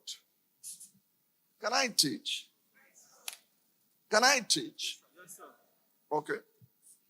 Exodus chapter 6. Then the Lord said to Moses, now you shall see what I will do to Pharaoh, for with a strong hand he will let them go, and with a strong hand he will drive them out of his land. And God spoke to Moses and said to him, I am the Lord. I appeared to Abraham, to Isaac, to Jacob as God Almighty, but by my name, Lord, I was not known to them. Wasn't that what God was trying to reveal to? I am the Lord. He said, you are Lord God. You are not getting this. How many things have we taught here that went over your head? It was just another message. By the time they deleted it back, more. The grace to do and to perform will be your portion. In the name of Jesus Christ. Genesis 15, verse number 7.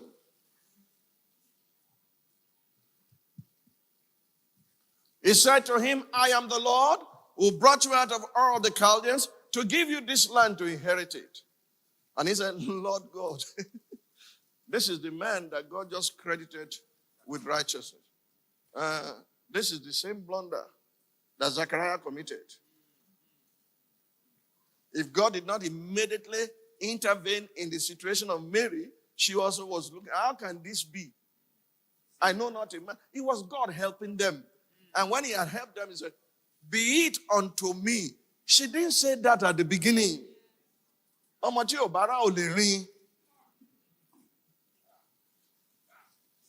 Now, my first grandson is beginning to scatter everything around.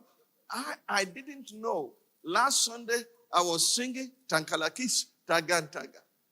I didn't know that morning, my grandson began to take first steps, and the mother was singing Tangalakis, Tangan Taga, Tangalakis. And then they turned in to watch the service, and she now realized that I was singing Tangalakis. So she's singing Tangalakis for her own son too. Here is a man in whose deposit in heaven was righteousness. He said, how shall I know that I will inherit it? God told him to leave home or leave everything out there. He said, wow. If the sign stars for me, I can see the signs, I can see the stars. But Landy, how shall I inherit it? If I put all my resources together, will it be enough to buy this real estate? How shall I know? You say it's inheritance, Abi. You give it to me. He did not know that you wipe out the people who own it. 7 nations that are mightier than you are. How about if you become the owner of the company you are working for? So he said to him, bring me a 3-year-old Eva, a 3-year-old female goat, a 3-year-old ram, a turtle dove, and a young pigeon. Now, God was specific about what to bring. Do you understand this? God did not say, okay, give me any sacrifice. It's too big. Never in my life has God demanded from me my yearly sacrifice like he did today. Never, not once. In the years that I've been working with him, I will pray and he will reveal to me. And today, I was going to my study to take my check to ask him. And he said to me, God, I'm not looking at a secret. I want you to know everything they have given you from the beginning of the year that they say thank you, I want it back from you.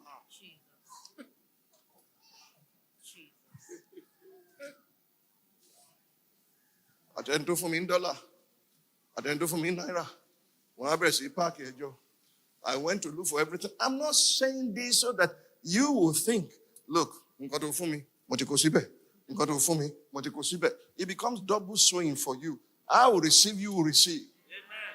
You don't get this point. I'm not trying to show off. I'm telling you, he spoke to me. Let God be true and every man a liar. The first thing that will need to be fixed in your life is hearing ears. Amen. Because if you don't hear, how can you do?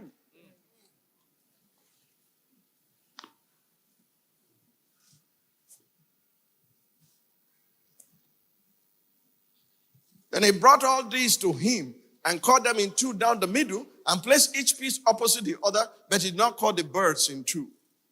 And when the vultures came down on the carcasses, Abraham drove them away. The moment blood shows up anywhere, vultures will come. That's why you cannot tolerate hurts and wounds. You will always attract demons. You can't. You can't afford it. You'll be so demonized That you'll be struggling even in your prayer life. Abraham was trying to drive them away, and God said, Abraham, you can't fix it. When the sun was going down, a deep sleep fell upon Abraham. And behold, horror and great darkness fell upon him. Then he said to Abraham, know certainly that your descendants will be strangers in a land that is not theirs, and will serve them, and they will afflict them 400 years. He was telling him what will happen in 400 years today, and you don't even know what will happen next week. And also the nation whom they serve I will judge. Afterward they shall come out with great possessions. Now as for you, you shall go to your fathers in peace. You shall be buried at a good old age. Abraham knew nobody can kill him before time. He had received the word. But in the fourth generation they shall return here, for the iniquity of the Amorites is not yet complete. So I'm not driving them yet out. They come out, they say, won't see. It will be complete. Then I will drive 7 mighty nations away and take their land and give to your descendants. And it came to pass when the sun went down, it was dark. Behold, there appeared a smoking oven and a burning torch that passed between those pieces. When you cut covenant in the past, both of you coming into covenant will have to walk in between the animals that have been split, knowing that you'll be split into pieces if you violate the covenant. And God said, Abraham, you can't walk in between. You don't have what it takes. I will do it. I'm coming to do it myself. It was God alone that walked in between. It was God that caused him a deep sleep to stop fighting demons. Stand to your feet. You are entering into rest. In 2022 is your moment of rest. You are not going to be fighting demons. That's not your assignment. You will show up, they will back off. In the name of Jesus, you will enter into rest. You will enter into rest because the works were finished and before the foundation of the earth. You are entering into rest in Jesus' mighty name. You will have deep sleep because he gives his beloved sleep. You will sleep well. Fear will not torment you. In the name of Jesus Christ, I cast out the fear and that spirit in you. Loose your grip and hold upon the servants of God. In the name of Jesus, you will sleep well and you will get up with brightness of ideas. In Jesus' mighty name. Can I hear a good amen? Sit down. Abraham entered into covenant with God by God walking through the covenant by himself. So how do you want to please him? Now here we are. An account was opened for Abraham. Yes. Huh? What was deposited in that account? Righteousness. Huh? Do you know your righteousness is like filthy rags? Oh, your attempt to be righteous is filthy rags. It is he who knew no sin that became sin for us. Exchange took place at Calvary so that we might be made the righteousness of God only in him. That God will continue to see us in him. And if you follow the law, the righteousness of the law will lead you into bondage. Are you listening? Okay, here we are. Righteousness deposited. Yes or no? God cut covenant with him by walking through the animals by himself. Yes or no? God gave him a deep sleep to deliver him from fighting and chasing demons. Yes or no? Then you come to chapter 16. After the covenant has been entered. After assurances from God. And Sarai said, it's been 10 years that we are here. Welcome to the Garden of Eden. The serpent had gone to the woman again. They've been here for 10 years, somehow. You see, this one, I've looked at all my handmaids and servants. Ele preached there. Oshewu. Koderun. Anybody odo. Abraham, Ọlọ́run lè ṣe lè, come and waste time. Go into her. And Abraham was a little bit religious. Sorry to say so. You know, he was an idol worshiper before. Your fathers worship, so he knows the way of religion. He said, I can't go into her except there be a marriage. Oh, you did not know they were married? Genesis 16.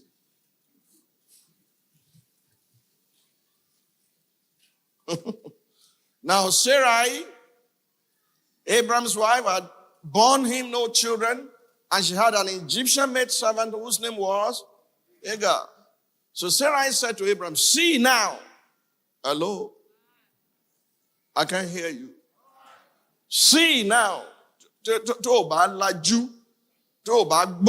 you don't see well, see now. The Lord has restrained me from bearing children. Ati lo se IVF, ati lo se VIF, ati se FIV. Because you don't walk in book way. See now. The Lord has restrained me from bearing children. Please go into my maid. Perhaps I shall obtain children. She was not sure. Perhaps I shall obtain children by her. And Abraham heeded the voice of Sarai. He said, but you said they were married. And read the next verse. Then Sarai, Abraham's wife, took Hagar, a maid, the Egyptian, and gave her to her husband Abram to be his wife, after Abram had dwelt 10 years in the land of Canaan. So there was a marriage ceremony. Abraham Toro Mosera. Hey!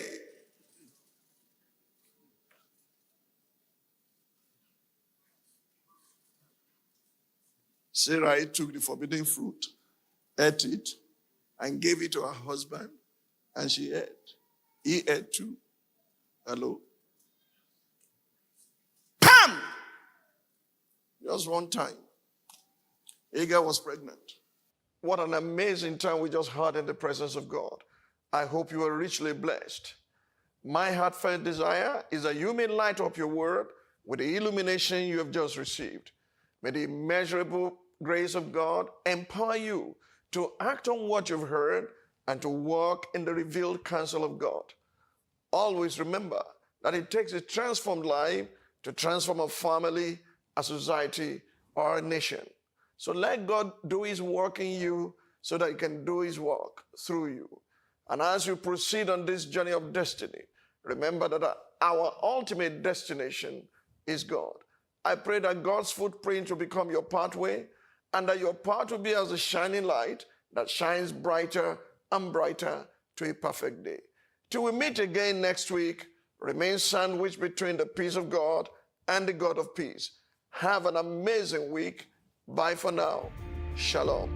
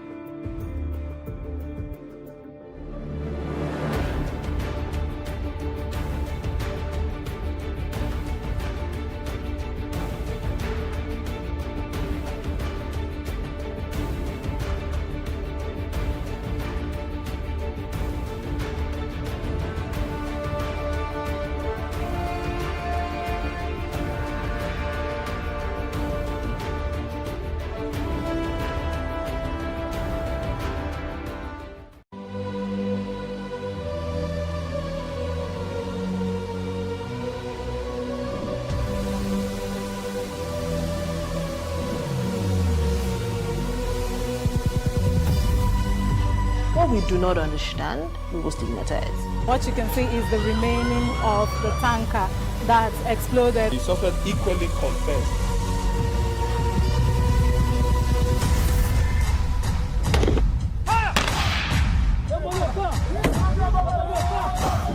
Now 500 naira they collect them. If you no talk, they go beat you. Now 2,500 they pay.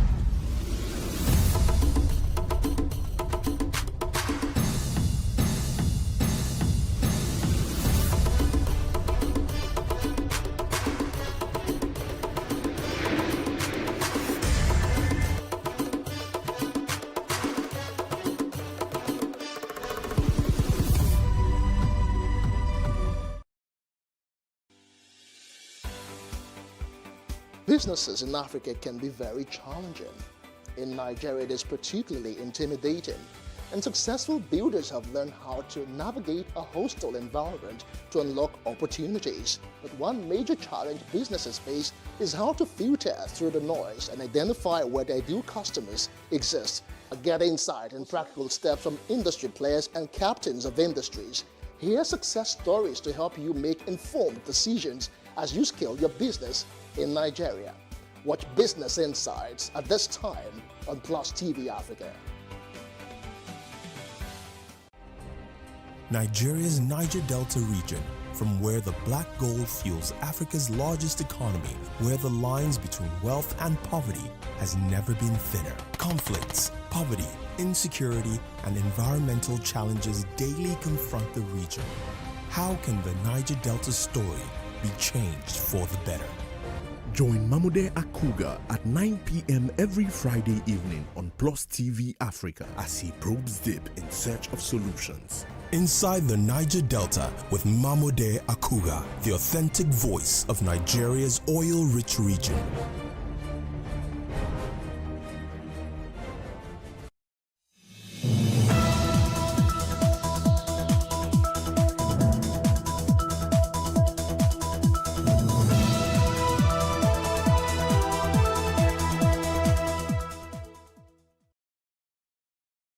On the Justice Court, the plaintiff, Angel Wildgood, is asking the court to help settle the marital dispute between him and his wife. All rise. Court in session. Honorable Judge Fumi Asaolu presiding.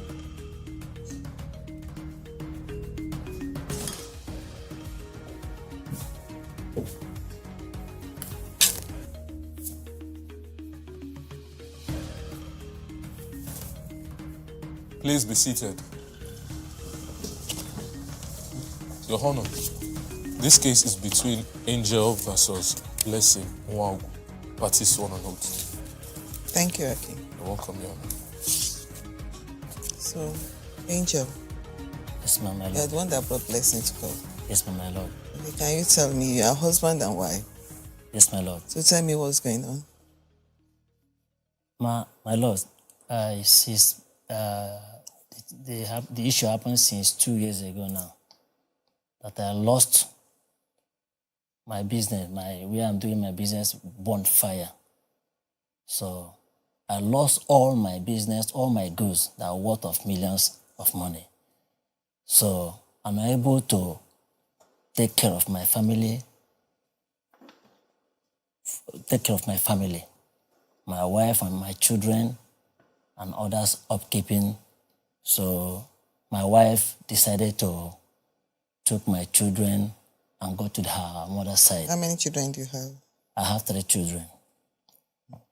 So since that time, she will stay with her mother's side. And since that time, I am not doing anything. Now somebody that lost his business since 2 years ago. So because of that, it brought issue between me and my wife. So she now go back to her mother with my children. So a lot of thinking here and here. Formerly, I don't used to drink. But because of this issue, sometimes I take 1 bottle. After I take 1 bottle, maybe I sleep, wake up, I still meet the problem with me again. So now, why I brought this matter to this court is for this court to help me and settle this matter between me and my wife. Okay. Listen. Yes, my honorable. What do you have to say to what your husband just narrated now? Yes, ma'am, my honorable. What my husband said was true word. When his shop got burnt, he was jobless, nothing to write home about. He was just there. The life that I found him doing was into chronic drinking, then going about molesting women, going about doing all kind of things due to the frustration that he was into. And each time I come and tell him, my husband, what you are doing is not fair because of our kids. I don't want you to spoil the future of our kids. The next thing that will come to me, he will slap me. He will slap me and also use his leg to kick me. So when he do that, I say, husband, please, such a life is not good.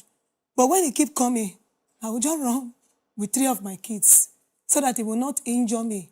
Me at that time, I don't have anybody within me. My mom was at Ajegule. I cannot watch my children dying of hunger.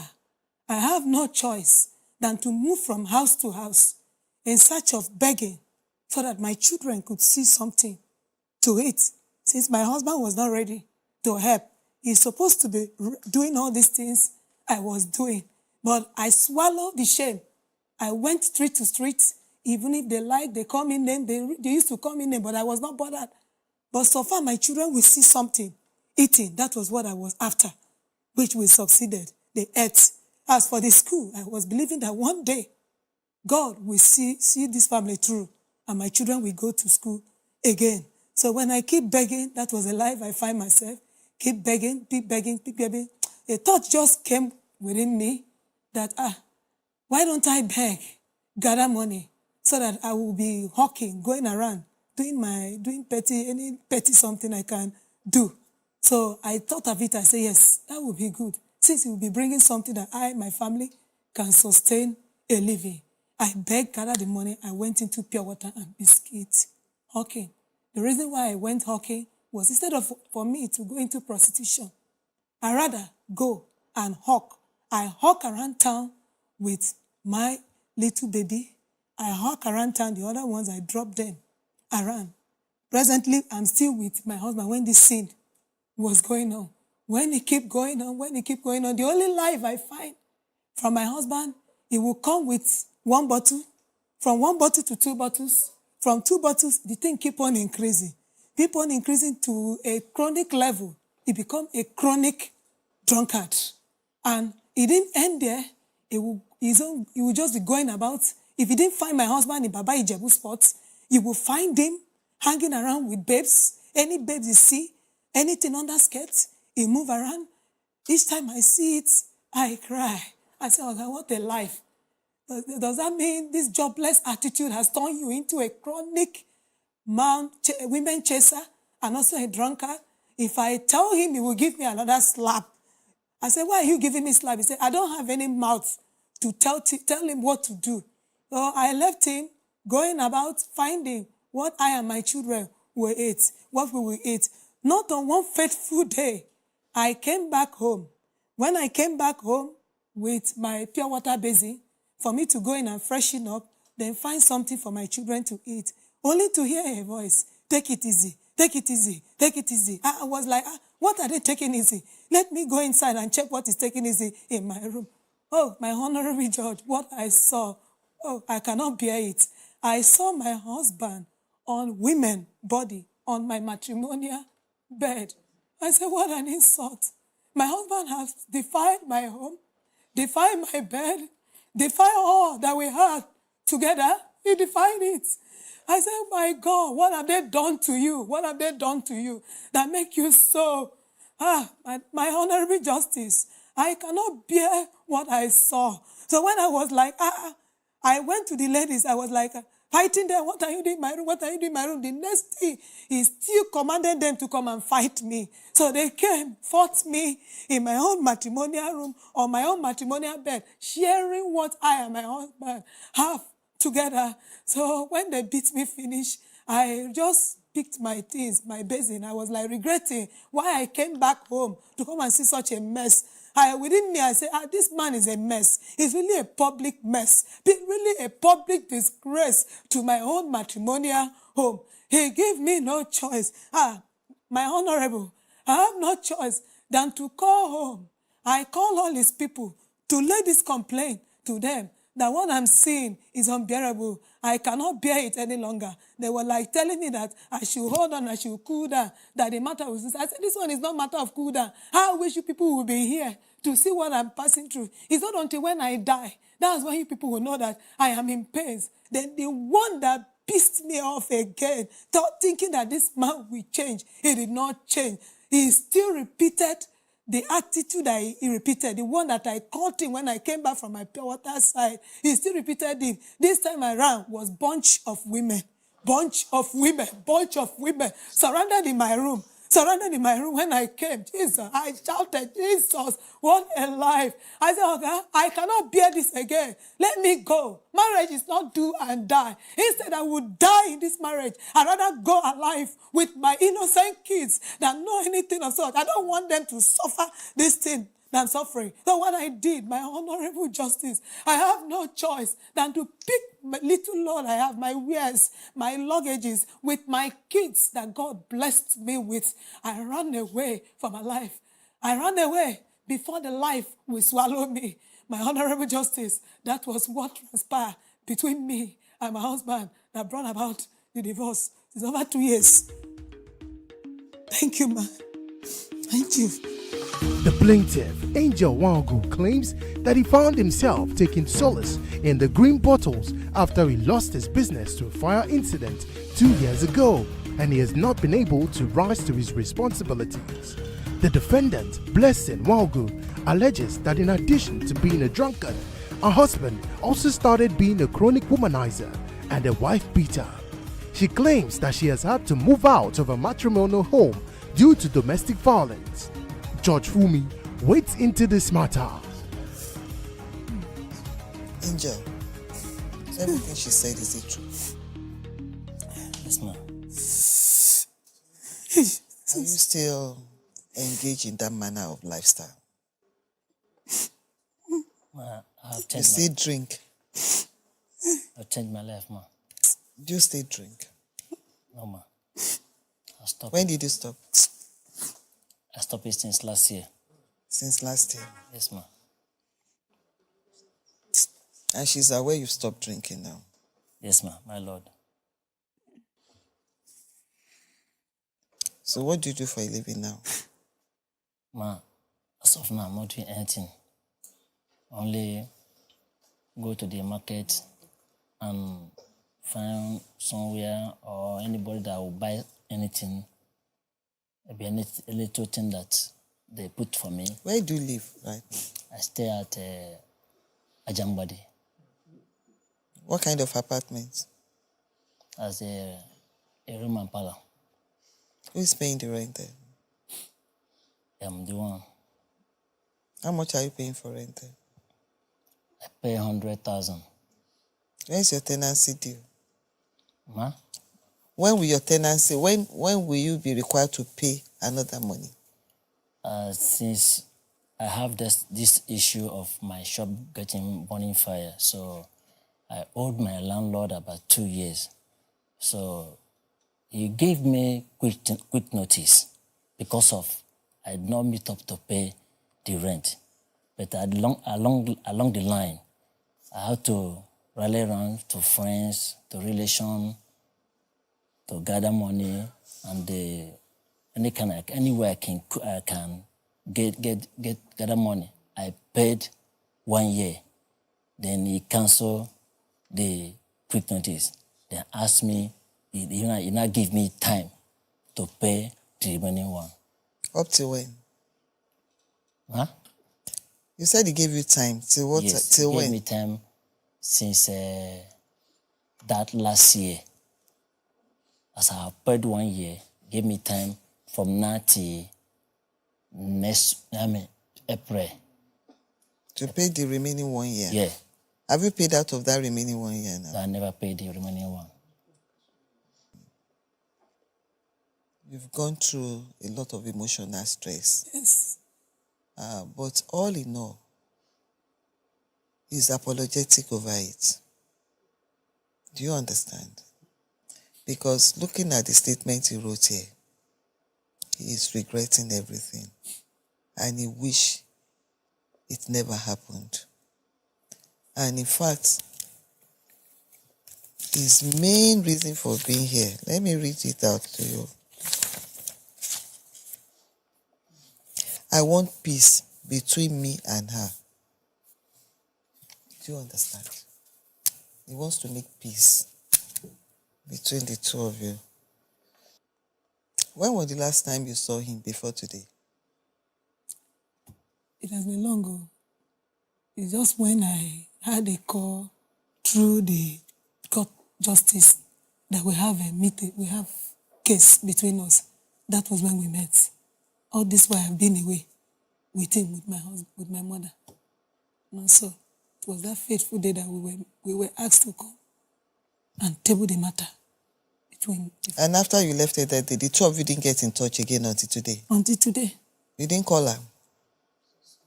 Until today. Why? Why? I'm just asking, why? I don't have card. You see, you have a very serious problem. Order. You know where the problem is? As much as I know, as a couple, you should be living together under the same roof. Neither of you can afford the rent right now. You are still owing rent where you are. And before you know it, another year rent will be out there. You are not doing anything. So, if care is not taken, very soon, you might not even have a roof over your head. Do you understand? Yes, ma'am. But pertaining to your relationship, you're married to him. Yes. You still want to stay with him. I'm asking. Yes, ma'am. I want the court to settle us because the life of that being a single mother, I don't like it. It makes men to come after me, having advances that I don't meet. Men don't come around. But I'll tell them, I have a husband with problem. We are not together. I believe in one day, God will settle us. So I want the court to settle us. I'm going to recommend the two of you to attend marriage counseling classes. If you had not started misbehaving, she will still be under your roof till now. Do you understand me? Yes, ma'am. It's your attitude that made her to pack out of the matrimonial home. Is that not so? Yes, ma'am. So now I'll be adjourning your case. In the interim, you are going to attend the marriage counseling classes for 4 months. Then after the 4 months, you're generating income. You can't keep on living like this. And she can't keep on fending for the whole family either. You are supposed to bear the burden together. So we take it up from there. So the plaintiff, Angel Nwaogu, appears apologetic for all his wrongdoings. He claims to have stopped being an alcoholic for over a year and begs to have his family back. Judge Fumi throws in a lifeline to help the couple's healing process. She recommends marriage counseling. After the break, Judge Fumi adjourns this matter. The matter is hereby adjourned to 4 months' time when you come back after the marriage counseling session for that purpose. Matter hereby adjourned. All right. Thank you. Continuing on the Justice Court, the plaintiff, Kubra Emokpire, is asking the court to compel her baby daddy, Adams Izuagba, to take responsibility over their love child. All rise. Court in session. Honorable Judge Fumi Asaolu presiding.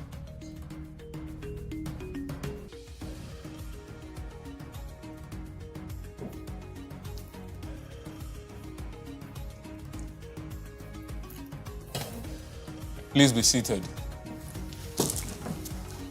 Your Honor, this case is between Kubra Emokpare versus Adams. Parties 1 of them. Thank you, Akin. You're welcome. Okay. So, plaintiff, can you tell me why you are here? Good afternoon, Your Honor. You're welcome. Okay. What's your name? My name's Kubra. Shit. I'm sorry. I'm just a little bit upset because my son's dad has been running for 9 years and I was hoping to catch him here. But once again, he didn't come. Who? My son's dad. Let me try and be strong so I can hear me. Okay, so his name is Adam Sizwagbe. I'm Kubra Mokbairi. We met in 2011 and we started cutting. We cut it for about 6 months, after which we got engaged and everything was going fine, everything was going well, until after his family came to do the knocking, like introduction. Then his real color started to come out.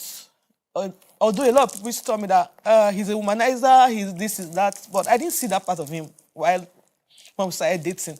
But after I accepted his ring and after we did the first introduction, he gradually started changing. He became very hostile. It actually became an abusive relationship. So many times I tried to walk out of the relationship, and when I tried to walk out, he starts begging, pleading. Sometimes he will pull a knife at me and say, if I leave, he will kill himself. If I insist that I want to leave, he will kill himself and kill me. So over time, I got fed up because every little thing led to arguments, every little thing led to fights. Sometimes he would take my phone, he will wipe out my entire contact. I don't know if I should call it esteem issues. I don't know what to call it. So, July 2012, actually our court wedding was slated for August 4th, 2012, but I walked out on the relationship July 13th. I called it off 12th of July 2012. We had a normal altercation because over time we started having issues, and I'll report to my mother. My mother will say, you have sharp mouth. I'm sure you're the problem. When he's talking, you keep quiet. Because if you see him, he looks very quiet. You know, he hides behind his look to perpetrate his acts. Let me just put it like that. So my mother said, when he's talking, you don't talk. Just keep quiet. Blah, blah, blah, blah. I said, okay, fine. But when I don't talk, it becomes worse. Like, okay, he'd be like, is it a goat that is talking, a goat that is bleating, or a dog is barking? It sure became worse to the extent that he beat me up that day and pulled my hair. It's the reason I don't have edges anymore. Like, I had braids like this, so he pulled my braids. And I wanted to leave that day. I told him, look, I'm done with you. I can't continue like this because I want to get married. I'll not kill myself. He pleaded and pleaded and pleaded. I said, no, like, no way. He pulled out a knife and said, okay, he was going to kill himself and kill me. Nobody's going to survive it. I just had to, because he looked really desperate, and I felt if I insisted on leaving, he might actually do it. So I kept quiet, and I acted like everything was okay. Because I was supposed to sleep over. I started sleeping over during the weekends because we were planning marriage. So the next morning was a Monday morning. He wanted to leave for work. He was very skeptical about going to work. Something just told him that if he leaves, I will leave. He didn't want to go to work. I just assured him. I told him that everything is fine. He finally left for work. The moment he left for work, my little belongings I had there, I ran away with them. You know, I had to go home. Told my family that I'm not getting married anymore. I don't want to die. My mother tried to make me go back. My father was like, no, she's the one in the relationship. She doesn't want to date him anymore. That's fine. He called, he pleaded. I said, no way. So 2 weeks after I left, I realized I was pregnant. So I realized I was pregnant. I had to reach out to him. I called him and told him, look, I'm pregnant. Oh. He was happy. He was like, okay, fine. I told my mom, he said, let me call you back. So he called me back. Then he said, his mother said I should come for a test to be sure if I'm really pregnant. So I went. We did the test. I was 4 weeks pregnant as at that time. Then the mother actually followed us to the hospital. The mother was like, Dami, I cannot leave and come back and say, because she was a problem in the relationship. But I didn't even look at her because I'm not going to leave. I know I'm not going to leave with her. So I just focused on my baby daddy. The mother was a problem, but I don't want to talk about her. I just want to face my baby daddy. So she said that I left about 2 weeks ago and I'm not coming now to say I'm pregnant. Like, that her son is not responsible for the pregnancy. I said, how will you say that 4 weeks? That's 2 weeks after I left. She said it's not her business. So that even her pastor told her that I will bring a child that is not her son's child. Where is that coming from? It became a big issue. My father said, okay, no problem. When I have a child, we will go for a DNA. Adam was like, yes, that when I have the child, we'll go for a DNA. All through the period I was pregnant, he didn't talk to me, I didn't talk to him. I tried to reach out to him on several occasions though, but he didn't want to be a part of it all. So my father said, leave him alone. You don't force a man to be part of a child's life.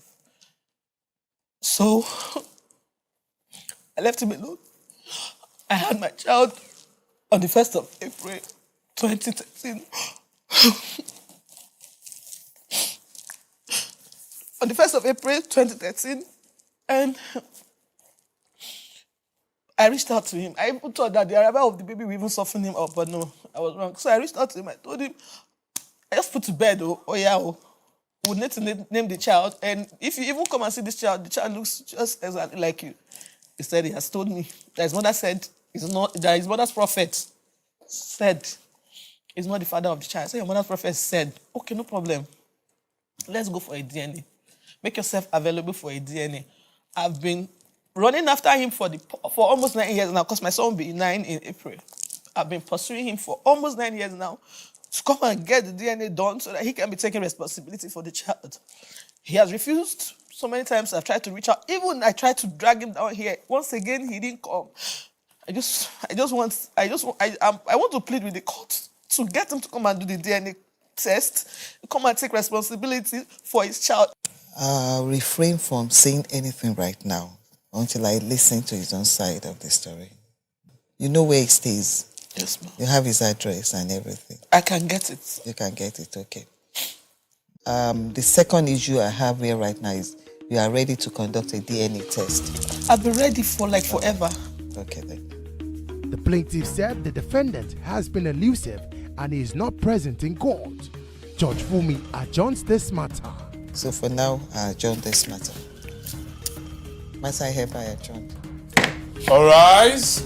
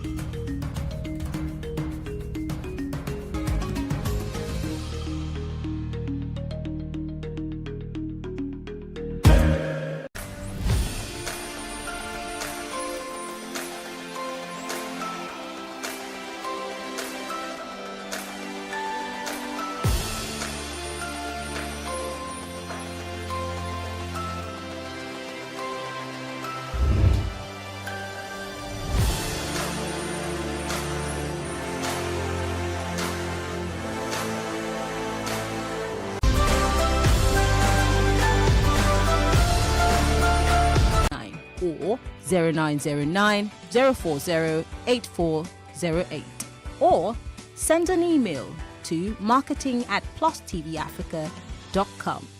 Plus TV Africa. Big stories live here.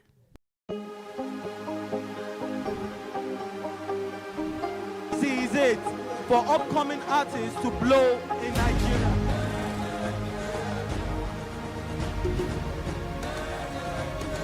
Welcome to Plus Trending. I am Bookie November, your host, saying thank you for joining us on today's episode. Welcome back. It's tea time on Plus TV Africa. Practice makes perfect. I'm not perfect yet, but I'm a lot better than I used to be. He's a king. He's entitled to marry 100 if he wants to.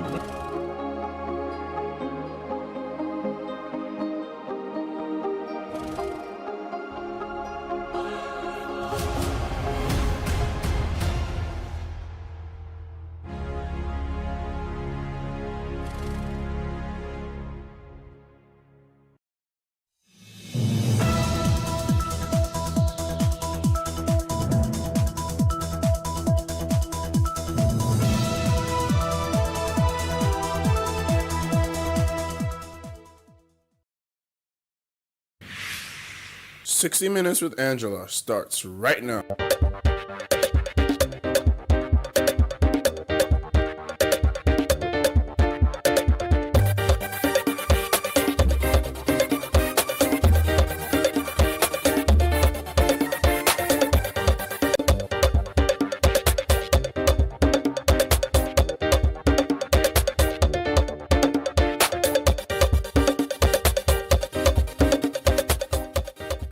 He is the water that flows for the people of Amuzu in Abia State, the Mirina Soroha Nke Amuzu. And he says, come March 11th, 2023, he wants to flow for the people of Abia State.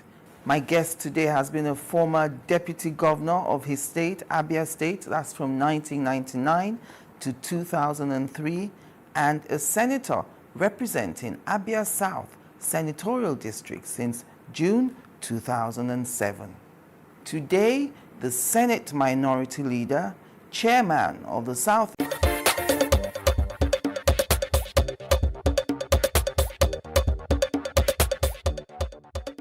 We're recording this interview just off the back of protests by women groups at the gates of the National Assembly.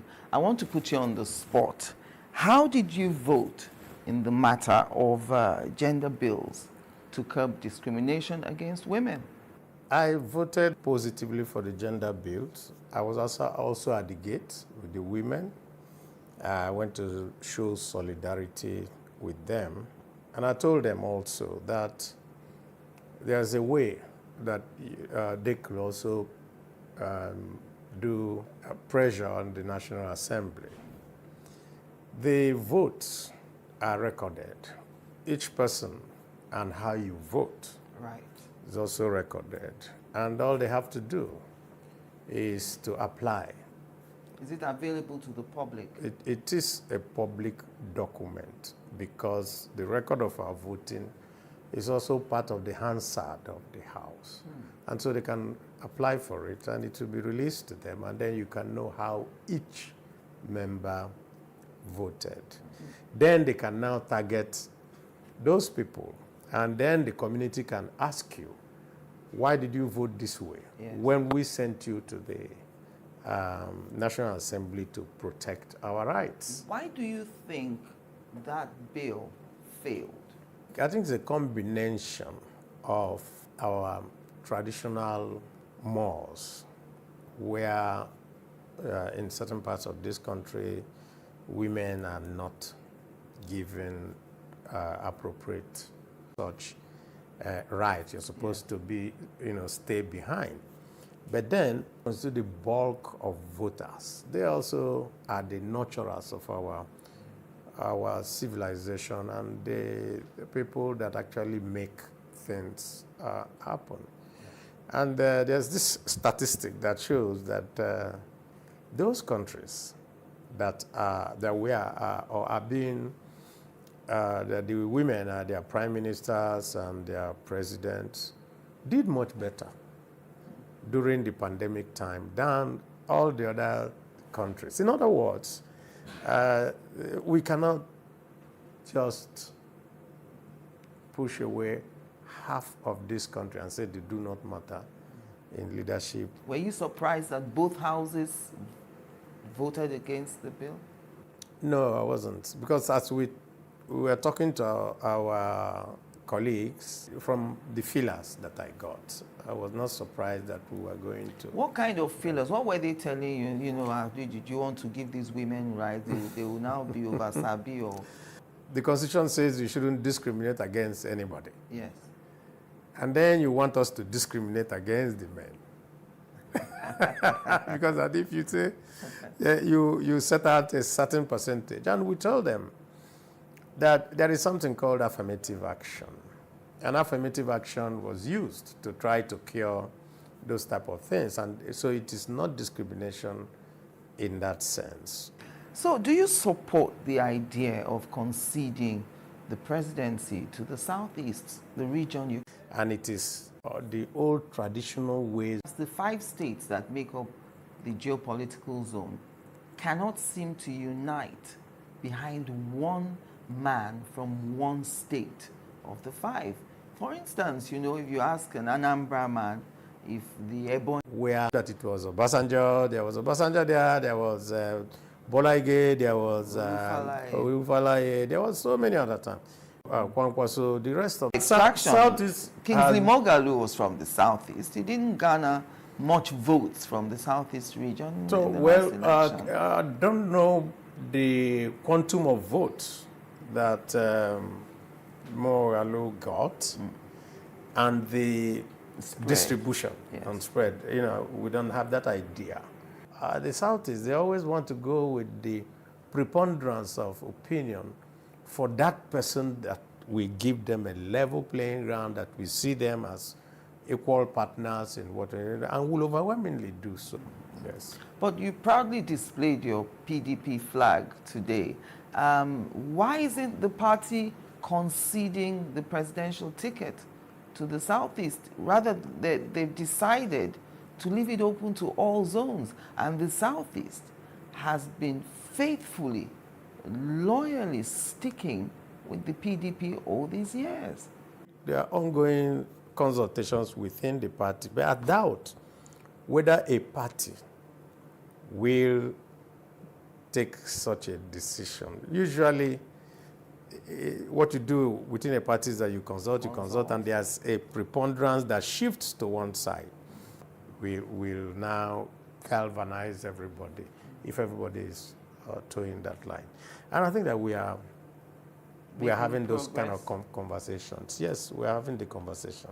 Do you have anyone from the Southeast that you would not mind to see as president? And I'm asking that because even you've been, you know, very active. You're a leader from the Southeast. You have a prominent position in the Senate. Why have you decided to go for the governorship of Abia State rather than throw your hat in the ring for the presidential seat? Well, I think that everybody has presidency. That I have said, let me leave, and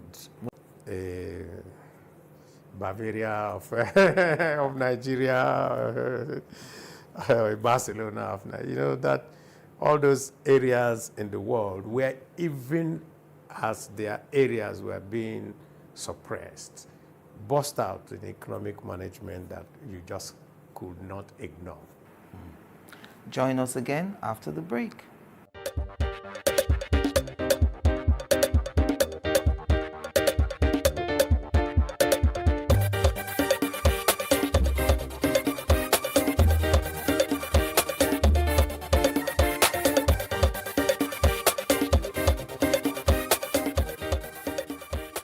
Welcome back, Senator Abaribe. Do you believe in Nigeria?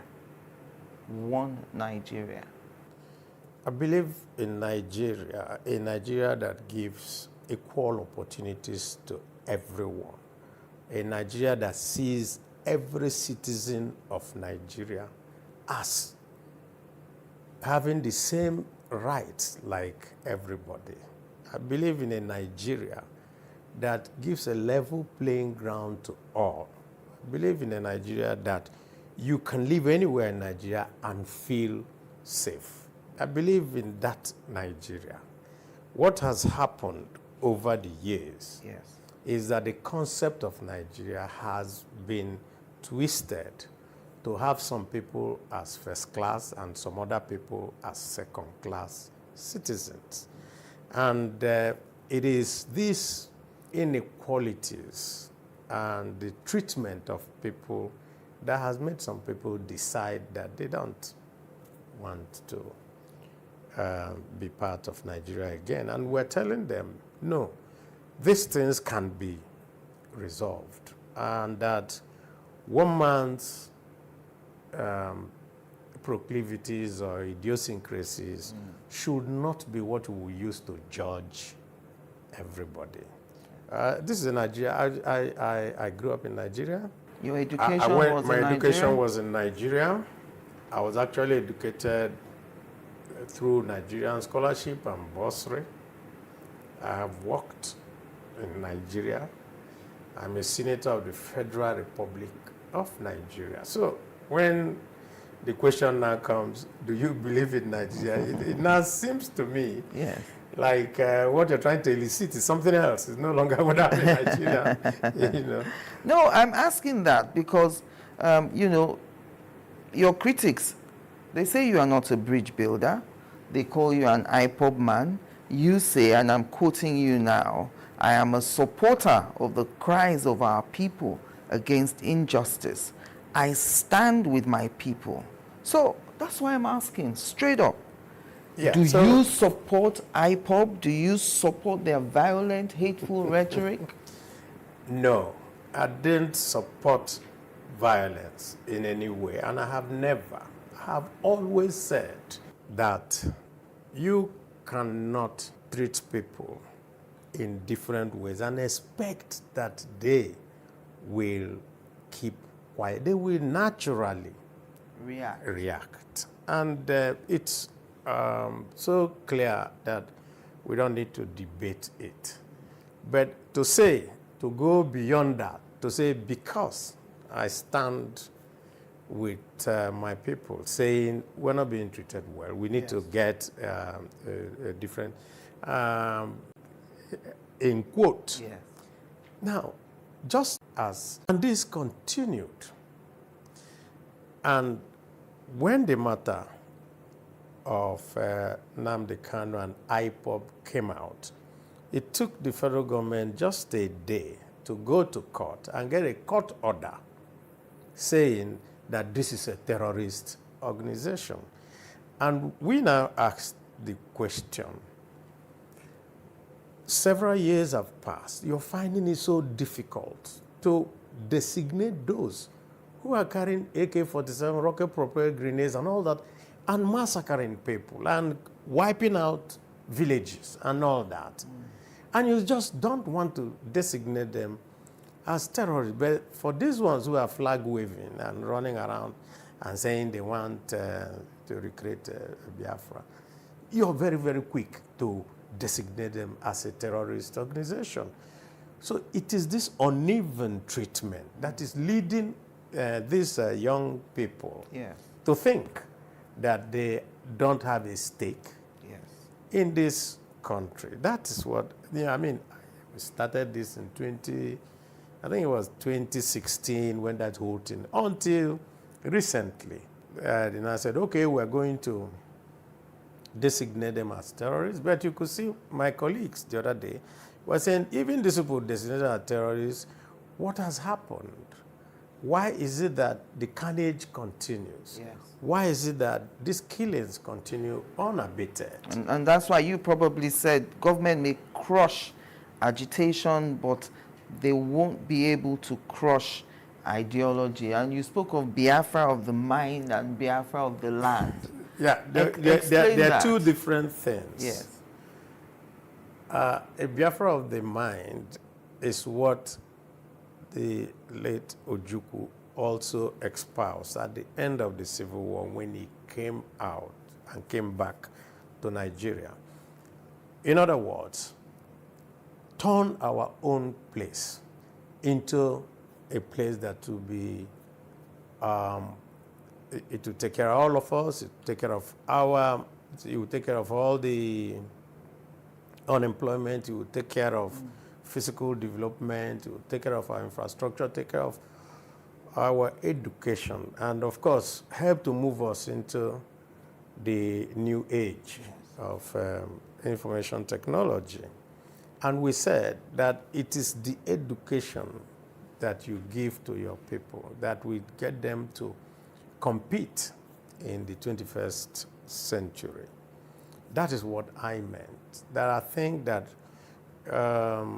going back to say, let us find an enclave of our own and all that, may not be helpful to us in any way.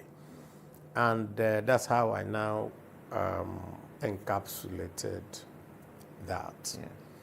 But that does not mean that our people would continue to do things that are also having a difficulty of deciding how to treat these